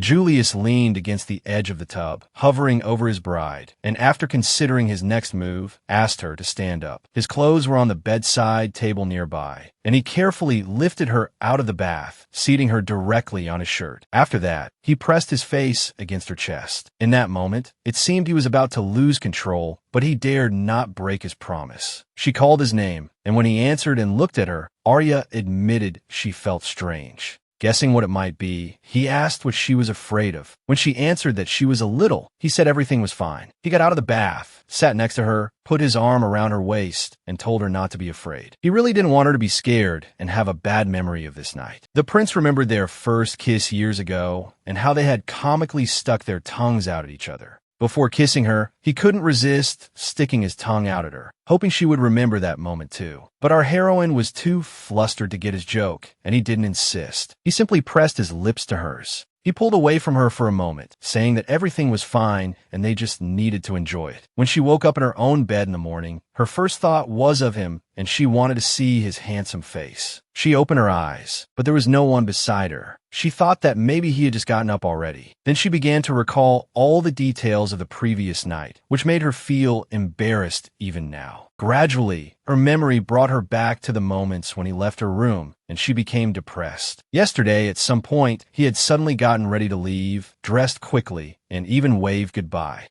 When his words about not being able to sleep in the same bed echoed in her mind, she completely broke down and tears welled up in her eyes. Arya pulled the blanket over her head, thinking that maybe if she slept a little longer, she would wake up to find him beside her. She even turned to the other side to try to fall asleep, but sleep refused to return, just like our hero. That half of the bed was empty, and even the sheets were cold to the touch. They held no human warmth. After getting dressed, she went out into the hallway. First, she had classes to attend, and second, she wanted to find the prince to talk. She couldn't stop thinking about the previous night, although the maids managed to distract her from these thoughts. When she asked what had happened, the servants replied that they had been searching for Princess Yuno since early morning and were exhausted. Just then, the young princess ran down the hallway from a distance. The maids hurried after her. The princess ran to the balcony, shouting at everyone to leave her alone, then went to the railing and looked down. She straddled the railing, ignoring the maid's warnings that it was dangerous, and demanded they not come closer. The young lady was so engrossed in her game that she didn't feel the danger awaiting her on this balcony. Her hand slipped, and the princess fell, her braids flying in the wind, her eyes wide with fear. But the fear the maids experienced in that moment cannot be described in words, as they couldn't even scream. And only by a lucky coincidence, our heroine had been walking down the hallway a few minutes earlier and thus arrived in time.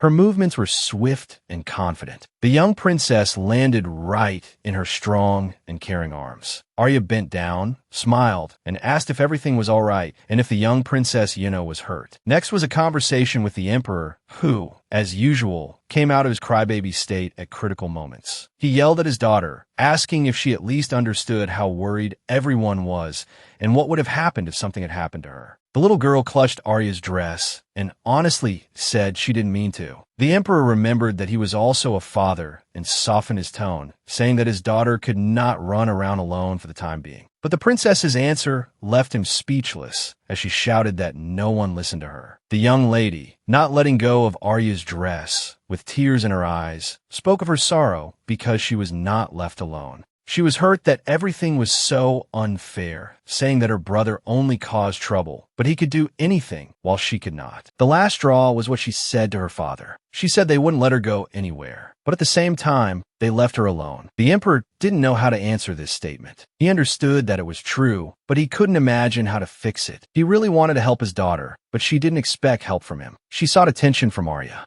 The princess repeated our heroine's name several times, begging her not to leave and to stay with her. Arya understood how the little girl felt, so she asked the Emperor for permission to handle this herself. She took the young lady in her arms and walked down the hallway with her. Gradually, the tears in the girl's eyes dried up. A teacher was walking towards them, looking for her student, and she asked what was going on, as she was a strict lady. Our heroine realized that her actions were a bit reckless, but she had no right to leave the princess alone. Arya apologized for missing class today, but promised to come tomorrow for sure. The teacher replied that, understandingly, if these were the words of the future Empress, then she dared not argue. As she left, she reminded her student that she must keep her promise. So tomorrow, she would be waiting for her at the appointed time. At the urgent request of his bride-to-be, the prince attended a tea party on the summer terrace, but he was bored. In a bored tone, he asked why he was there and why his presence was necessary. Princess Yuno sat opposite her brother, mentally cursing him with all the curses she knew. The heir observed her for a moment and asked what was wrong with his sister. Hearing this question, she put on a fake sweet smile. But this smile only lasted for a few seconds. Then the princess returned to her work, which was mentally cursing her brother. Arya thought about what she should do. She thought that she alone could not fill Princess Yuno's loneliness. However, it didn't work out, and the prince clearly didn't like this tea party either. He even asked what was making his sister so unhappy. The princess just frowned and hid behind a cup of tea, but was in no hurry to answer. Dissatisfaction with her young life had accumulated in Yuno's soul, and she could no longer bear this injustice. She pointed her little finger at Julius and blurted out that it was all her brother's one-sided love's fault. The prince almost jumped out his chair. This statement shocked him so much that he could only ask what that was again. The young lady added that he had no sense of proportion at all, only thought of himself, and didn't look at her at all.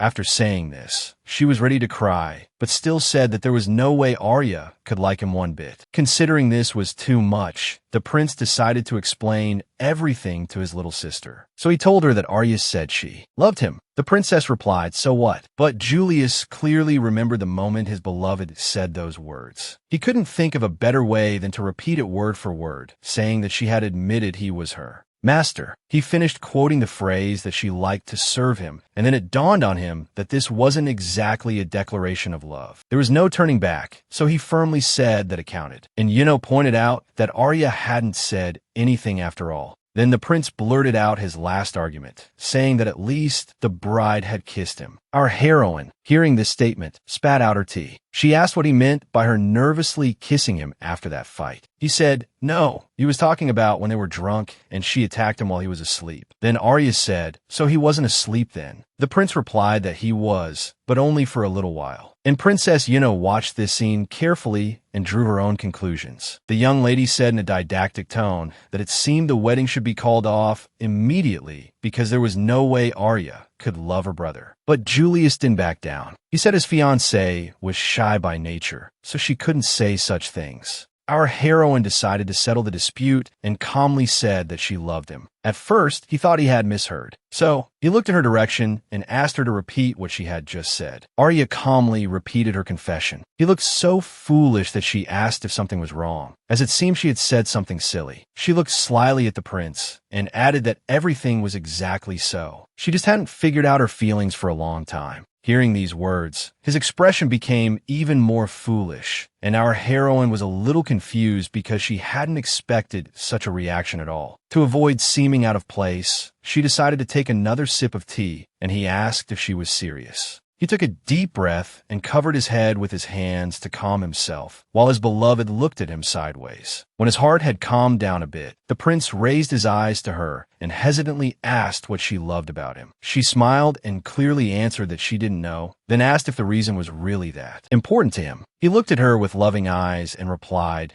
that he was just asking out of curiosity because it was the first time he had encountered such a thing. Our heroine said she would try and began to think about what exactly attracted her feelings for this young man. The young princess watched this scene silently, and she had completely different thoughts about it. Julius, in a good mood, said that he also loved her very much, and Arya, without hesitation, replied that she knew. The princess didn't intervene in this conversation for one reason. She realized she was being left out again. She held her favorite teddy bear tighter with one hand and fiddled with the fabric of her dress with the other. After all, the thought that if Arya left, she would be alone again, and the awareness of her loneliness made her want to cry. The young princess pressed her face into the toy, trying to hold back her tears, but they just couldn't help but flow. Suddenly, the young lady felt someone's hand on hers and heard a gentle voice. It was her brother's fiancé speaking. These were the most ordinary words, but they were exactly what the young soul craved, because Arya said she loved her very much too. The princess looked carefully at our heroine and realized that these words were quite sincere, but she was afraid to believe them. Arya looked into the princess's huge eyes and continued, saying that nothing would change and she wasn't going anywhere. She said what she had wanted to say for a long time, which was that she just had a lot to do now and therefore didn't have much free time. She smiled and added that if Yuno didn't mind, she would like the princess to be her tea ceremony teacher. She wanted so much to believe that maybe her life would really get better, and she asked if it was true. Then the girl looked at her brother, and her childhood regrets resurfaced. Although she was still so young, she already understood how hard it was when everyone around was busy and no one cared about you. Yuno remembered one time when she was standing in the hallway with her lady-in-waiting, and the maid said her brother was coming. She remembered how her little heart started to beat and how happy she was that she was not alone and that there was someone who needed her. She ran after him, barely keeping up with her short legs, but she tried to keep up, telling him as she ran that she was his little sister. Yuno also remembered his fleeting glance, how he barely looked at her, and then, saying he knew, hurried down the hallway. His well-tailored cloak billowed with his steps, while she stood alone in the middle of the huge corridor. The princess also remembered that he had never really looked at her. It was as if she didn't exist for him. Even when they had lunch together and she tried everything to get his attention, he remained distant. No matter how hard she tried to get her brother to look at her, it was just her wish. Feeling Arya's support, the young princess turned to her brother, surprising him. He was drinking his tea and absent-mindedly asked what she wanted,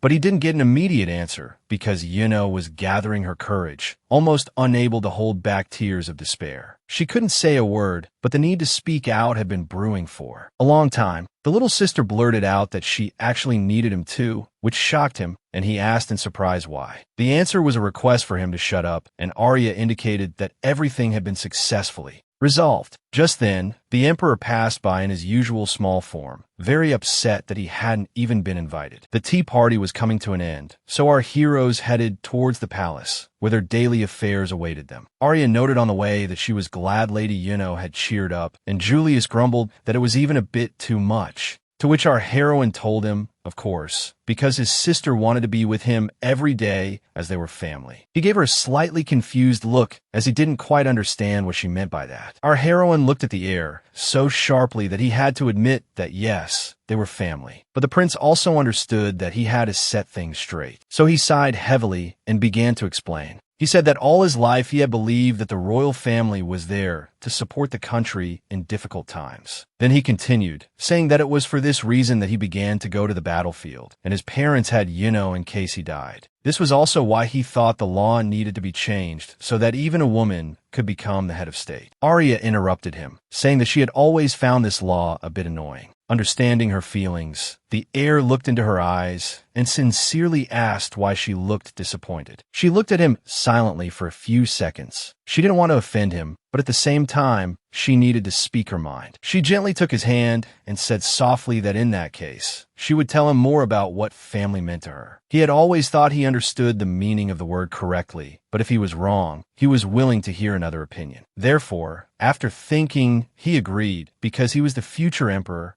and had no right to dismiss another point of view, especially if it was hers. Our heroine said that she should have done her own thing long ago and walked down the hallway. His curiosity got the better of him, so he also came to the office and began to peek at what she was doing. She was making a list to help her become the ideal princess, and she regularly added to it. He read that she would try to have a successful wedding, make friends, and not be disliked. Then Arya said aloud that another item needed to be added to the list. That was that she needed to become the prince's family. Julius enjoyed all the stages, but the last one pleased him the most. He really liked this idea. Noticing that this was her style, he sat down next to her and took the pen from her hand because he decided to add another item to her list. He guessed that she would never have thought of adding this important point herself. So after writing down the wish, he smiled. He said aloud that it was to become worthy, and she read his note about how to have a wonderful wedding night. And so, this important and solemn day arrived. The bells rang throughout the city, announcing the wedding. Our hero, as expected by the ceremony, stood at the altar, anxiously awaiting his bride. The bride, though very nervous, was ready and waiting for the musicians to announce her entrance. The first item on her list was to have a successful wedding, and she had been preparing very hard for the past few days.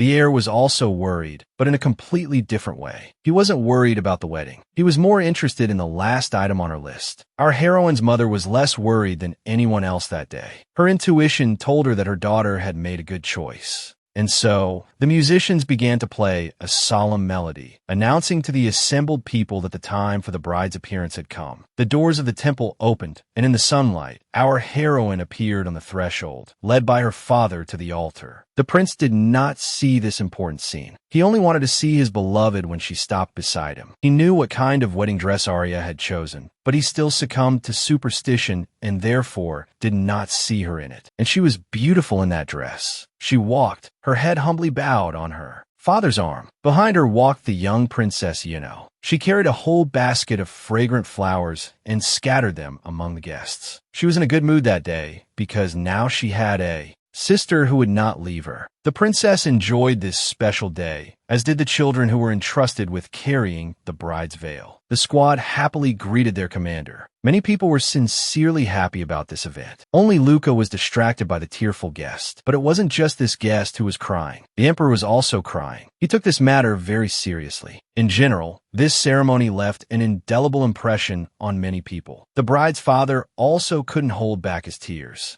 The children carrying the bride's veil were at such a large event for the first time and didn't quite understand why so many people were crying. The ceremony was held in the largest cathedral in the capital, and the high priest was ready to conduct it in a proper manner. Princess Yuno walked up to her partner and winked at the boy who was entrusted with the wedding rings. Meanwhile, Dietrich thanked his younger siblings who had done their job well. Baron Winterheart could no longer hold back his tears, and our heroine's mother could only hand him a handkerchief. Meanwhile, the music stopped, and the high priest began the solemn ceremony with the words, "No matter what people say." Our heroes listened to the continuation of his speech about how, without love, everything is just empty noise, no matter how powerful you are. After this phrase, Julius couldn't help but glance sideways at his beloved, and the words echoed in the cathedral, no matter how much knowledge they possessed. The high priest continued to solemnly proclaim that without love, all this is useless, until the prince admired his bride's humility. But at the same time,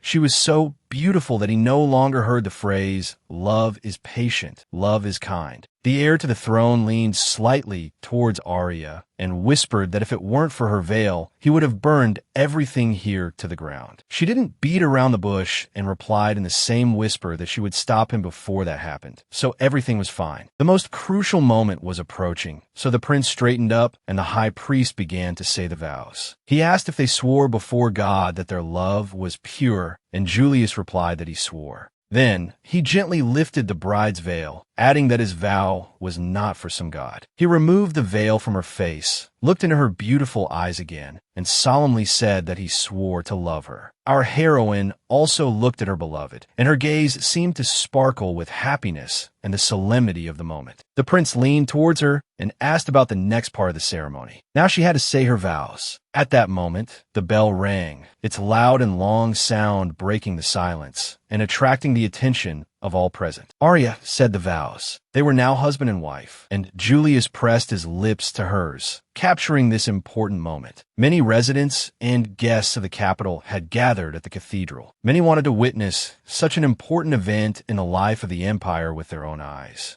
Someone shouted, "They're here," and announced that the crown prince and crown princess were leaving the cathedral. They were greeted with cheers. Congratulations were heard everywhere, and our heroes were simply happy. But some less pleasant whispers could still be heard. One lady said that a low-ranking noble had become the crown princess. A girl in the crowd told another that, as far as she knew, the crown princess had fallen in love with the prince at first sight, and added that, even after 7 years, he had won her heart. At that moment, the carriage carrying the newlyweds set off. Arya whispered that someone was spreading rumors, and the prince added that everyone loves such stories, but he pointed out that it had nothing to do with him. The princess did not add or comment on anything. The people on the streets greeted them warmly. Many shouted congratulations, and Julius thought that the common people loved her. But he actually knew that before this moment. All the most interesting things would begin at the evening reception. He knew that most of the high nobility would put obstacles in her way, and his face darkened at the thought. Our heroine continued to wave to the people on the street and told her husband that his face was scary right now. She put on her most charming smile and gently told the prince that she would be fine. Her confidence was contagious, and he himself understood that they could easily handle the problems with the nobility. The official reception for the crown prince's wedding was already in full swing when a carriage stopped in front of the palace. The princess of Altenia stepped out of the carriage. She was a little late, but it didn't bother her. She had a grand plan for the evening. She looked at her silent knight and said she couldn't wait to see what would happen at the reception. She fanned herself with her fan and asked her companion to answer her. He was equally expectant, but he just looked at her silently. A little earlier, at Rosenberg Castle, guests had gathered in the large reception hall. They mingled and talked in small groups. Of course, the main topic of conversation today was the wedding, and the guests chatted while enjoying fine wine. Everyone was waiting for the arrival of the newlyweds. The Winterhearts were also waiting for them, and at that time, the mother was scolding her husband as Luca walked past them. A lady whispered to her interlocutor to look at the stairs because the newlyweds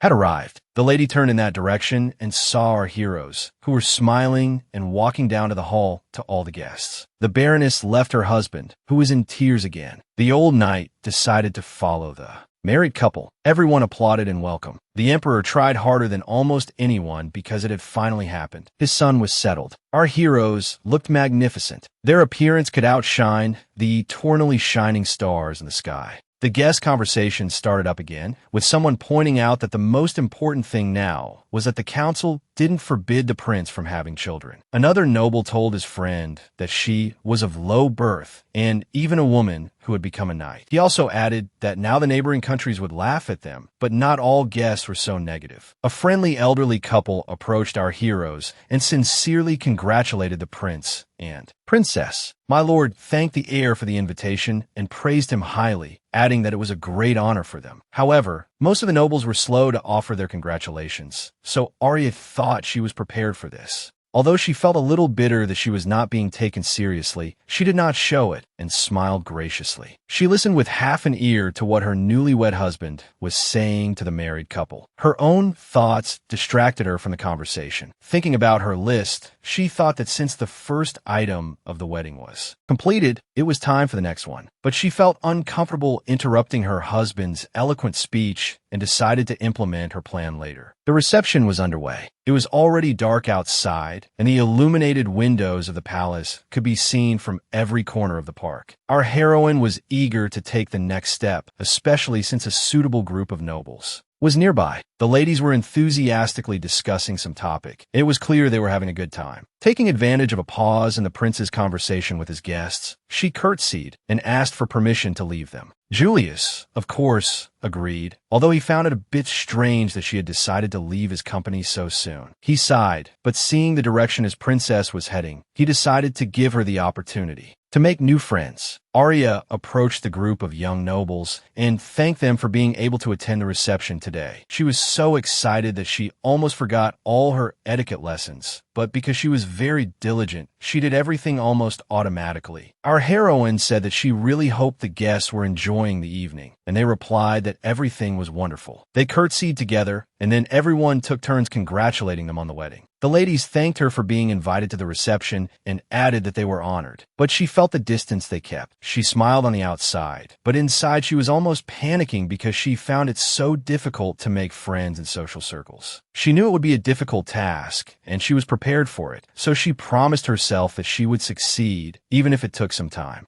The nobles continued their conversation, completely ignoring her presence. She felt invisible. They discussed her husband without any reservations. They said he was still handsome at 28, but they didn't find anything new in that. Arya was already well aware of this fact, and she watched. The prince was enthusiastically discussing something with some malord she had never seen before. She thought that as long as he didn't open his mouth, he was still very popular. Meanwhile, the guests began to talk about how, as far as they knew, there was no man on the continent more handsome than him. At that moment, another guest walked straight up to her, smiling at Arya, and she was even surprised that someone had actually noticed her. Meanwhile, our hero was talking to one of the most prominent nobles in the empire, who said he was very surprised. He toyed with the cup in his hand, adding that it was unexpected, and the prince replied that he didn't see anything unexpected. The noble flatteringly said that the crown prince had been bewitched by a snake and explained that such rumors were circulating in high society. Julius looked at his interlocutor, his face dark, and said he would like to know who was spreading such rumors. The guest waved his hand and added that His Highness's legal wife's position was still vacant, so people could talk about whatever they wanted. But when he suggested that the heir consider this issue for everyone's peace of mind, he squeezed his fingers so tightly that the cup creaked in his hand. The interlocutor continued nonchalantly, saying that coincidentally, he had a daughter of a suitable age. This statement offended the prince, so he could barely restrain himself and asked why he didn't shut his insolent mouth before it was too late. Julius rocked back on his heels and threatened that he had never been known for his patience. He added that, however, he had already decided to choose one wife for life, and he hoped this evening would have a good ending. He was ready to tear his interlocutor to pieces, but he said that it was only because of her kindness that the guest's head was still on his shoulders. The The prince's patience was at its limit, but he really didn't want to ruin the reception, and his interlocutor tried to turn everything into a joke. The man said that perhaps the heir had misunderstood him and added that he was glad the prince and princess had such a passionate relationship. He continued, saying that when he himself had just gotten married, he was almost floating on clouds. But one should not forget that time changes everything. However, our hero was no longer listening to his interlocutor. His attention was drawn to the fact that his wife was happily chatting with a guest. He quickly made a decision for himself. First, he needed to deal with this annoying and ungrateful noble. The prince thrust the cracked cup into the guest's empty hand and signaled to Aldrich, who quickly assessed the situation.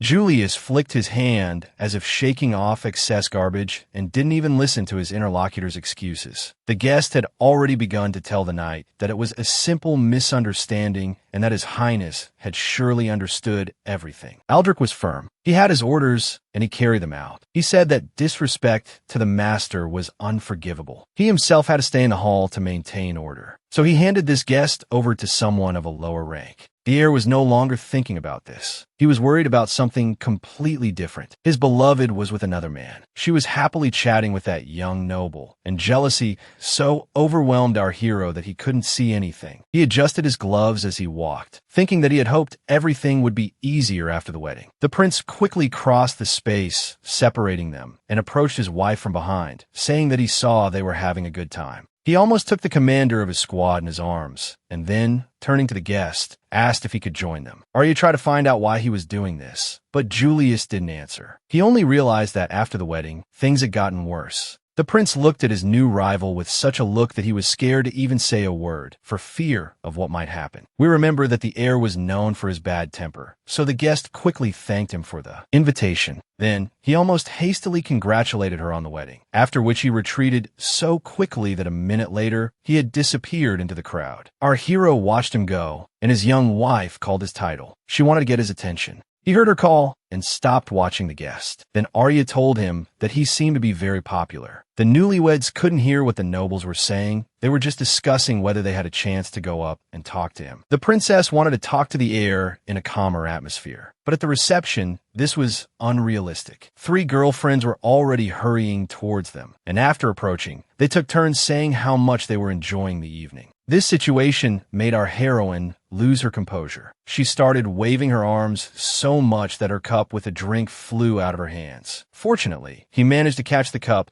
and asked if she was jealous, to which he received the answer that it was not at all the case. She brushed the topic aside and began to ask what was the point of her being jealous, and in general, why jealous, and of whom. However, she understood that she didn't look convincing right now, and most likely from the outside, she looked like a fool. Julius didn't want his young wife to have a hysterical fit right now, so he called her name in a calm tone. Arya covered her face with her hands, trying to come to her senses and calm down. After all, they were at a reception, surrounded by many guests. Of course, this scene did not go unnoticed. Those present would surely relish this story with their friends. The prince, being more experienced in court etiquette, understood that the situation had to be corrected immediately. He drained his cup in one gulp. He placed it on the tray of a passing servant, already thinking of how to distract our heroine. He held out his hand to her and called her name, and she finally removed her hands from her face, curious as to what the prince wanted to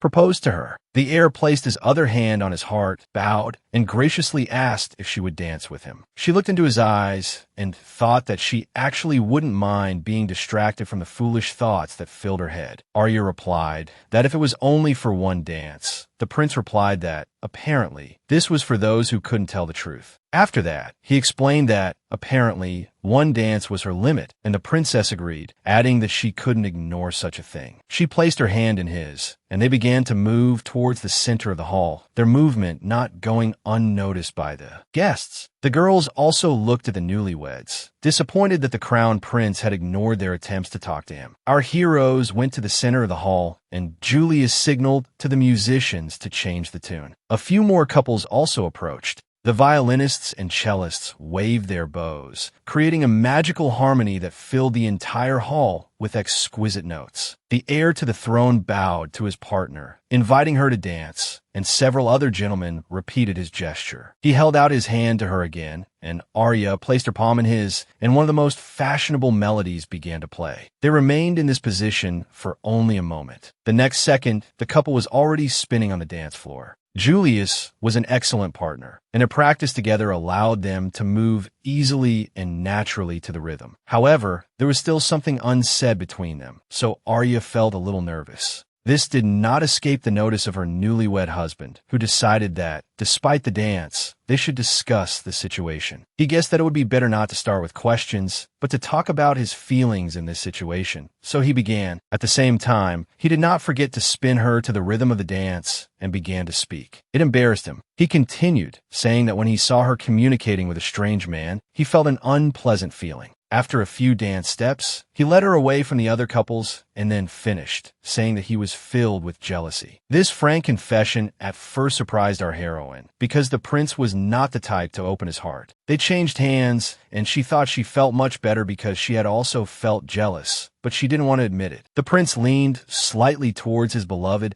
and quietly told her that he hoped she felt the same way. Arya raised her eyes to him, but did not admit that she had been consumed by jealousy less than 5 minutes ago. She laughed softly, which confused her partner, as this was not the reaction he expected. So he asked her what was wrong. At that moment, the movements of the dance separated them by an arm's length, so she did not immediately answer his question. When the next step brought her closer to him, she said that she felt much better now. He asked in surprise if it was true, and she sincerely replied that now she didn't care what others thought. And besides her responsibilities and competition, she was now just enjoying dancing with His Highness. She finished her sentence by saying that it was wonderful, which completely disarmed her partner. He hadn't forgotten for a second that they were dancing, and he said that he had always thought that knights were not good at surprises. He lifted Arya off the ground and happily added that now, just like that, he felt much better, and he was also just enjoying the dance. Several pairs of eyes in the hall were fixed on them. The Baroness joked, "What kind of children are they?" and added that they looked happy, which was true. The newlyweds were simply radiant. After talking, they both felt relieved, and for the rest of the dance, our lovers just enjoyed each other's company. When the melody stopped, the partners bowed, and the hall erupted in applause for the main characters of the celebration.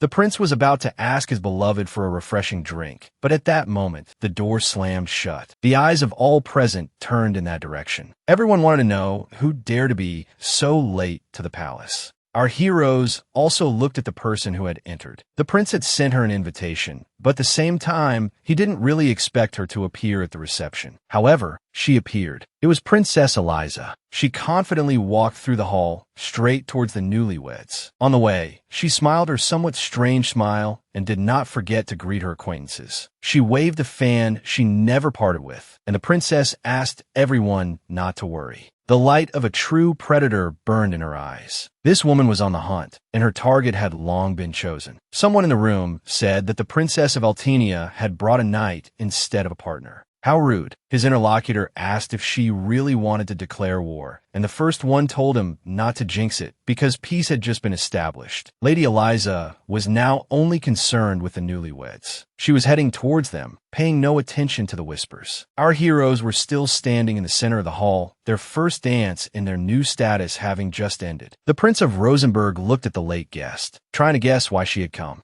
She covered her face with her favorite accessory, approached, and asked the heir not to look at her so intently. Princess Eliza played with her fan and stopped just a few steps away from the main couple of the evening. Julius replied, asking if she thought they were looking at her that way because she had brought a knight to the party. The eyes of all present turned to the escort. He was not nervous, but he still placed his palm on the hilt of his sword. The Princess of Altenia pretended to be completely innocent and replied that she didn't see anything wrong with it. The prince didn't believe a word she said. He looked at the guest with suspicion and then heard her say that he was the same. She waved her hand, pointing at his wife, and continued to play innocent, finishing her thought by saying that he had also brought a knight. Julius, barely able to contain his annoyance, said, Princess Eliza. Then she said, exactly, that she hadn't had time to thank her yet. My lady looked directly into Princess Arya's eyes and explained that it was she who had helped her with the carriage that night. Our heroine also looked at the guest, but didn't understand why she had remembered this now. Lady Eliza continued, saying that when her carriage got stuck, the knight was not afraid to get his uniform dirty and rushed into the mud. The guest smiled, having achieved the desired effect, and someone behind her asked if Arya had really behaved so dirty in front of the princess. However, someone stood up for our heroine, saying that this was before she became the crown princess. Arya felt lonely, and someone nearby said, "What a shame! How could such a vulgar woman become the head of the country?" After provoking the gossip, my lady looked at the main character of the day, waiting for things to unfold. Realizing that this was a clear provocation, the heir wanted to protect his beloved. He uttered the guest title, but Princess Arya acted very wisely. She shifted the attention to herself, saying that the guest had nothing to thank her for. The prince and Lady Eliza listened to her words, saying that she was always happy to lend a helping hand, and then she introduced herself. She gave her name, Arya Rosenberg, and from that day on, she was the wife of Julius Otis, the crown princess and a knight. This was said so frankly that Lady Eliza thought that the weak girl was no more. She had no choice but to quickly adapt and change her strategy, and she was very good at it. Lady Eliza quickly closed the distance with our heroine and hugged her, and it all happened so fast that Arya didn't even have time to react. Our hero also looked at this action with genuine surprise. He didn't like this change in behavior very much. The Princess of Altenia managed to confuse everyone, at least for a short time. She was pleased with herself, and her pupils narrowed to the size of a snake's. But our heroine was not too happy with this turn of events. She tried to break free from these unwilling embraces. She succeeded, but not because of her efforts. The guest had simply enjoyed her game. She crossed her arms over her chest, took a few steps back, and apologized for completely forgetting why she had come to this reception. Julius sensed the falsehood in her voice, but he could do nothing about it. My lady bowed in turn, first to him, then to Arya. She took a few more steps back and asked for permission to congratulate them on this special day, their wedding. She spread her arms and said that she wanted to congratulate the Rosenberg Empire on having such a delightful crown princess. Then she glanced at the guests present, who were all frozen in place, silent, afraid to do anything wrong. She needed everyone's approval, so she asked loudly if she was right, and the nobles began to applaud uncertainly. She stopped the sparse applause with a wave of her fan, and said that she wanted to make them a proposal on behalf of her country. Julius tensed up. He thought that now was the moment of truth, and now they would know the real reason for her visit and this performance. Princess Eliza continued. She talked about how the continent was divided into two parts, and now they lived in an era of peace. When my lady started talking about the small country of Lilywood that had recently emerged, our heroine became very interested. This country had broken the old order, and now there was a small-scale war. But if the fire spread, then the conflict would rage again. The prince listened to her words with distrust. He knew this kingdom firsthand, but he still didn't understand what Milady was trying to say. He understood that the guest was lying, but at that moment, she said that the Rosenberg Empire had produced many outstanding knights. She held out her elegant hand, gloved and lace up to the elbow, and added that she was asking to train their people. Our hero raised an eyebrow and pointed out that his country would not get any benefit from this, and she smiled smugly. She said that her country was willing to share with them the methods of getting rich and help Rosenberg develop its economy. The heir looked at the princess with suspicion and asked if Altenia was really offering economic cooperation. The interlocutor replied that this would help ensure the stability of his country, and then he asked if this was true. Lady Eliza moved on to the next part of her plan. She said she was very worried. Their history was full of conflicts. But times have changed, and for the sake of peace on the continent, she wanted to strengthen the ties between the two empires, and now was the best time. Then she also said that we need to unite our efforts, and on this solemn and high note, the princess ended her speech. The timing of her proposal was excellent. Almost all the nobles who had influence in society were now in the hall. Her plan began to work. The nobles present were always eager to get rich and often envied their neighbors. She thought that in this situation, the prince had no choice but to agree. Otherwise, he would risk starting a war. But she was not the only one who realized this. Julius also assessed his situation. This princess had cornered him. Arya looked at the flowing hair of the princess of Alternia, but it was not them that attracted her attention now, but the knight. The silent man who, ignoring all the rules of etiquette, accompanied Milady. Julius told her that nothing could tarnish her and that he wanted her to always remain dazzling. At some point, Arya caught the eye of this mysterious knight,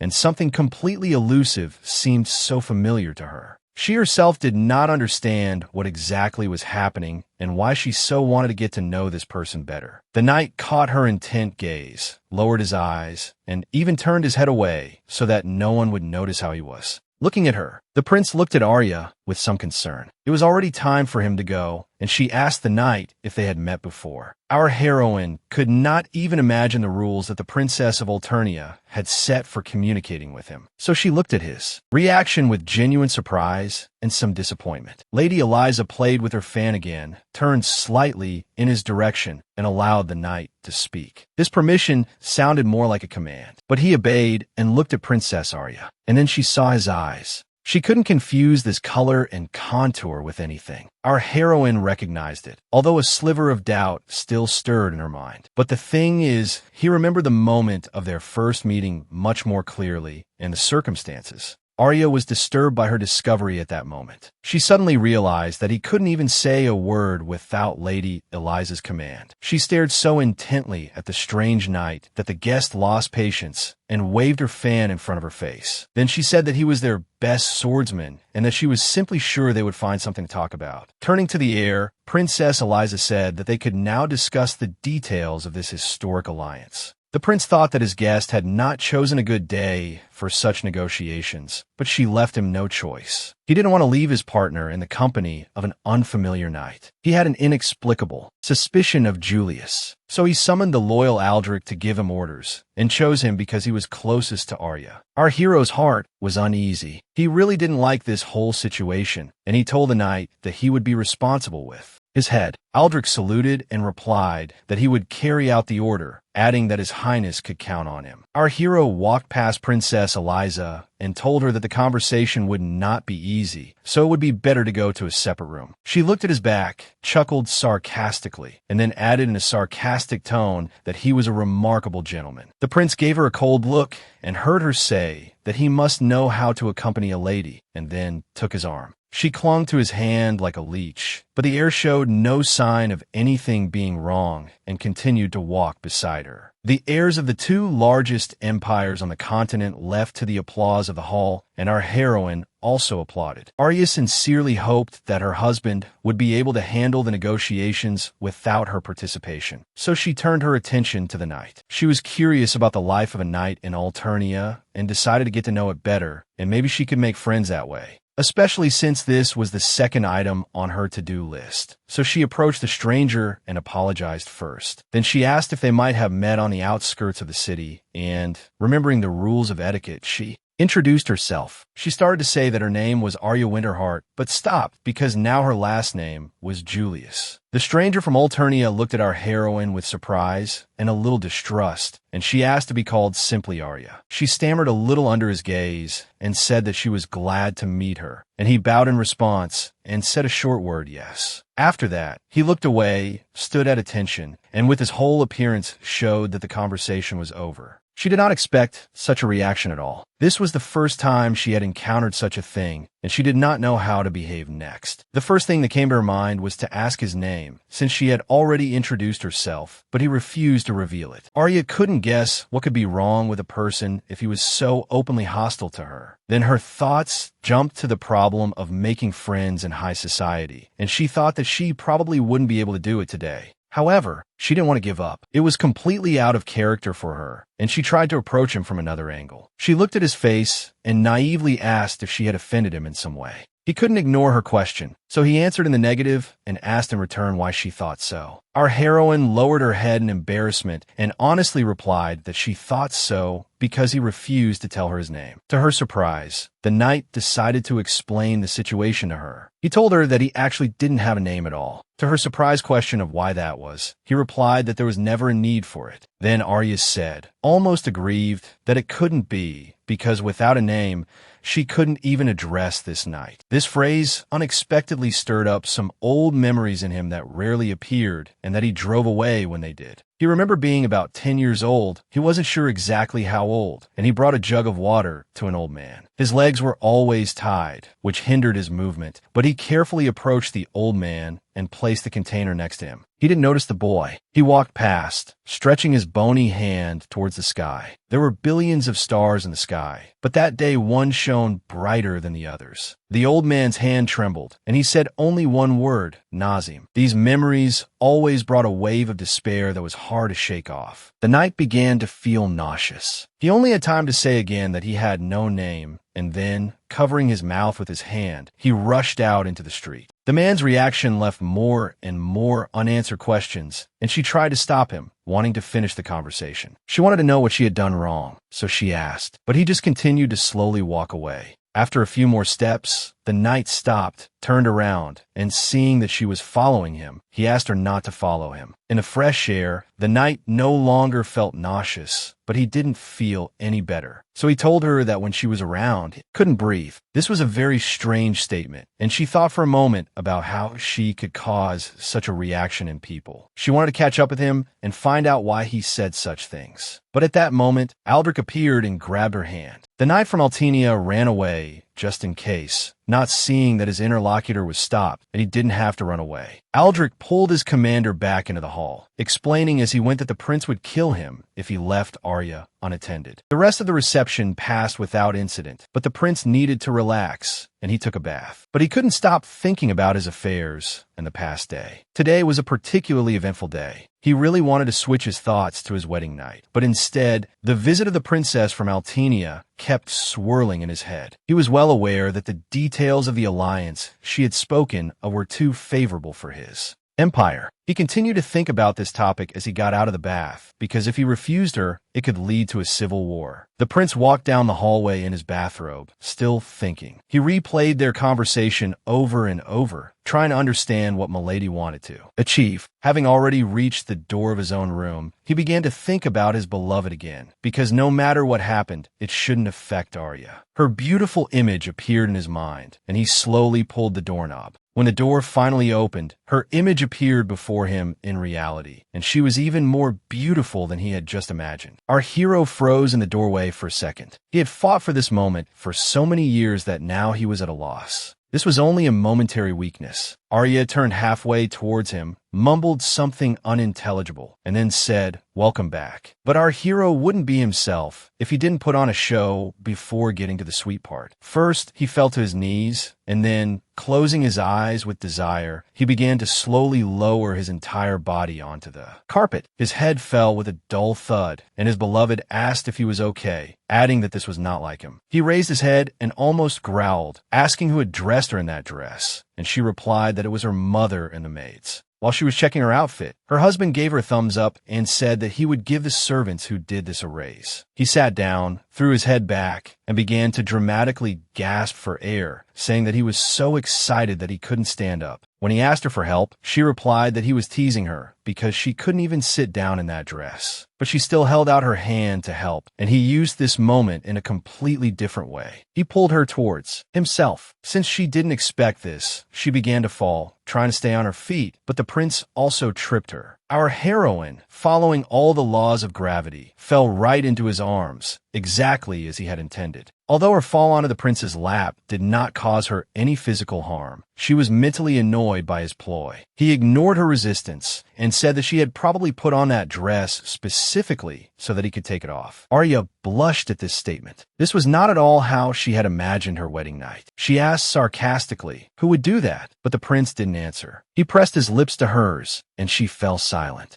Arya broke free from him and even turned away, covering her face with her hands. She was not ready for what was to come. Julius did not give her any more time to resist, let alone think. He took her in his arms and headed for the bed. As they walked, he gently told her that she had done well at the wedding and the reception today, and Arya replied that it was exactly so. He really liked this moment when she succumbed to his sweet talk and became more compliant and smiled. He carefully placed her on the bed and, in the same gentle tone, said that she had the right to be rewarded for her efforts. He spread her legs slightly, placed his knee there, and then lifted her skirt. Desire filled every cell of his body. He could not delay any longer. He took off his bathrobe. Then, starting with her shoes, he set about undressing her of her extra clothes, and did it quite quickly. Our heroine began to be capricious again, saying what she felt, that where their skin touched, it was burning. Then Julius propped himself up slightly on his elbows, so that his beloved would not feel uncomfortable during their first time. His caresses were gentle and persistent, and her feelings began to open up. She began to enjoy it. She felt as if she was melting, dissolving in him. She thought she should be scared, but that feeling was not there. Her whole body responded to his every touch, and Arya felt as if he had penetrated every corner of her soul. She was so immersed in these feelings that she intuitively began to respond to his caresses. She stroked his hair, her fingers sliding down his back. Now, it was his turn to be surprised. She was not just responding to his caresses. She really wanted to please him, but he couldn't immediately believe this miracle. So he looked in her eyes and saw there what he had been waiting for so many years. He saw her love for him.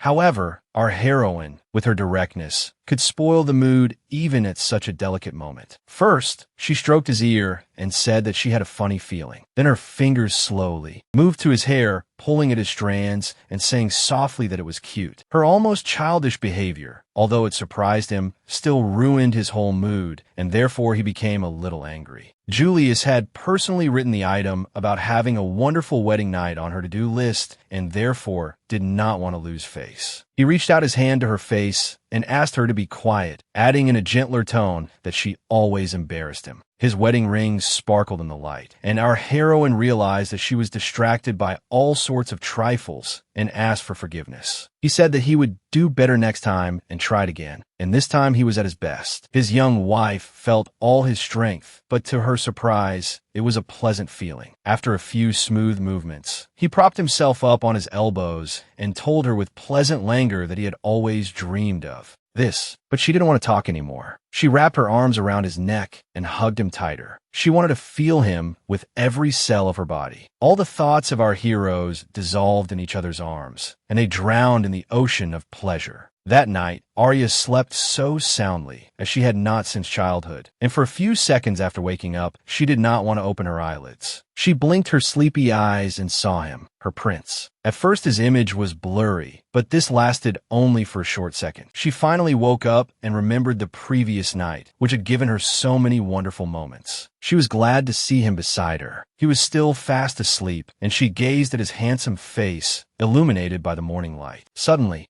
she found that she didn't want to get out of bed at all, but she wouldn't refuse to continue. The mood changed instantly. Mischief took over her thoughts. She giggled and began her plan. At first, she very gently ran her toes over his calf, then more insistently, and when he felt ticklish, he stretched. Arya pressed her whole body against him and giggled again, and the prince felt an irresistible desire. She wanted it too. However, time is relentless. Several months had passed since the wedding day, and now the representatives of the two empires met again. Rosenberg and Altenia signed a peace treaty, and many in the court had high hopes for it. Princess Eliza was quite pleased with what had been achieved, but this was only part of her plan. Now, she could move on to the next stage. Milady approached her knight, placed her hand on his shoulder, and informed him that he would be staying in Rosenberg. She explained that he would be studying here, and she also ordered him to get close to them and win their trust. Princess Eliza squeezed his shoulder hard, looked at Arya, and added that he would then have to kill with his own hands. With a single movement of her index finger, she announced to her nameless knight that he must kill Princess Arya.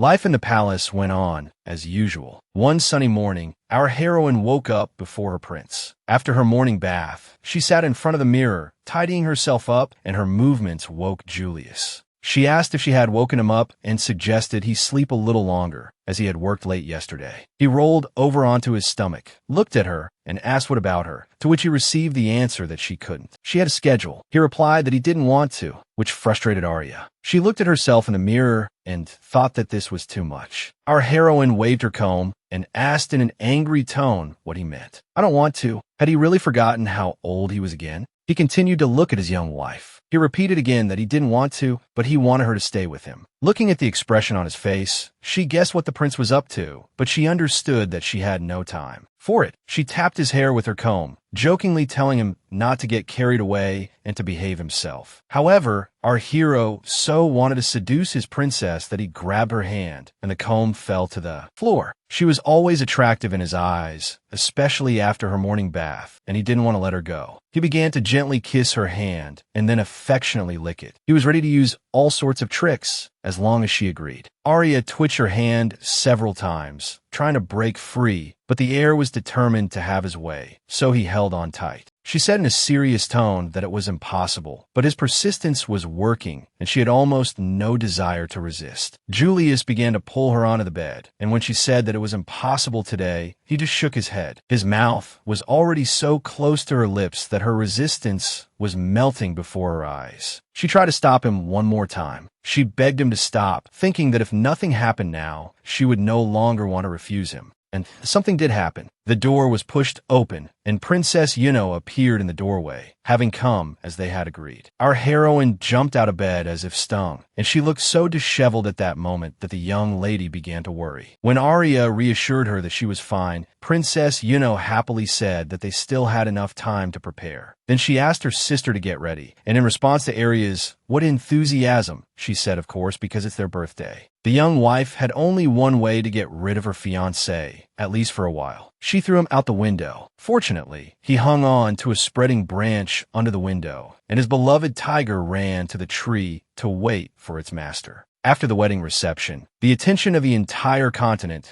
was focused on the celebration of Princess Yuno's birthday. But due to the young lady's capriciousness, the holiday had to be postponed. It was decided to celebrate the birthdays of both princesses on the same day. Our princess was busy. This was all new to her, and the servants came to her with all their questions. They asked where to put these flowers, asked to check the guest list, and she asked them to come to her one by one with their questions. Julius, stretching as he walked, approached his little sister and noted that it was so hectic since early morning. Lady Yuno watched Arya finish her tasks and asked her brother if he had really shown up here too. He called her name, and she replied without turning her head that she knew. Then he glanced at her sideways, but still decided to voice his request. He said that this was the first event Arya would organize, and her reputation in society would depend on its success. The young princess crossed her arms over her chest and replied that nothing would stop her from achieving a brilliant success. The prince glanced at her again. He didn't expect his sister to be so sensible already. But when he only said a short,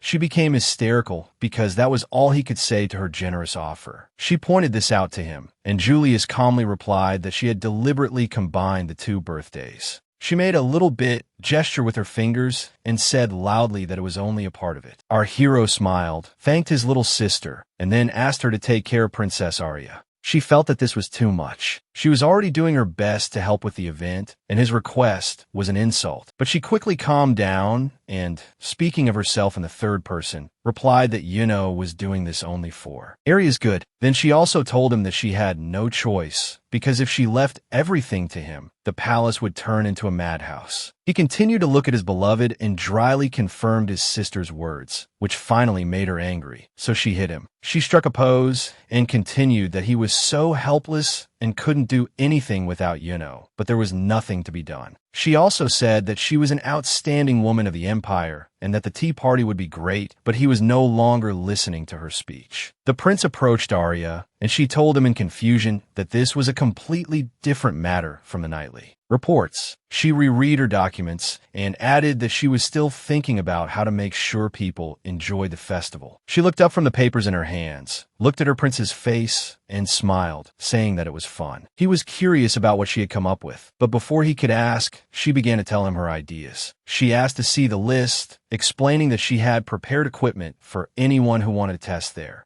strength. He hadn't even recovered from his crazy idea when she started talking about not knowing what to do about aerobics. She complained that it would be uncomfortable in a dress. Then the prince mentally thanked Yuno for taking care of everything. Just then, an imperial guard approached, asked for forgiveness for interrupting them, and said he had urgent news. Lady Yuno had already approached our heroes, and together they listened to the news that the Empress would be arriving in a few days. A look of surprise appeared on Julius's face, but he said aloud that after so many years, it was a bit unexpected. Arya slowly read the word Empress syllable by syllable, and then, realizing what had happened, her inner voice screamed at her. Mother-in-law. The young lady pulled on our heroine's dress and, again in the third person, shared that Yuno did not love his mother. Meanwhile, another guard was reporting the news to the emperor, who was simply stunned. He sat in a chair in the large reception hall and asked again in surprise if the empress was really coming back. When the information was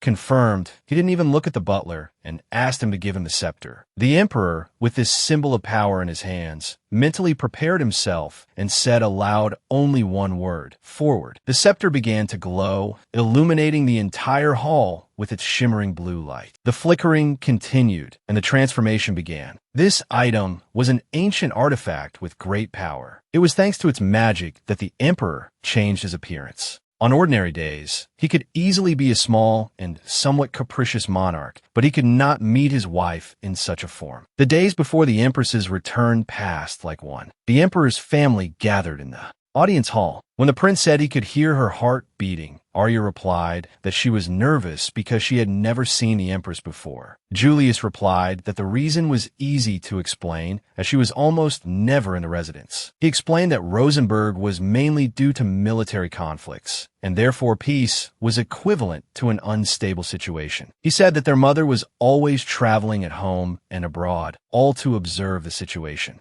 This was the reality, and although the mother developed her own brand and became rich, this was not part of the original plan. When Arya pointed out that the rumors about the Empress being in charge of everything were true, the young lady added that she understood. Very well. Their little conversation was interrupted. The arrival of Her Majesty the Queen was announced, and our heroes turned their eyes to the door. Our heroine understood that the Empress rarely stayed in the palace for long, but she wondered why she had never seen her. Now she saw a charming middle-aged lady who was walking towards them gracefully in high heels. If Arya didn't know how old Julius was, she might have thought this was just his older sister or cousin. Her thoughts were interrupted by the emperor, who suddenly jumped from his throne and loudly called out the name of his esteemed spouse. She turned her beautiful head towards the throne, and then suddenly, Arya noticed that the children did not resemble their mother at all. The emperor spoke as if singing, saying that the days of waiting for her were too long and painful. He held out his hand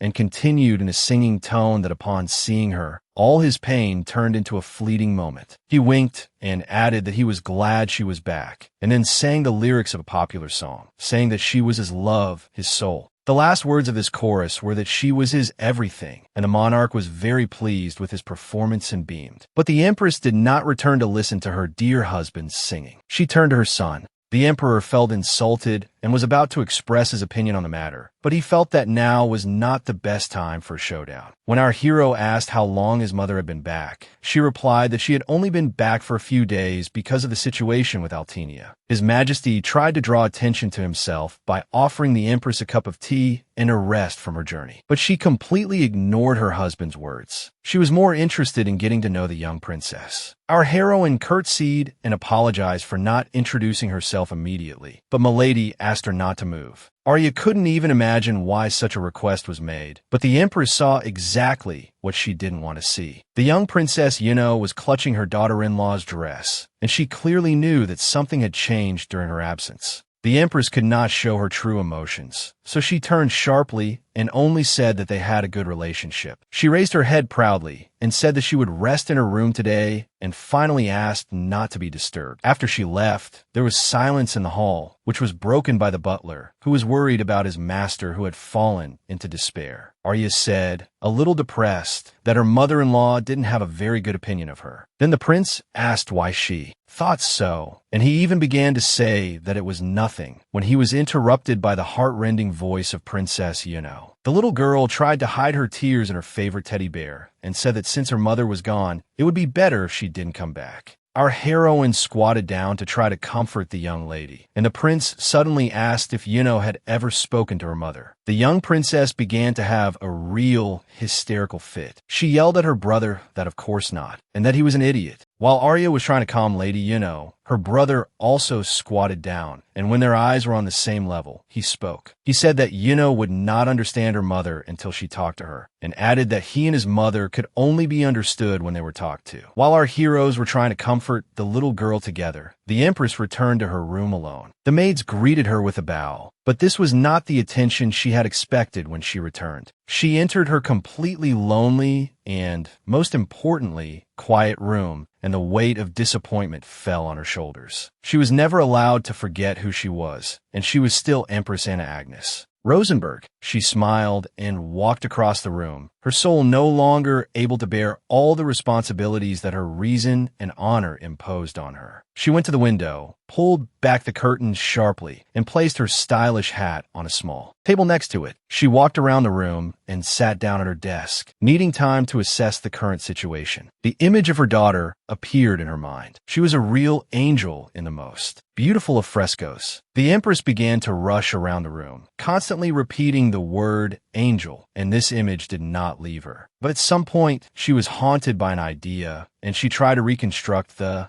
complete picture that had been haunting her. Milady Anna tried so hard to restore the fresco that an image of her daughter with angel wings appeared in her mind, next to a goddess. Whatever they looked like in her imagination, she now understood what she needed to do to try to fix what had happened. She needed to get her daughter back, whom she had almost never seen. With this thought, Lady Anna continued to empty her suitcase. The things she had brought back from her long journey were scattered on the floor, but she didn't notice. Finally, she found what she had given up a rest for. She took out the beautiful dress she had bought for her daughter. She held it up to her eyes and realized that she had bought the wrong size and that her daughter would most likely not fit into any of the samples she had brought. At first, she thought she should try to alter it a little, but she immediately realized that it was a stupid idea. Yuno had grown up. The Empress remembered that she had also bought a lot of beautiful fabrics, and without thinking, she took them out of another suitcase. She danced as she spread these silks and brocades around the room, thinking that with these fabrics, she could sew the perfect outfit. She was so engrossed that she didn't notice at all that the door to the room had opened and guests had appeared in the doorway. The two princesses watched what was happening.